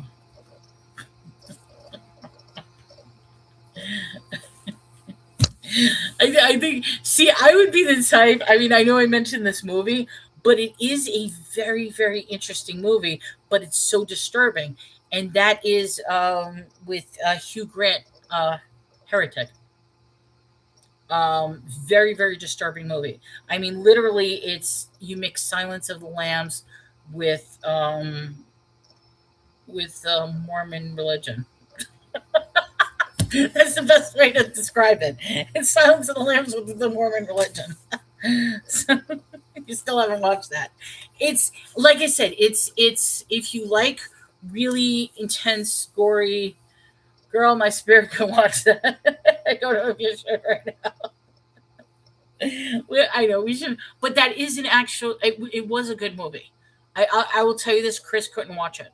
Like he started watching it, and he was thankful. He ended up getting it on call, so we were watching this movie, and he got called into work. He's like, "Saved by the Bell, I'm leaving." I'm like, "I'll watch it. Don't worry." And it's funny because the moment that he came back home was like the very ending of this movie, and I'm like sitting there like with my mouth open, like. You did watch it, Sarah? Okay, Sarah, I did. I warned everybody when I mentioned it at first. I warned it's a bad movie.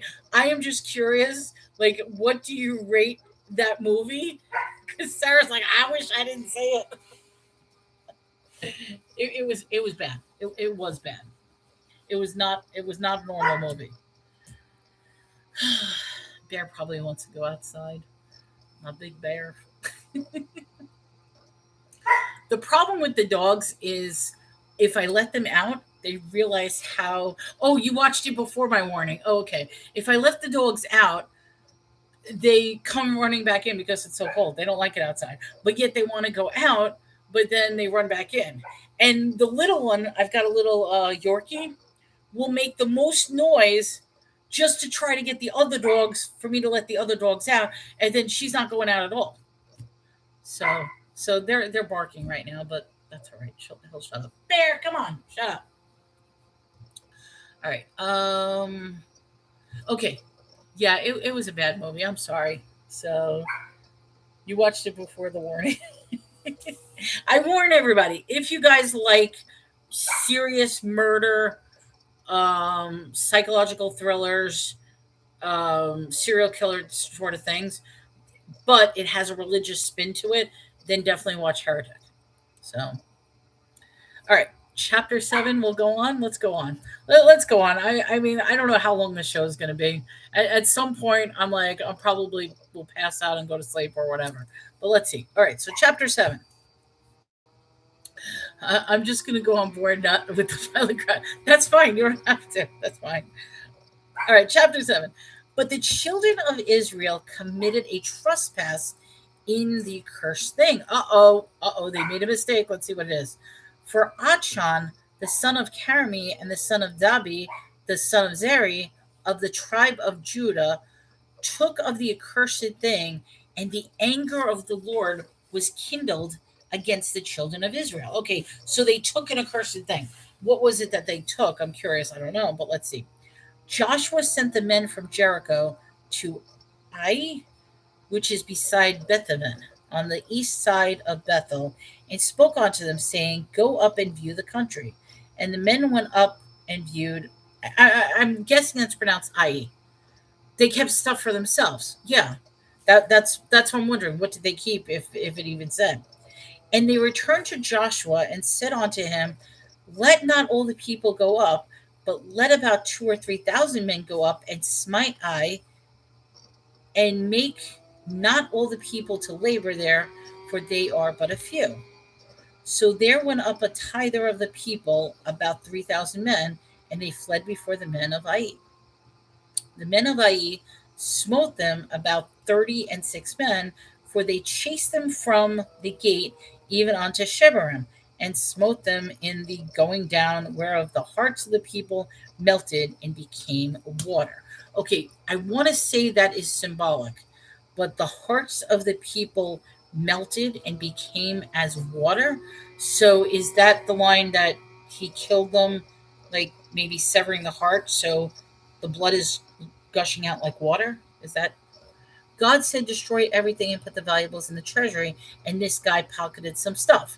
Right, so they're going to smite him, they're going to kill him, but when you make someone's heart of water melt as of water, I'm just wondering if like stab them through the heart and the heart is gushing. Hello Cabell, welcome to the show. Oh, thank you so much. God bless you too. So I mean, I guess that's the idea. If you pierce the heart, it's going to come out like water with the blood. And is this also a symbolism of the blood later on? Because remember, there's correlations between almost everything that we're talking about. So the hearts of the people melted and became as water. Once again, water.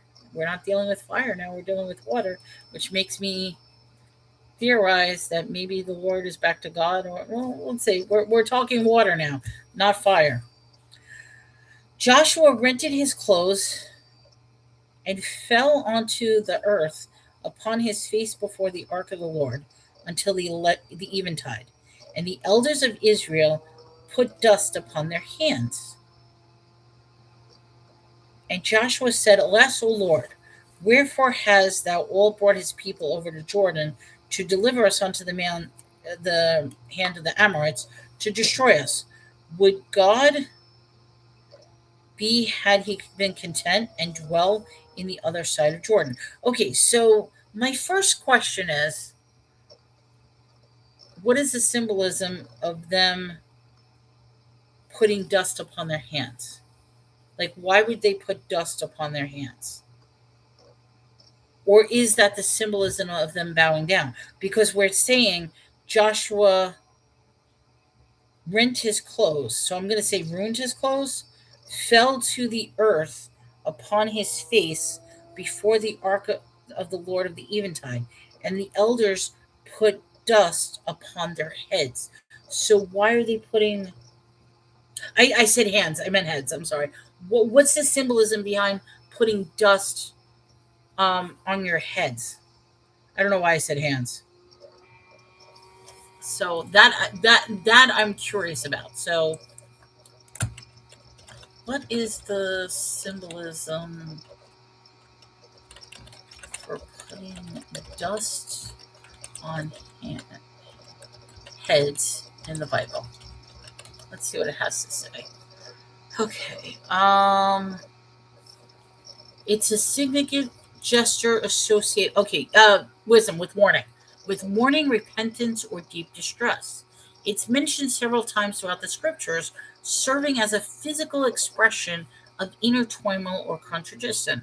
The act of putting dust on one's head is first seen in the Old Testament, where it's often linked to mourning and lamentation. In the book of Joshua, which we're right now, after the defeat of Ai, Joshua and the elders tore okay, so rent means take them away. I thought rent means ruin them. So they tore their clothes off and put dust on their heads as a sign of their grief. So wait a minute, they're now naked? So yes, I saw your post. Mourning, or wait, is there another one? Okay, so Kaz says intense fear, loss of God, no substance, emotional and spiritual collapse, panic and vulnerability. They were mourning. Dust in their heads, not their hands. I know I said hand. So mourning. Yes, I got you. I saw your post, Wisdom. So people would know that you're okay. So here's a question. Oh, yours says rip the sleeves. Okay, so they ripped their sleeves off, or did they rip their clothes off? Because mine says they rent their clothes. Google says they tore their clothes off. Let me go to the parallel Bible, and that is going to be... Darn, what verse was that? Sorry. Let's curse the thing.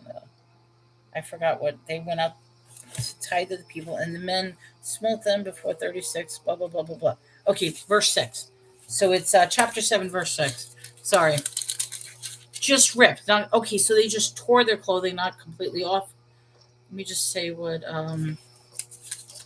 the four parallels say, if it does say anything. So 6, they rent his clothing. Joshua tore his clothes and fell face down to the evening. Okay, Living Bible says tore their clothing and lay prostrate before the Ark of the Covenant. So they're bowing. And that's what it is. Put your head to the. So yeah, it's and fell to the earth. Okay. All right. So they just ripped it.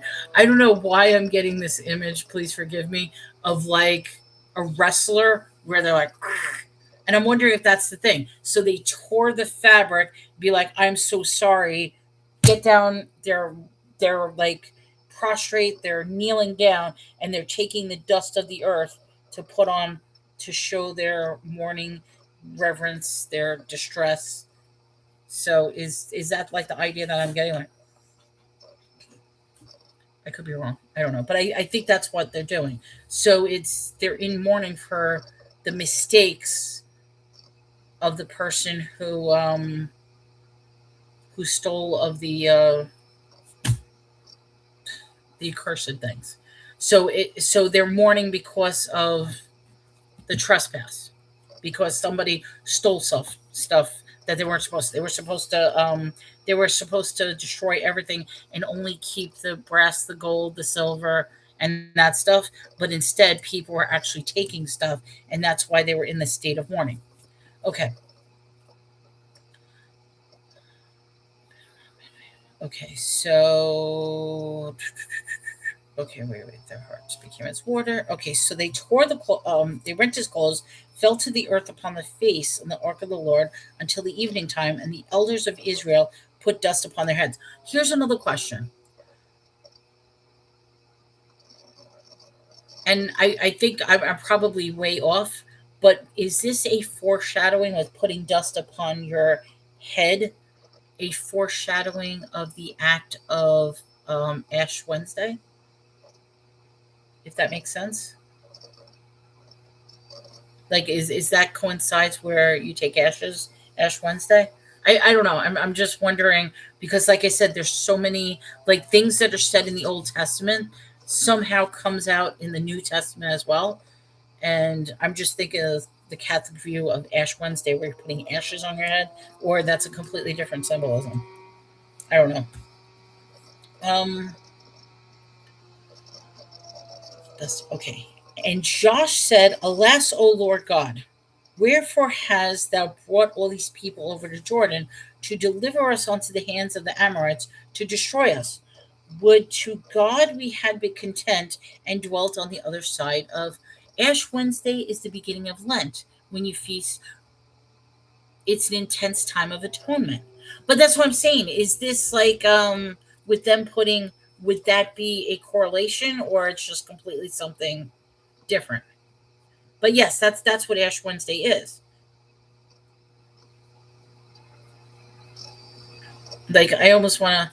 Okay, so you think I think there's a correlation too. I'm just not understanding the significance just yet. But it just makes it funny how, like, I mean, it's ironic that they're putting dust upon their head, which dust, dirt. It's more of an act of humility. It marks you of your faith. Um, okay. O Lord, what shall I say when Israel turns their back before their enemies? For the Canaanites and the inhabitants of the land shall hear of it, and shall virion us round, cut off of our name of the earth. And what will you do unto your great name? And the Lord said unto Joshua, Get thee up, wherefore liest thou upon. Okay, so Joshua and the elders put the dust on their head. They are prone into a kneeling position, and now the Lord is saying, Get up. What are you doing on the floor? Why are thou lying upon thy face?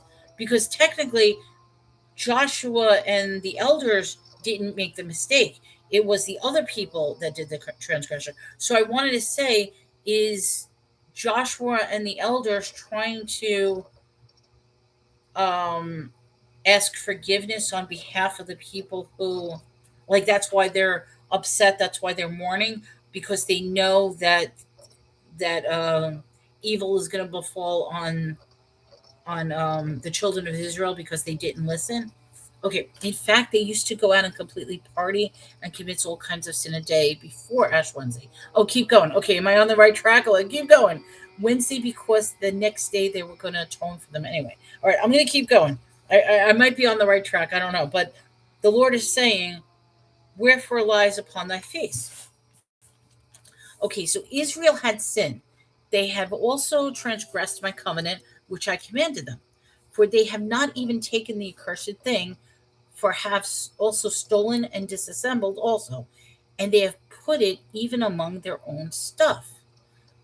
Therefore, the children of Israel could not stand before their enemies, but they turned their backs before their enemies because they were accursed. Neither will I be with you any more, except ye destroy the curse from you.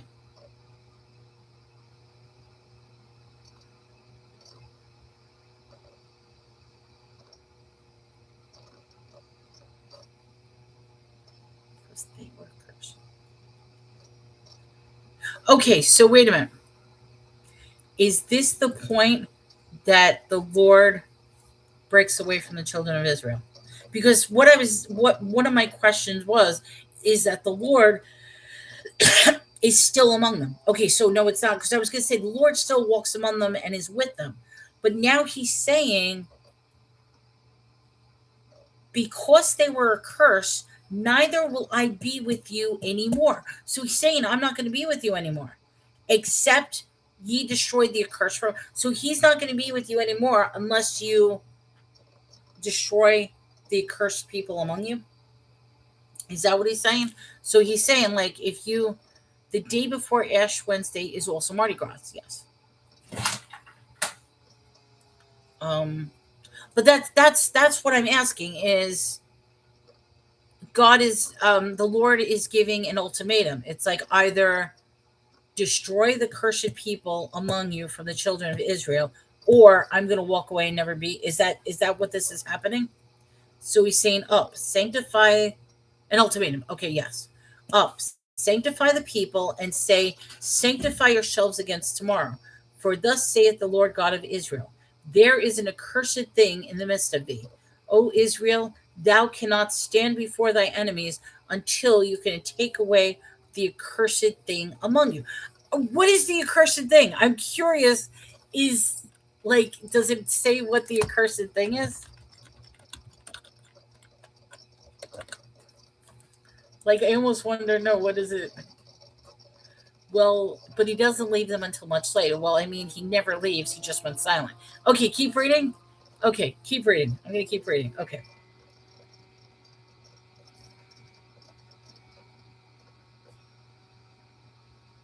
Hold on. I lost track of where I was. Hold on. In the morning, therefore, ye shall be brought according to your tribes, and it shall be that the tribe which the Lord taketh shall come according to the families thereof, and the families which the Lord shall take shall come households, and the household which the Lord shall take come man by man. A cursed thing is all the stuff that was supposed to be destroyed from Jericho, but they were keeping it. Oh, it does say it. Okay, so it says keep reading. All right, I'm going to keep reading. Okay.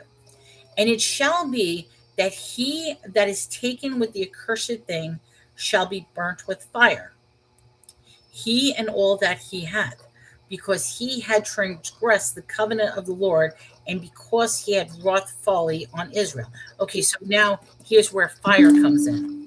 Hold on one second. Here's where fire comes in.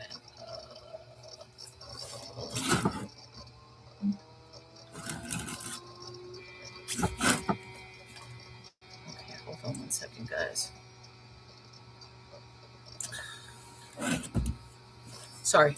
I will say this. I'm just going to say this as an aside.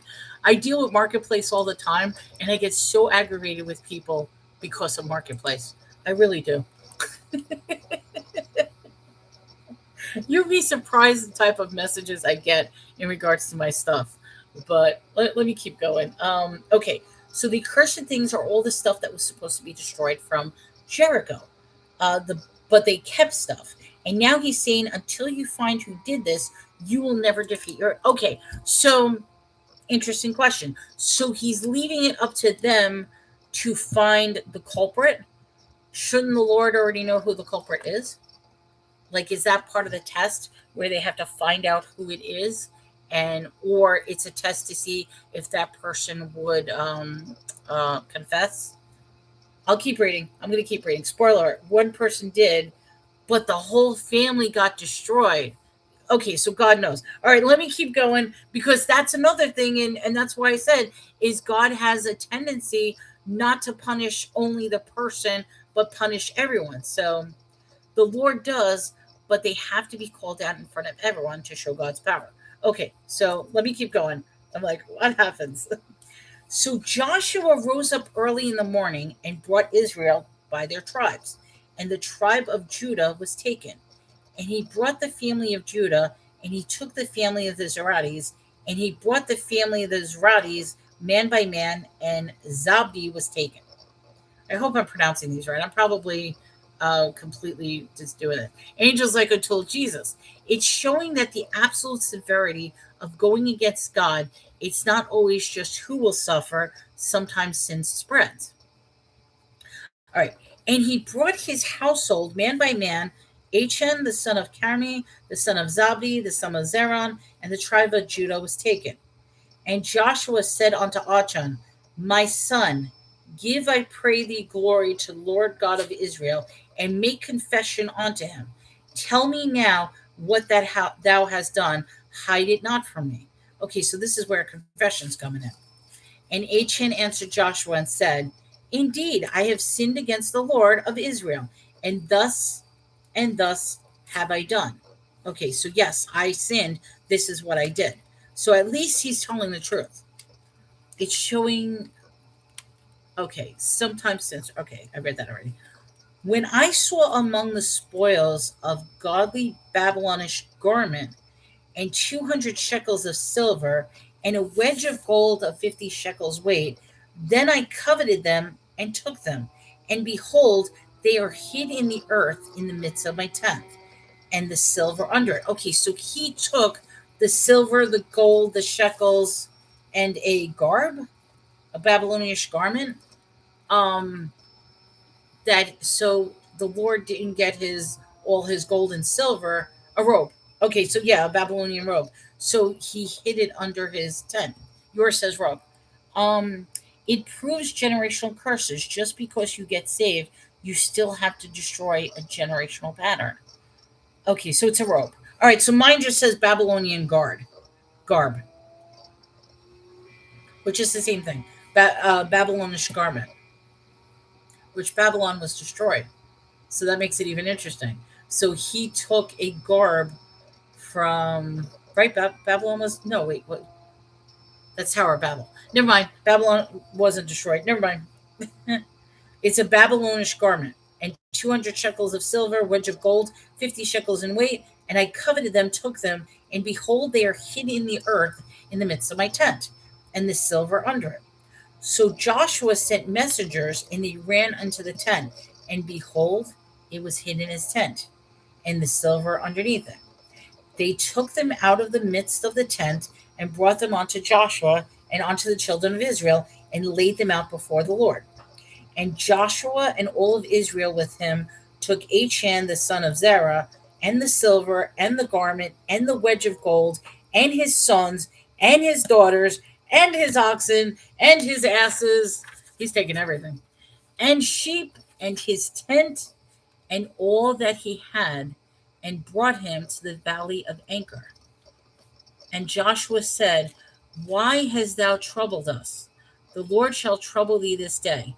And all Israel stoned him with stone, and burned them with fire, after they had stoned them with the stones.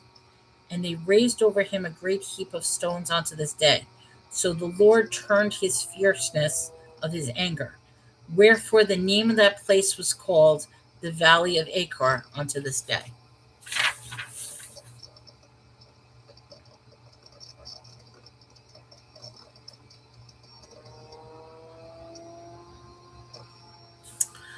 I do have a question. How did Joshua know who the culprit was? Like, if the Lord didn't tell him who the culprit was and is giving them the task to go find it, what made him know that it was this one? That's a question I have, and it's that taken with the accursed things. Because so Joshua rose up early in the morning and brought Israel by their tribes, and the tribe of Judah was taken. He brought the family of Judah, and he took the family of Zerah, and he brought the family of Zerahs man by man, and Zabdi was taken. So, okay, so they spied.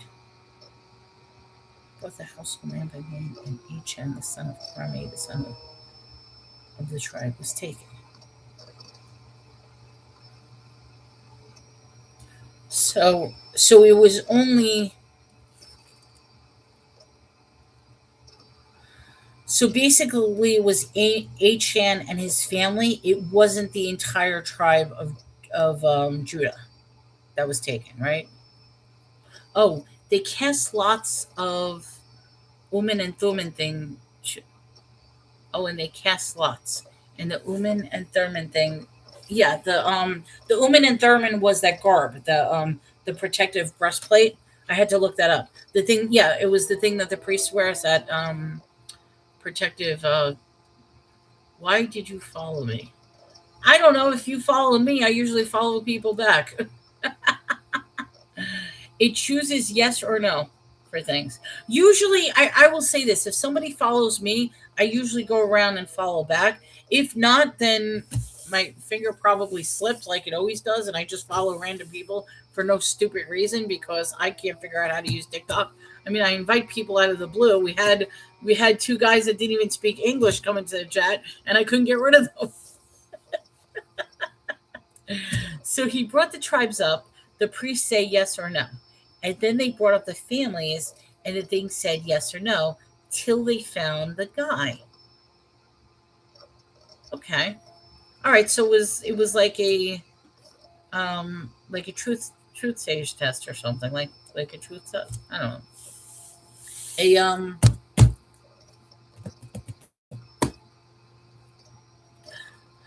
I can't think of the word. I'm just, my brain's fried. My brain is really fried. I'm sorry, guys. Okay, so we're still on. Oh, we got a couple more things.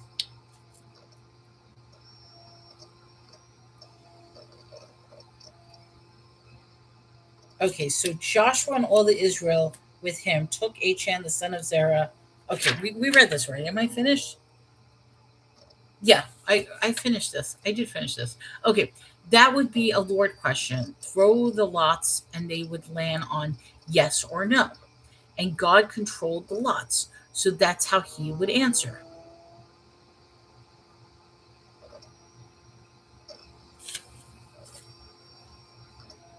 I'm just going to pause 1 second.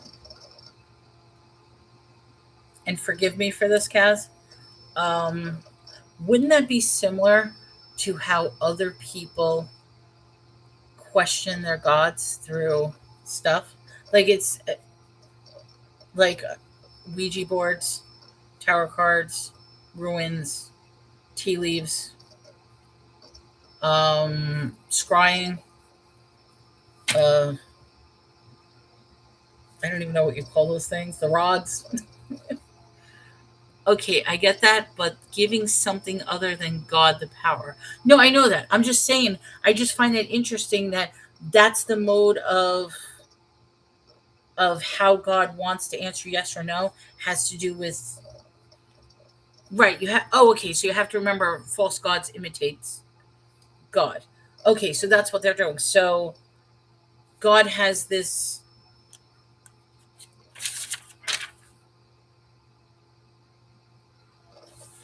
God has this system of whether something is innocent, guilty, true or false, or something like that.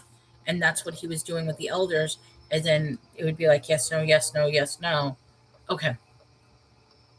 So that's how they were able to find the guy that was guilty.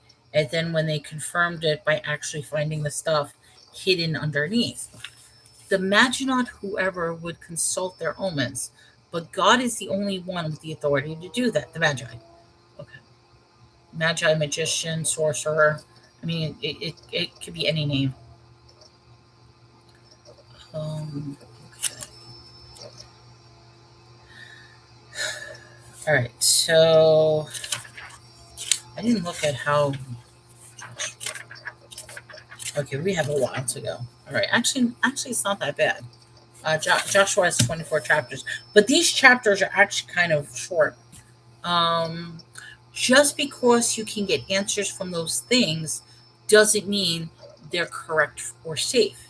And Demetrius is like, yeah, that's right. I mean, I will say this, and I know people get uncomfortable with this. I have read tarot cards for many years. I totally have. And I stopped for a long period of time, but then I restarted again. And I'll tell you what's funny. What made me stop reading them was I did a reading for somebody, and the reading came out really, really creepy. The reading came out basically, and this is something as if you're doing. No, no, I didn't start. I started a couple of years ago, but then stopped again. So let me go back. I used to do tarot card readings regularly. I stopped after something creepy happened to me, and I'll explain what happened to me. And then I bounded up my cards, kept them sealed, and didn't open them back up until about 6 years, 5 years ago. And I started doing readings again. And it got to the point where I was even doing YouTube videos and stuff like that, where I was reading people's cards. But then something just stopped, and I'm like, why am I doing this? Like, why am I reading again? I'm like, I stopped this for a reason for a long time ago, but I was reading again. Now I don't even bother. I mean, I actually sold almost every single pack that I had because I was going through a selling phase where I was selling tarot cards recently. I do have a couple of packs still in my house, but I don't read them.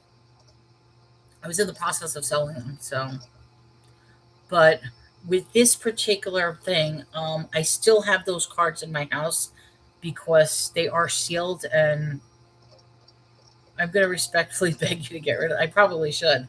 Um, what ended up happening, and this was like 25 years ago. I was 21 years old. So I'm 21 years old, and I was literally doing a reading for somebody.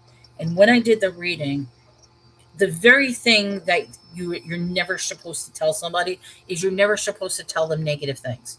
And my reading came out that you're sick and you don't realize it. And I said to the person, you need to go to the doctor immediately. And they're looking at me like, what? I says, you need to go to the doctor immediately. This is an emergency. And they're like, for what? And I'm like, I don't know, but you need to go to the doctor immediately. Like, that was the message I got from the cards. Like, something's wrong. You need to go to the doctor. Well, what scared me is that was me, because 3 days later, after I did that reading, I was the one that ended up in the hospital, and I didn't know it. And I was actually in the hospital for something so serious that they thought I was going to die. So after that happened to me, I completely turned my back from reading, because to me that was so shocking. Like, I was so uncomfortable by that reading and what happened, and the fact that I went through that near death experience in the hospital, and the fact that I was saying that it was in the cards, but it was directed in my head. It was directed to her, but it was actually me who was the one that didn't know they were sick and needed to seek medical attention immediately. So that's what ended up happening. So then what when I moved, I ended up finding the cards again. So yeah, when I moved here, which was like 4 years ago, I found my cards and I thought about it and I'm like, wow, I haven't seen these cards in years. So I once again opened up the cards and started reading again. Well, what has happened? My life turned downhill again. And so I'm like, no, I'm not doing that anymore. I didn't know. Okay. I'm going to respectfully beg you get rid of them. Respectfully. You have to denounce that and destroy those cards. Do not sell them. You definitely should. It's that absolutely a dark force that you willingly keep hearing. And maybe that's something. I mean, okay, I know this is going to sound crazy. If I destroy those cards, if I burn them, if I mean, I don't know. Do you burn them? Do you toss them out? Do you do you just throw them in the garbage? I don't know.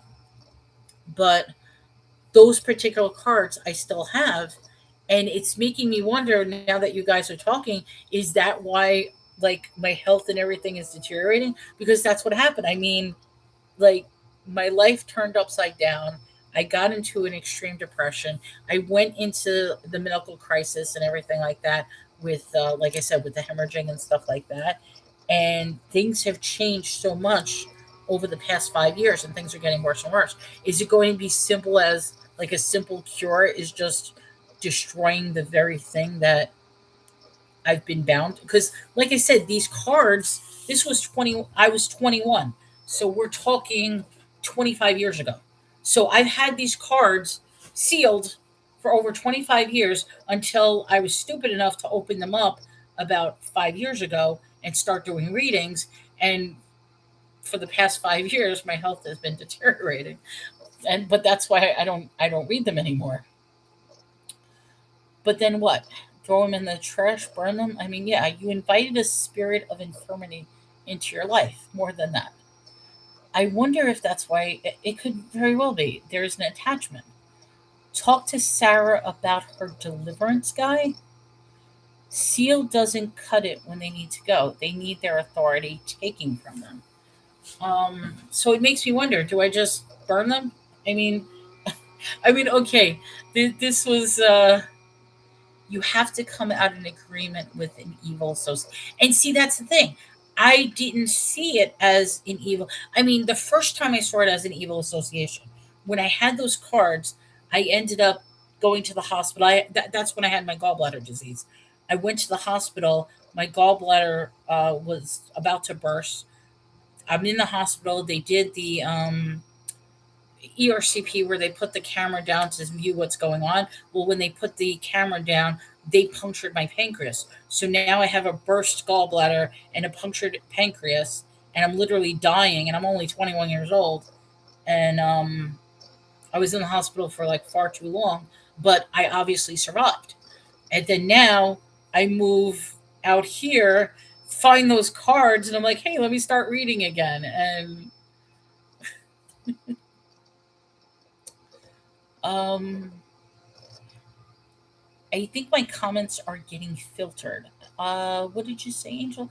They could be because all I see is it very well could be. That was the last comment that you said. Yeah, you have to be if you're seeing anything about like life threatening or anything like that. It probably may filter it. I'm not too sure. You must receive the Holy Ghost. I honestly don't know what to do with them, but they need to go. You made yourself susceptible. I have to say that right. You made yourself susceptible to that, whether you realized or not. It doesn't matter what you thought about it. This is very serious. Angel's like, come on, all right, come on up. Angel's like, I'm going to request to come up. I think okay. And I'm not making light of this subject. I also have a second story, which I think Chris even said to me. He's like, get that thing out of the house. So I have a second item that I think I need to get out of the house. I'm sorry. Go ahead, Angel. No, you're fine. What I was saying is that like you really like, I would suggest ASAP, as soon as possible. Shred them up, burn them, whatever you need to do. Cut the ties. That would be like destroying it. You're not passing it on to anybody else. You're destroying it. and rebuke Satan's authority that he has gotten in that, because whether you realized it or not that it was evil at the time, that has definitely been something that Satan has used against you. I'm not saying that as soon as you do that you're going to be cured, No, but I at I'm least not it wouldn't be in your house. right. That's not my like. I'm not trying to say, yeah, this is an instant cure all, but it's dawning on me now that I'm talking about it, because I'm like, because there's two things. I have those cards, and I'm laughing about this because it's a funny story, but I would sell Ouija boards. Please don't tell me you have a Ouija board. Well, I was selling miniature pocket-sized Ouija boards. So they're little tiny Ouija boards that you can keep and you can take them around. What ended up happening was a Christian said, "Wait a minute, you're selling Ouija boards?" And I'm like, "Well, I only have a few of them." They're like, "Look, I want you to burn that thing." I'm like, "I'm not going to burn it." So this is what they said to me. They said, "I will pay you to burn it." And I actually did a video. Okay, fine. You want me to burn the Ouija board? You're paying me for the Ouija board? Fine. So they paid me the money for the Ouija board. And I came online to do a burning party. And the Ouija board was, like I said, this big, a piece of wood. It was actually particle wood. And the thing is, the thing wouldn't burn. It took 45 minutes for me to try to burn this thing. And all it is was a little piece of particle board. Now, some people were saying, oh, it's shellacked. I'm like, no, it's not shellacked. But they're saying that whatever was in it created where it doesn't burn. And I'm like, we tried everything. I poured alcohol on it. I poured lighter fluid on it. We tried everything to get this thing to burn. It finally burned after 45 minutes. And even it being 45 minutes later, it still was intact. Like you could see the burn. So I actually have that too because I saved that. So I'm like, I don't know why I saved that, but okay, so you really need to go through all of the things like that, because one of the biggest tricks that Satan plays on people is coming into their lives with these things and making them believe that it's just something silly, like it's a silly little game. But that's literally inviting demons into your life. And I really, really just beg you to get rid of all of that. I think, Susan, you may have remembered this. I don't know if you do remember this, but when I was selling tarot cards and Ouija boards, and we did that Ouija board burning party, and it just wouldn't burn. So I still have that Ouija board. It's actually in the other room. And Chris is freaked out about it because he even had he's like, I don't want Ouija boards. So I'm like, what am I gonna do with it? It's and it's tiny. It's now it's even smaller, but it's only a little tiny.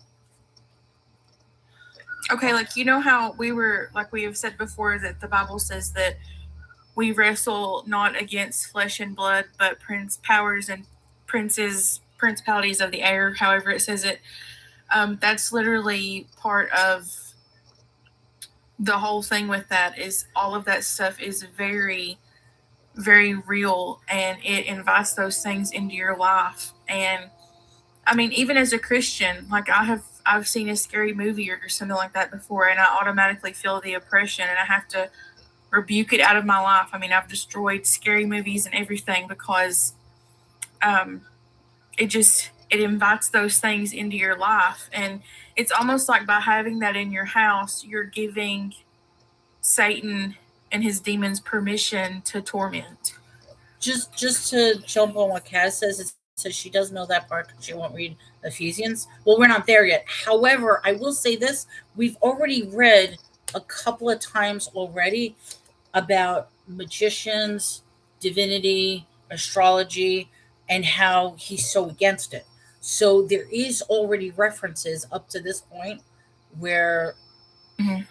So I mean, it's. I mean, maybe Ephesians does. Yeah, I know that you hadn't read it before, but I know I've mentioned that before. We've kind of talked about that, how that there's a spiritual battle constantly above our heads that we can't see in the spirit realm. Well, he's like a roaring lion, and he seeks people to devour. And a lot of the ways he does that is blinding them to make them think that all of these things is just a silly little game. But it's very real in the fact that he can oppress you, attack you. The demons can follow you, things like that. So I mean, like that's a question as far as how do I break myself of this? Do I simply just toss it out in the garbage? Do I just burn it? Do I?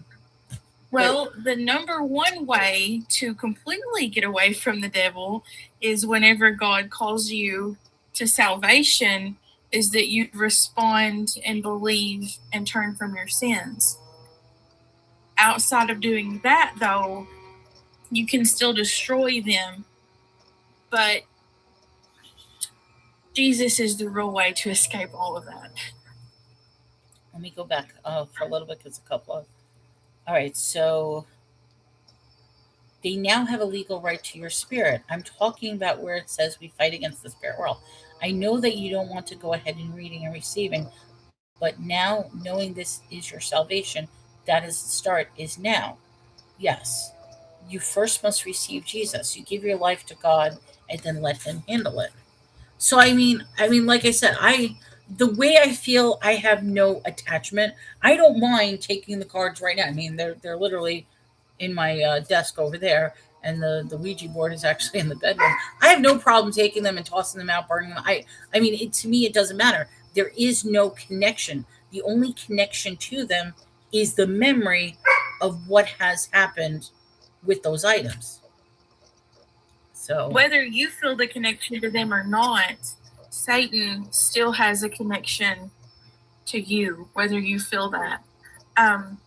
When you become a Christian, you kind of have the discernment that God gives you, the Holy Spirit gives you, and you can automatically feel things like that. Okay, like for example, there is a guy that went.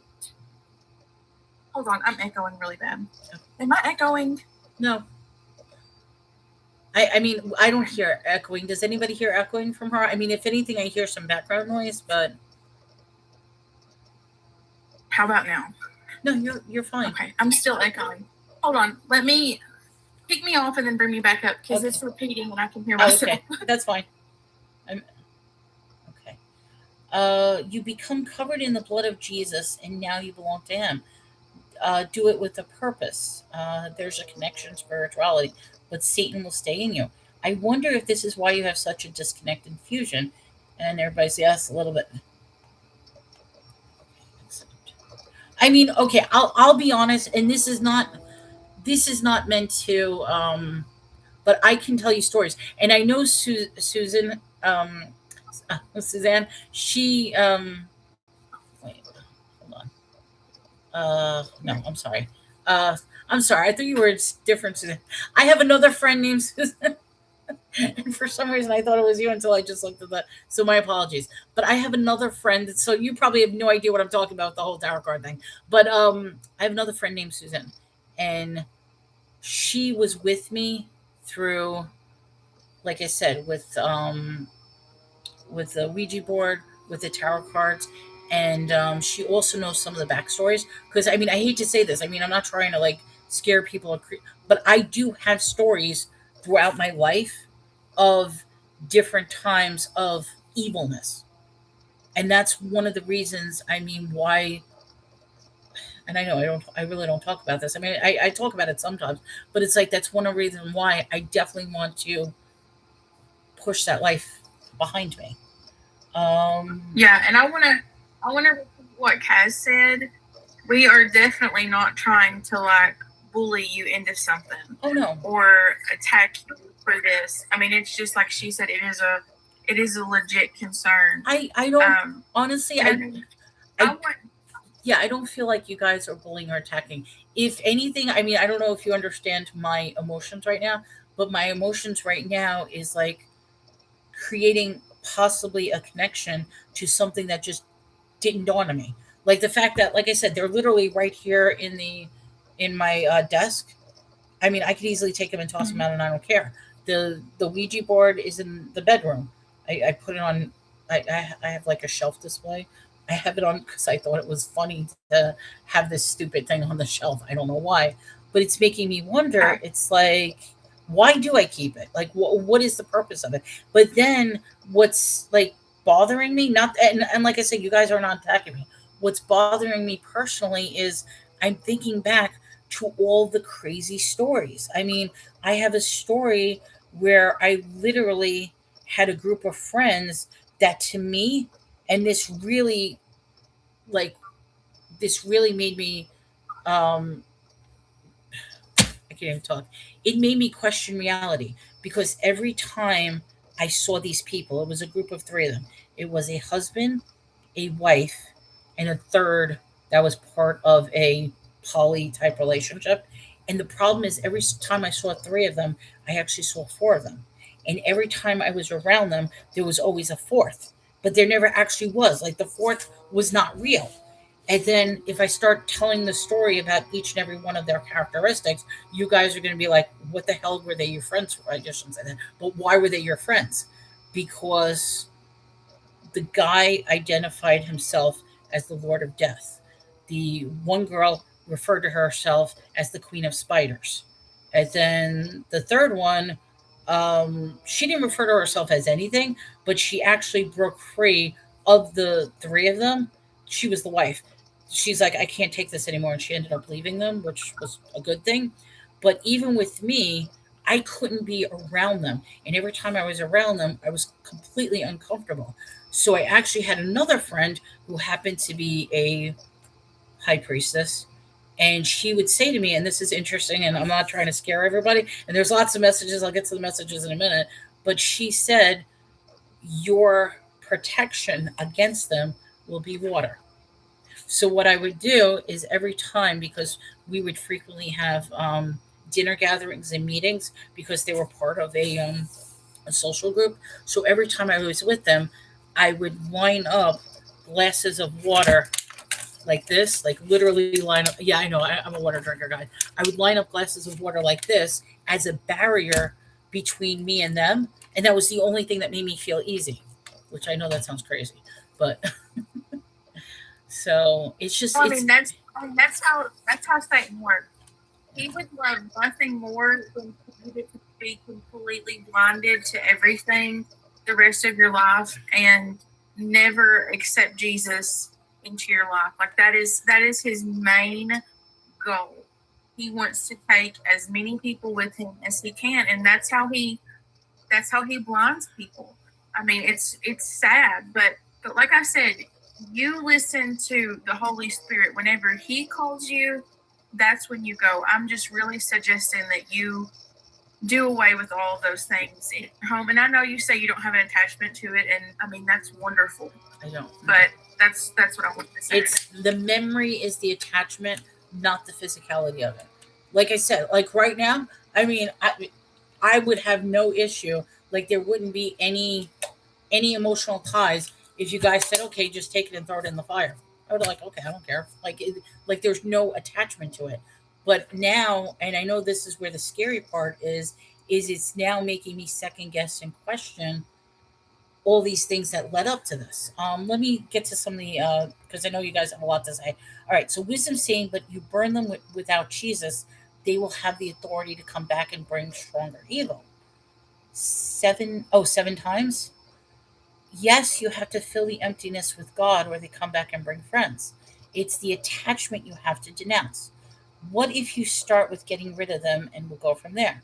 I mean, really feel like the immediate thing is needed. Yes, we can walk through salvation and denouncement today. There are so many testimonies on YouTube of people that have delivered from those things. He's calling her today.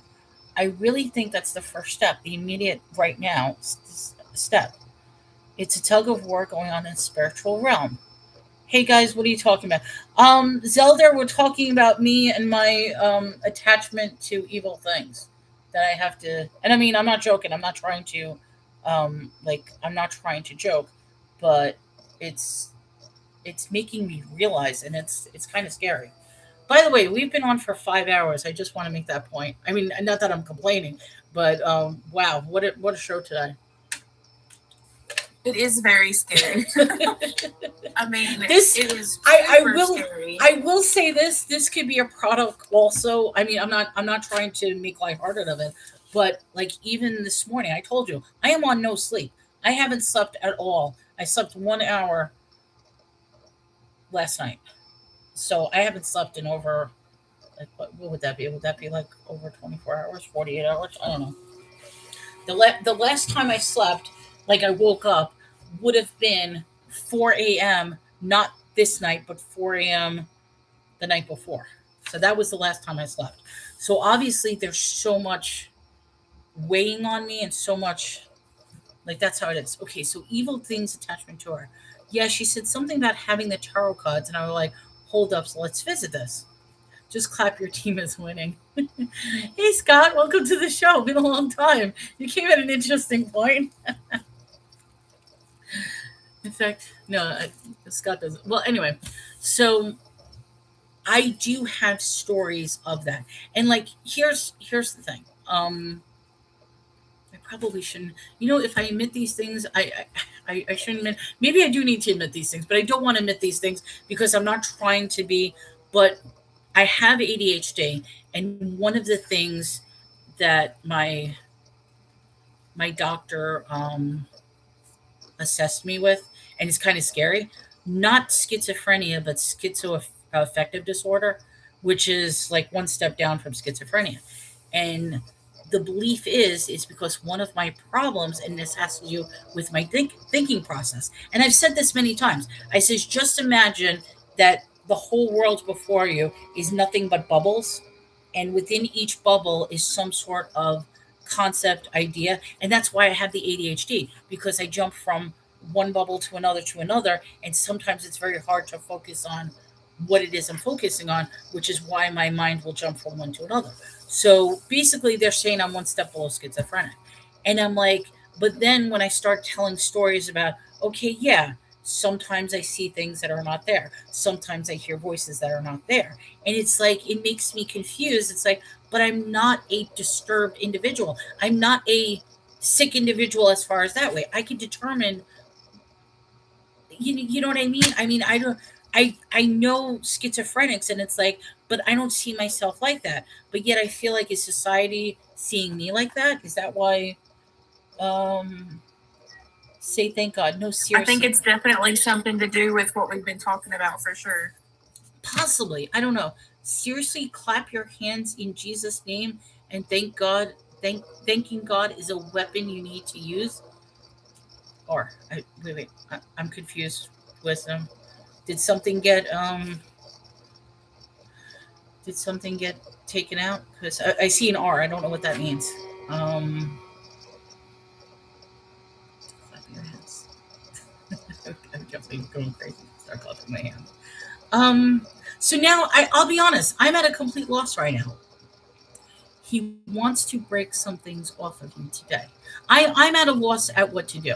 Like my loss is, it's like, okay, do I just throw them out? Do I just ignore them and just leave them where they are?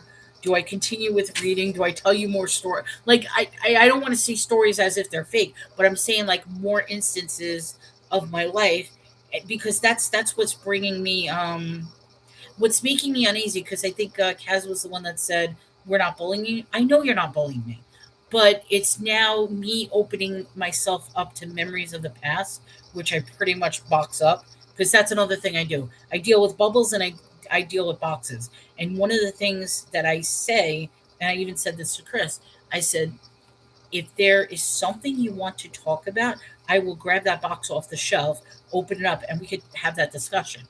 Or I just close up that box, it goes on the shelf, and it stays there for whenever at some point you want to discuss it or talk about it.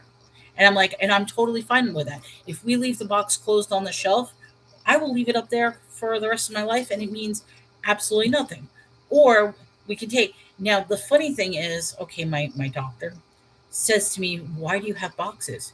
She's like, we need to open up those boxes and get rid of the boxes. She's like, don't close. I says, but that's the defense mechanism. It's like, why am I going to keep opening these boxes when I don't have to open up these boxes? I only need to open these boxes if somebody wants me to open these boxes. Other than that, I could care less whether the box is on the shelf or it's not on the shelf. So you need to destroy all of that wicked stuff, and you need to ship those boxes to Jesus and let Him have them. Take my boxes away. Kaz says, "No, I hate I'm opening serious. boxes." Give that No, all to Him. You're right. You know what it is? The problem is I don't know how. Like that's what it is. Like right now, I literally feel like, okay, what to do next? And here's where the problem is. And please forgive me about this. And I mean, I almost want to go back to my rock. This leads to the story of the rock. But here's where part of my problem is when I get confused, then what happens is I don't know what decision to make. So then I can't make a decision for myself. So then I rely on other people to make a decision for me. But that could be detrimental to myself because then if I'm put into the wrong hands of other people making a decision for me because I freeze, then it's like, because I will never put blame upon anybody else. That's why I have such a guilt complex because I take everybody's guilt.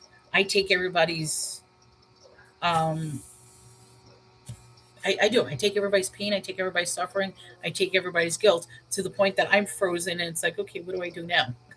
And I feel like that's Don't let what us make the decisions for you. you'll Listen to what God wants you to do. but see that's the standard answer. It's like you shouldn't be making other people make decisions for you. You need to make a decision for yourself. And it's like, okay, on one end I do. It ties back to my rock. My rock is the symbolization that I finally literally am free. And I know that sounds weird, that I'm literally free, that I made a decision, that I need the comfort of this home, that I so I mean I know I'm not worshiping. Let's unpack this together. Wait. Okay. So the first problem is the evil things that you have in your home. You need to get rid of those and denounce that. The second problem is we need Jesus in our heart, and we need to give Him all of our boxes. When we give Him our life, He gets our boxes. That doesn't mean that the problems will never be there, but that He will be with us through the problems. There's no huge decision that you need to make based on something that we can tell you to do. But I mean, this is laid out here, and you've known this for a while, that Jesus is the answer. Kaz pointed out decision paralysis. That's exactly decision paralysis. If you have too many options, you absolutely can't pick one. You confessing now repent. Ask God to forgive you as you denounce involvement with occultism. And I mean, I was being honest. I said that like from the beginning. I said I have a past of things that I've done. I've had a past of trouble with religion. I've had a past. I'm gonna start crying. I'm sorry. But yeah, and I mean, I left that It's good tears. What? It's good tears. I left that past in the past.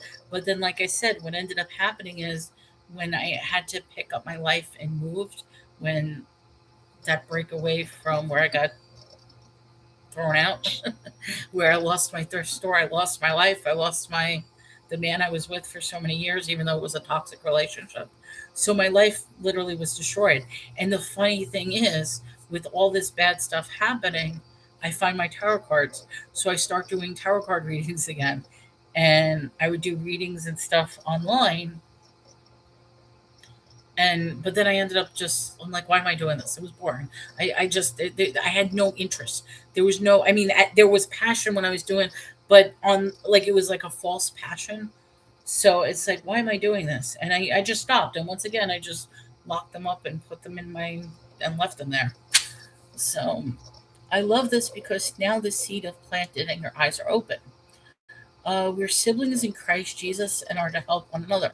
I think of you, turn off your, oh, the echo.